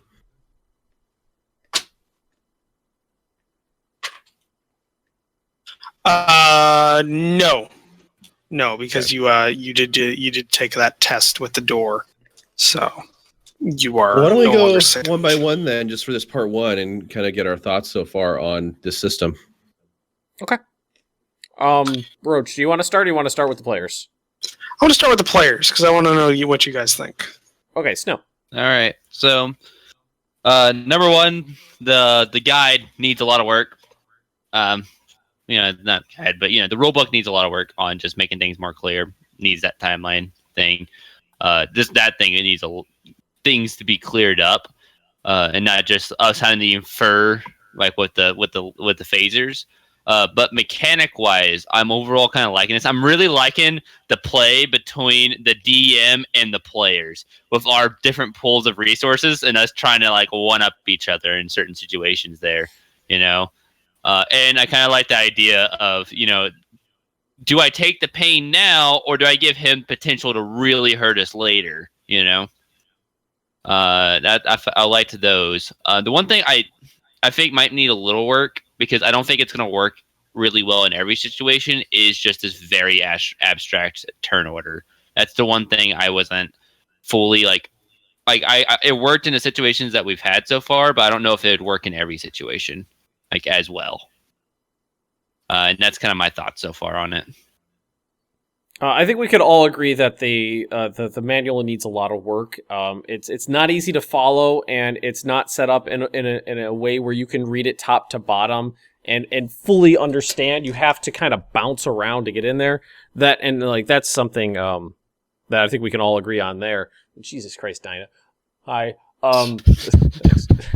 So mechanically, I thought, just reading it, I thought it was confusing. Once we actually started playing, it became very easy to work with. And I kind of agree and disagree with Snow on the kind of initiative turn order thing. From my point of view, and I would imagine that Bob would agree with me on this point, is that when you're role-playing the situation, it's not hard to figure out who would logically go first in the narrative. I don't have a problem with that. I think for people who are more interested in tactical combat, or don't have that role-playing bone in their body that really gets the good itch, that they want to go, okay, this person goes, then this person goes, then this person goes. I mean, maybe it would be a good idea if there was an optional rule to have a turn order thing. Personally, for me, I like the narrative-based initiative. I don't have a problem with it, but I think some people would like it, and it would be, really up to the group as a whole which system you'd want to go with. But like I said, from my point of view, I like the way the combat is set up because we had some really good narratives play out. It was really fun to do that. And now that we understand the core logic of the system, the rolling and who rolls what, I really like how it flows. Mina? Yeah, I found the rulebook to be beyond confusing. I'm a very kinesthetic learner, so it took me a while, and even getting into the game, it took me a while to understand what we were doing. But that could just be experience with this construct of game, because so far we've played very non-theater of the mind games. However, I did really like the combat. I thought that was really interesting that it was a person. The only thing I can think of is if we get surprised and then trying to work out who would come next would be maybe we all just roll a d6 or something to find out who would go next. That seems like it'd be quite easily sorted. However, I do feel like there is still, because I'm not versed with the Star Trek universe very well, so if it needs to go to a wider market, I feel like there needed to be in the rulebook a lot more of an explanation of what the attributes mean in terms of what you can affect your environment with those. So when we were picking the characters, I didn't know what normally I'm playing our medic, but this time I'm playing our commander, a command focused character because we're all the same rank. But trying to find something okay, now what do I do? Because I don't know the universe very well, so I don't know the processes of what they would do. Therefore, I don't know how to perception the environment. What do I do here? It's so possibly some looking into just explaining the little pieces of information a bit more to help alleviate those who might not be as well versed in Star Trek. That's all I can think. Well, I'd like to actually ask you a question, Midge, on that, being that you are, I think, the least versed in Star Trek probably here amongst the assembled people. So what is it you find, if I tell you to use the command skill, that doesn't conjure up a list of ideas in your head of things to do? Or well, that one because in the rulebook it does have it laid out, command involves these things. And the thing with the focuses, especially under each of these headings, is that we don't have the character gen rules yet, but you can actually make them up. So you choose what that focus is for that category in there. So which we don't have access to those rules yet, which I found that interesting little passage in the Can't alpha wait rules. to character gen. Can't wait. Get the holodeck. I want to play. I want to be an EMH. I just kind of felt like if it could have dealt with a little bit of an example, and for people that could be really new to the Star Trek genre of thing, just give examples of things that you might be able to interact with, just some terms to play with, if that makes sense. Well, there were I agree. instances where it gave examples. More of those would be nice. Yeah, that was a problem I had with the book specifically. If I wanted to say I had a specific problem, other than the ones that already been laid out, was that I liked books that have examples for the rules that are being presented and how they would work in actual play. Of course. Mid-sentence. It cuts out. Great. Of course. All right, Bob, why don't you continue? Okay, so I've played the other Star Trek RPG systems. I've also played a little bit of Starfleet Battles, which those are very complicated systems. And when I say complicated, I mean that there's a lot more stats involved. There's a lot more reference involved with trying to figure out if I have to use my phaser on level 12, what does that actually do damage wise to this person I'm shooting at? If I'm trying to vaporize a wall, what does that mean? So I think it was a good step to simplify and let these things be abstracted more, at least as far as they're presented in the current alpha rule set. The emphasis being on that, since we don't know what the full rulebook looks like yet. This is all alpha playtest. There could very well be a page dictating all of the phaser settings, which I hope they don't do, because that kind of piggybacks on what Midge was talking about a bit, which is that the focus of the role playing system here, I think, in my opinion, really ought to be on ease of playability, not so much having to rely on looking something up in a wiki or having to watch come from the player, not from yeah the rule book. Well, the game master is also a resource for that, of course. Like if you have to interact with an alien race of some kind, that's Starfleet canon or some Star Trek canon. The player might not necessarily know that, but the game master will, so they can do a role of some kind. They can abstract a role through like empathy and command to figure something out about that alien race or understand who they are, or it's a simple task. So the mechanics lend themselves, I think, to being introduced to the Star Trek universe in a way where the player can very easily figure out how and what they need to roll in order to figure something out. So I think that there's good merit on that. Specific to the rulebook, again, this is the alpha, version 1.2, whatever it is that we're looking at here, I think. Alpha 1.2. So I going into this, I think we all expect there to be some disorganization to it. Now, I'm not a technical editor, so I don't know how else I would format it personally, but there could be some room for improvement. A table of contents up front would be good, and that might help. Have a good table of contents at least if you're gonna have it all just to be able to have that, so it's very easy to reference this stuff. Now, it's very good that we also did have the summary sheet available for this. That helps. It did help. More often than not, I was still going back to the rule book so I could have the full explanation of what's going on, because we don't have all that information memorized yet with that and such. So, but I definitely approve of the direction that this is. When I was reading through it, it definitely seemed to me like this was set up for players with a good scaffolding and mechanics to be encouraged to be narrative with the game as they progress through it. And that's, I think, what's emerged so far in our play of it. And I haven't experienced that in other systems I've used for Star Trek. So that's good. Save for like another system I use, which is Primetime Adventures, but that's not a Star Trek focus game. This is a Star Trek focus game. And this one is specifically saying, players, how is this happening? And then you're using the abstracts of the mechanics to tell the story, as opposed to telling the story and then shoving the math in there, kind of like what you do kind of like with D&D. I feel like D&D is kind of that way sometimes, with how their mechanics and narrative works out, because it's a little more confined to that stuff. So yeah, I think it's a simpler system. I don't think it requires a whole lot of knowledge at the moment. Again, like a caveat, this is alpha playtest rule set. With this, you don't need a lot of Star Trek knowledge to be able to get into this, so that's what I think. I think this is a good start, and of course, it being playtest needs refinement, but that's what we're here doing, providing feedback to be refined.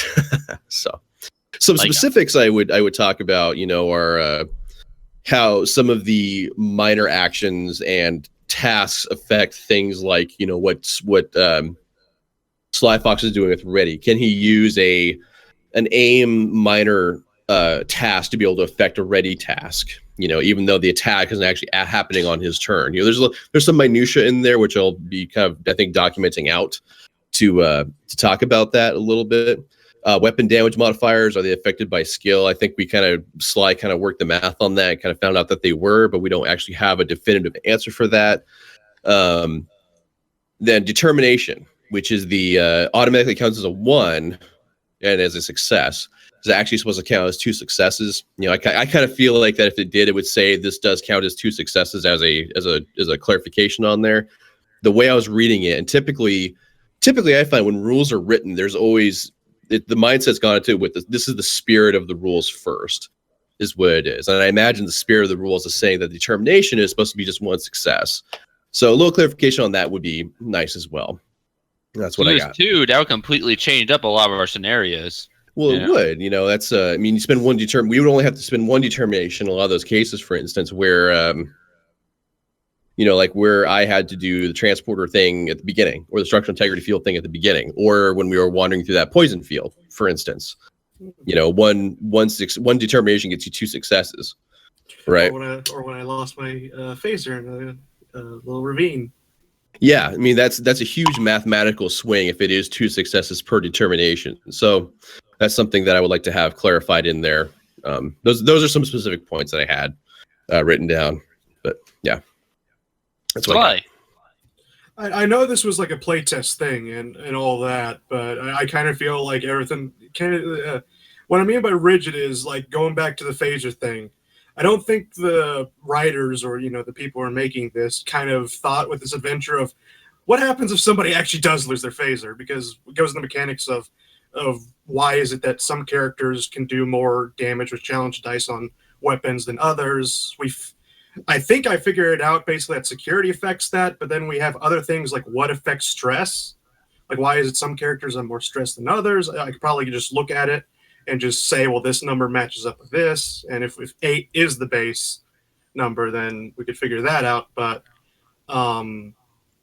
definitely, I know this was just pre-made characters, pre-made adventure, but it would have been nice if they had like the mechanics explaining why some characters had improved stats over others.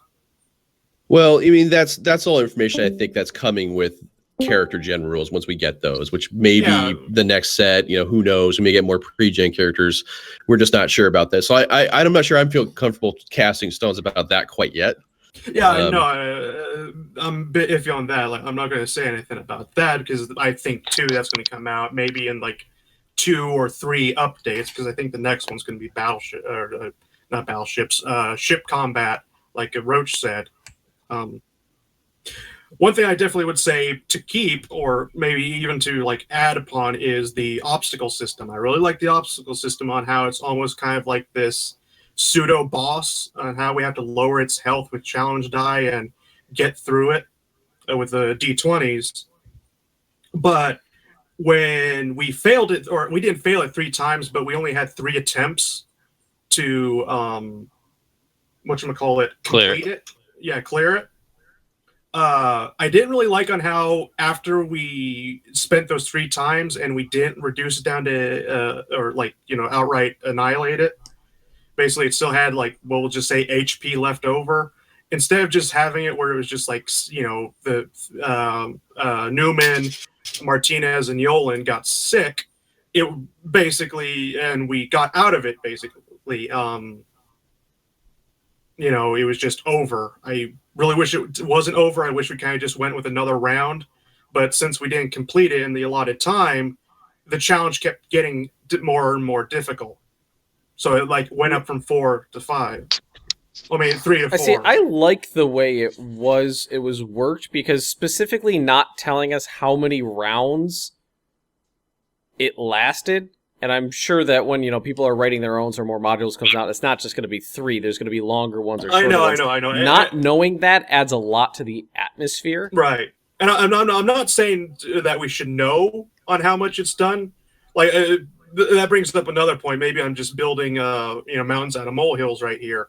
Because once we write our own adventures, basically, we could have it where it becomes more dire, and it isn't just something that's over. That's what I would challenge with, is that's not really a mechanical rule set gripe. That's really more so just the module. Yeah, that's the adventure itself. Which, I mean, the adventure could be anything that the writer wanted to be, or the game master. I'm more interested. I would be more interested in hearing more about what you thought of the system and the rule set, and if there's anything to refine the rule set. With that, I'm scarily looking forward to the one that Bob writes of these. If you GM one, believe me, playing through this and seeing how the system works and whatnot, and having the bone for Star Trek I do, I'm DMing Star Trek may be something I want to do. I mean that would be great if Bob could DM something, I can DM something, Roach can DM stuff. If we're switching it up so it's not always the same person DMing, that's great for the group. But Sly, do you have any more broad mechanical criticisms or things that you think could be done better, or the way the information is presented? Midge, now you're just eating cardboard. This is what happens when we too late. So that happens when you start eating that bullshit. did you eat? So paste? sorry. So let's wrap this up. Sly. Mechanically, was there anything else you wanted to talk about? Well, no. I mean, mostly you guys cleared everything as far as the system went. It's I would not a just hard simply- system. No. No, it's not. It's a little Like, confusing just the way it's laid out. When I read through it, my understanding was, okay, this is actually quite simplistic. You have a D20, two D20s, or or one D20 if you're assisting. Then pretty much everything else is a roll D6s. Or, if you want to make it fancy, just make it shiny D6. So then you have 3 dice instead of just 2. Remember, there are 3 types of dice: D20s. We don't D6s. know what the third one is. It could be a special kind of D6. Fuck, We it could don't be know. percentile. It could be a percentile die. Maybe. Well, It could be a 4. Yeah, that's my next one. Where's that? Maybe, third flip a die? maybe it's coin. maybe it's a Warhammer 40,000 scatter die, and Oh God. Fuck. There's Is some Roach good back old now? times. Yeah. Yeah. It's a D2. Roach, Nope. And stop I don't know playing how much Flappy of, Bird. I don't know how It's much down- of what you heard what we were talking about, Roach, with our particular praises and criticisms of the system or not, but I've been listening in for the last 10 minutes. Oh, okay. Okay. You haven't missed anything then. well, lay it on us. What do you think? Well, okay, from the GM's perspective, specifically, I found the adventure. I whoever wrote the adventure, I think they did a great job. I think it's a great intro adventure for the system. Like everything was there in a logical way to introduce players and the GM to the different mechanics of the game. And I like that a lot. I think criticism wise, I really hope that they we've gone over how the rule book is not well laid out, but I do think that even though the phaser or the combat rules are a lot easier than previous Star Trek games, they can still be better explained, because it took us a lot longer than it probably should have to figure out how damage worked in general, especially with the phaser. And I think that was somewhat attached to kind of unnecessary complication. Like they used Call a terminology. D6 a CD.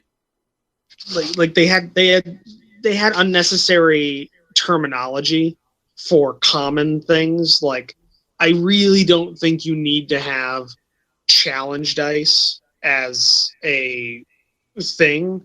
Like it's not only easier, but it's also probably more efficient just to call them D6s, because they're the same thing, and it threw us off a lot. And then again, that might just be because of the layout of the book, but I still think that's a little gripe I had with the system. And there was a couple other bits I can't think of them off the top of my head, but where they used terminology that kind of made you reread a section that had previously defined the term that already had a term that had already been used. Let's see here. I like pretty much every system I enjoy that they have. The obstacle system is nice. I like it a lot. I think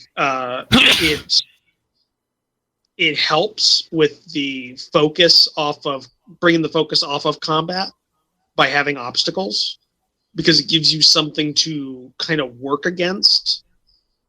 We didn't get into it, but the social combat or the social conflict rules I like a lot. They're pretty simple, but just like the rest of the game, they're well done.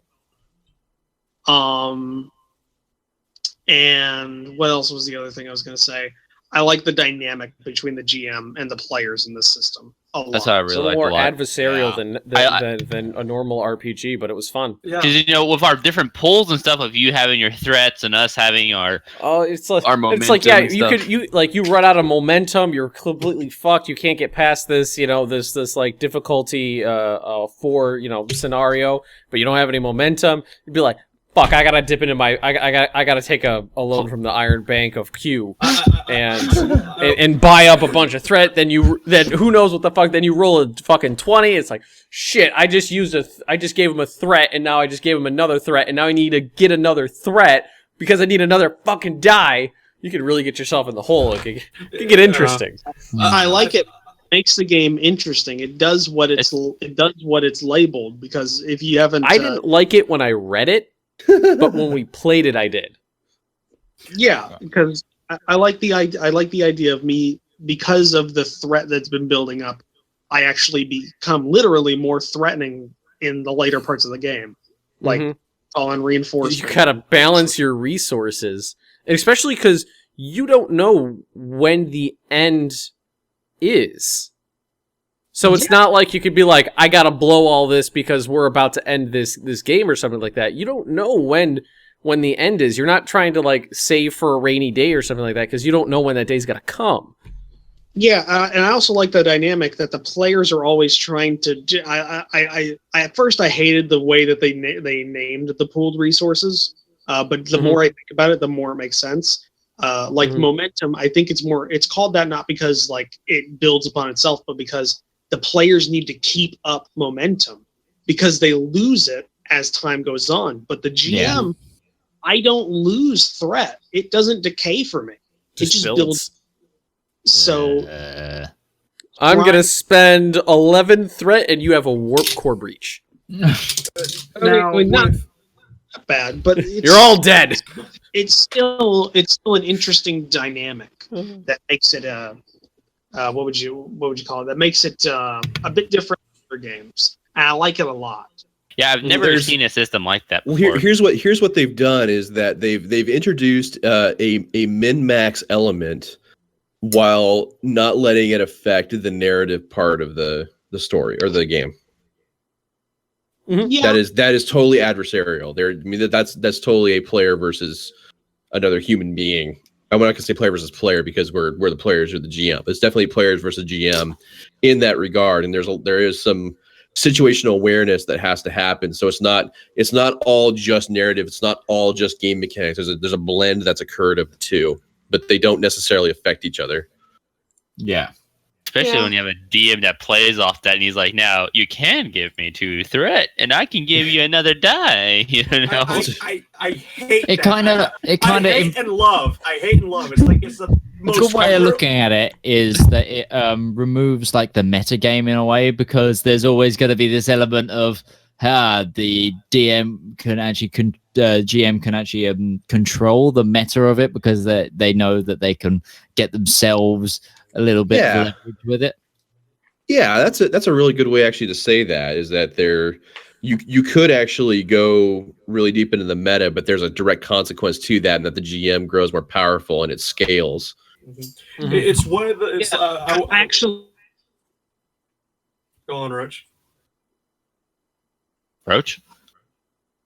Oh God, we lost him. What's actually going on over Roach's place? Well, we're like 40 minutes over at this point, so I think we need to wrap it up here, because I'm gonna need to get going. I was saying. Oh, okay. Never mind. Well, if you wanted to get in one more point, that's fine. Well, yeah, like I was saying, the thing you guys didn't get to really see, but I like the dynamic of it. And what I'm seeing so far is not only does the threat mechanic do what we said, it also helps people pace adventures better. Because when you think about it, if you're making an adventure as a DM, you're expecting you start out with threat, and the way they recommend it in this game, it's 2 threat per player. So I started with a pool of 8, and I had a lot of threat to spend on the first encounter. But during the next bit, I didn't really have to use threat. I just gave you guys a couple of challenges, and knowing how players normally worked, the adventure writer assumed that you would have spent a lot of momentum during the initial fight. So giving me an ability to build up threat mid-game, so the late game, the end of the adventure, has a lot of threat to use to build up the tension and make it a harder challenge. Exactly. There is a skill there, because those challenges are going to directly give you threat half the time when we roll bad, like we roll a 20 and we're like, fuck, we got to give him 2 threat or we get hurt or something bad. We rolled a healthy amount of 20s too. Yeah. I just think that's a great way because I think it not only is an interesting mechanic, but it also, in a lot of ways, I can see it helping new GMs because it gives them kind of a structure to base their adventures off of. Yeah, I can see Yeah. that. Yep. Anyway, I think we'll be leaving it here for this week. Join us next week where we will be continuing this adventure and closing off this first playtest. Thank you for joining us. And if you have your own viewpoints, don't forget to leave those in the comments down below. And yeah, see you next time, folks. And if you played it, Bye, tell us everybody. your thoughts as well.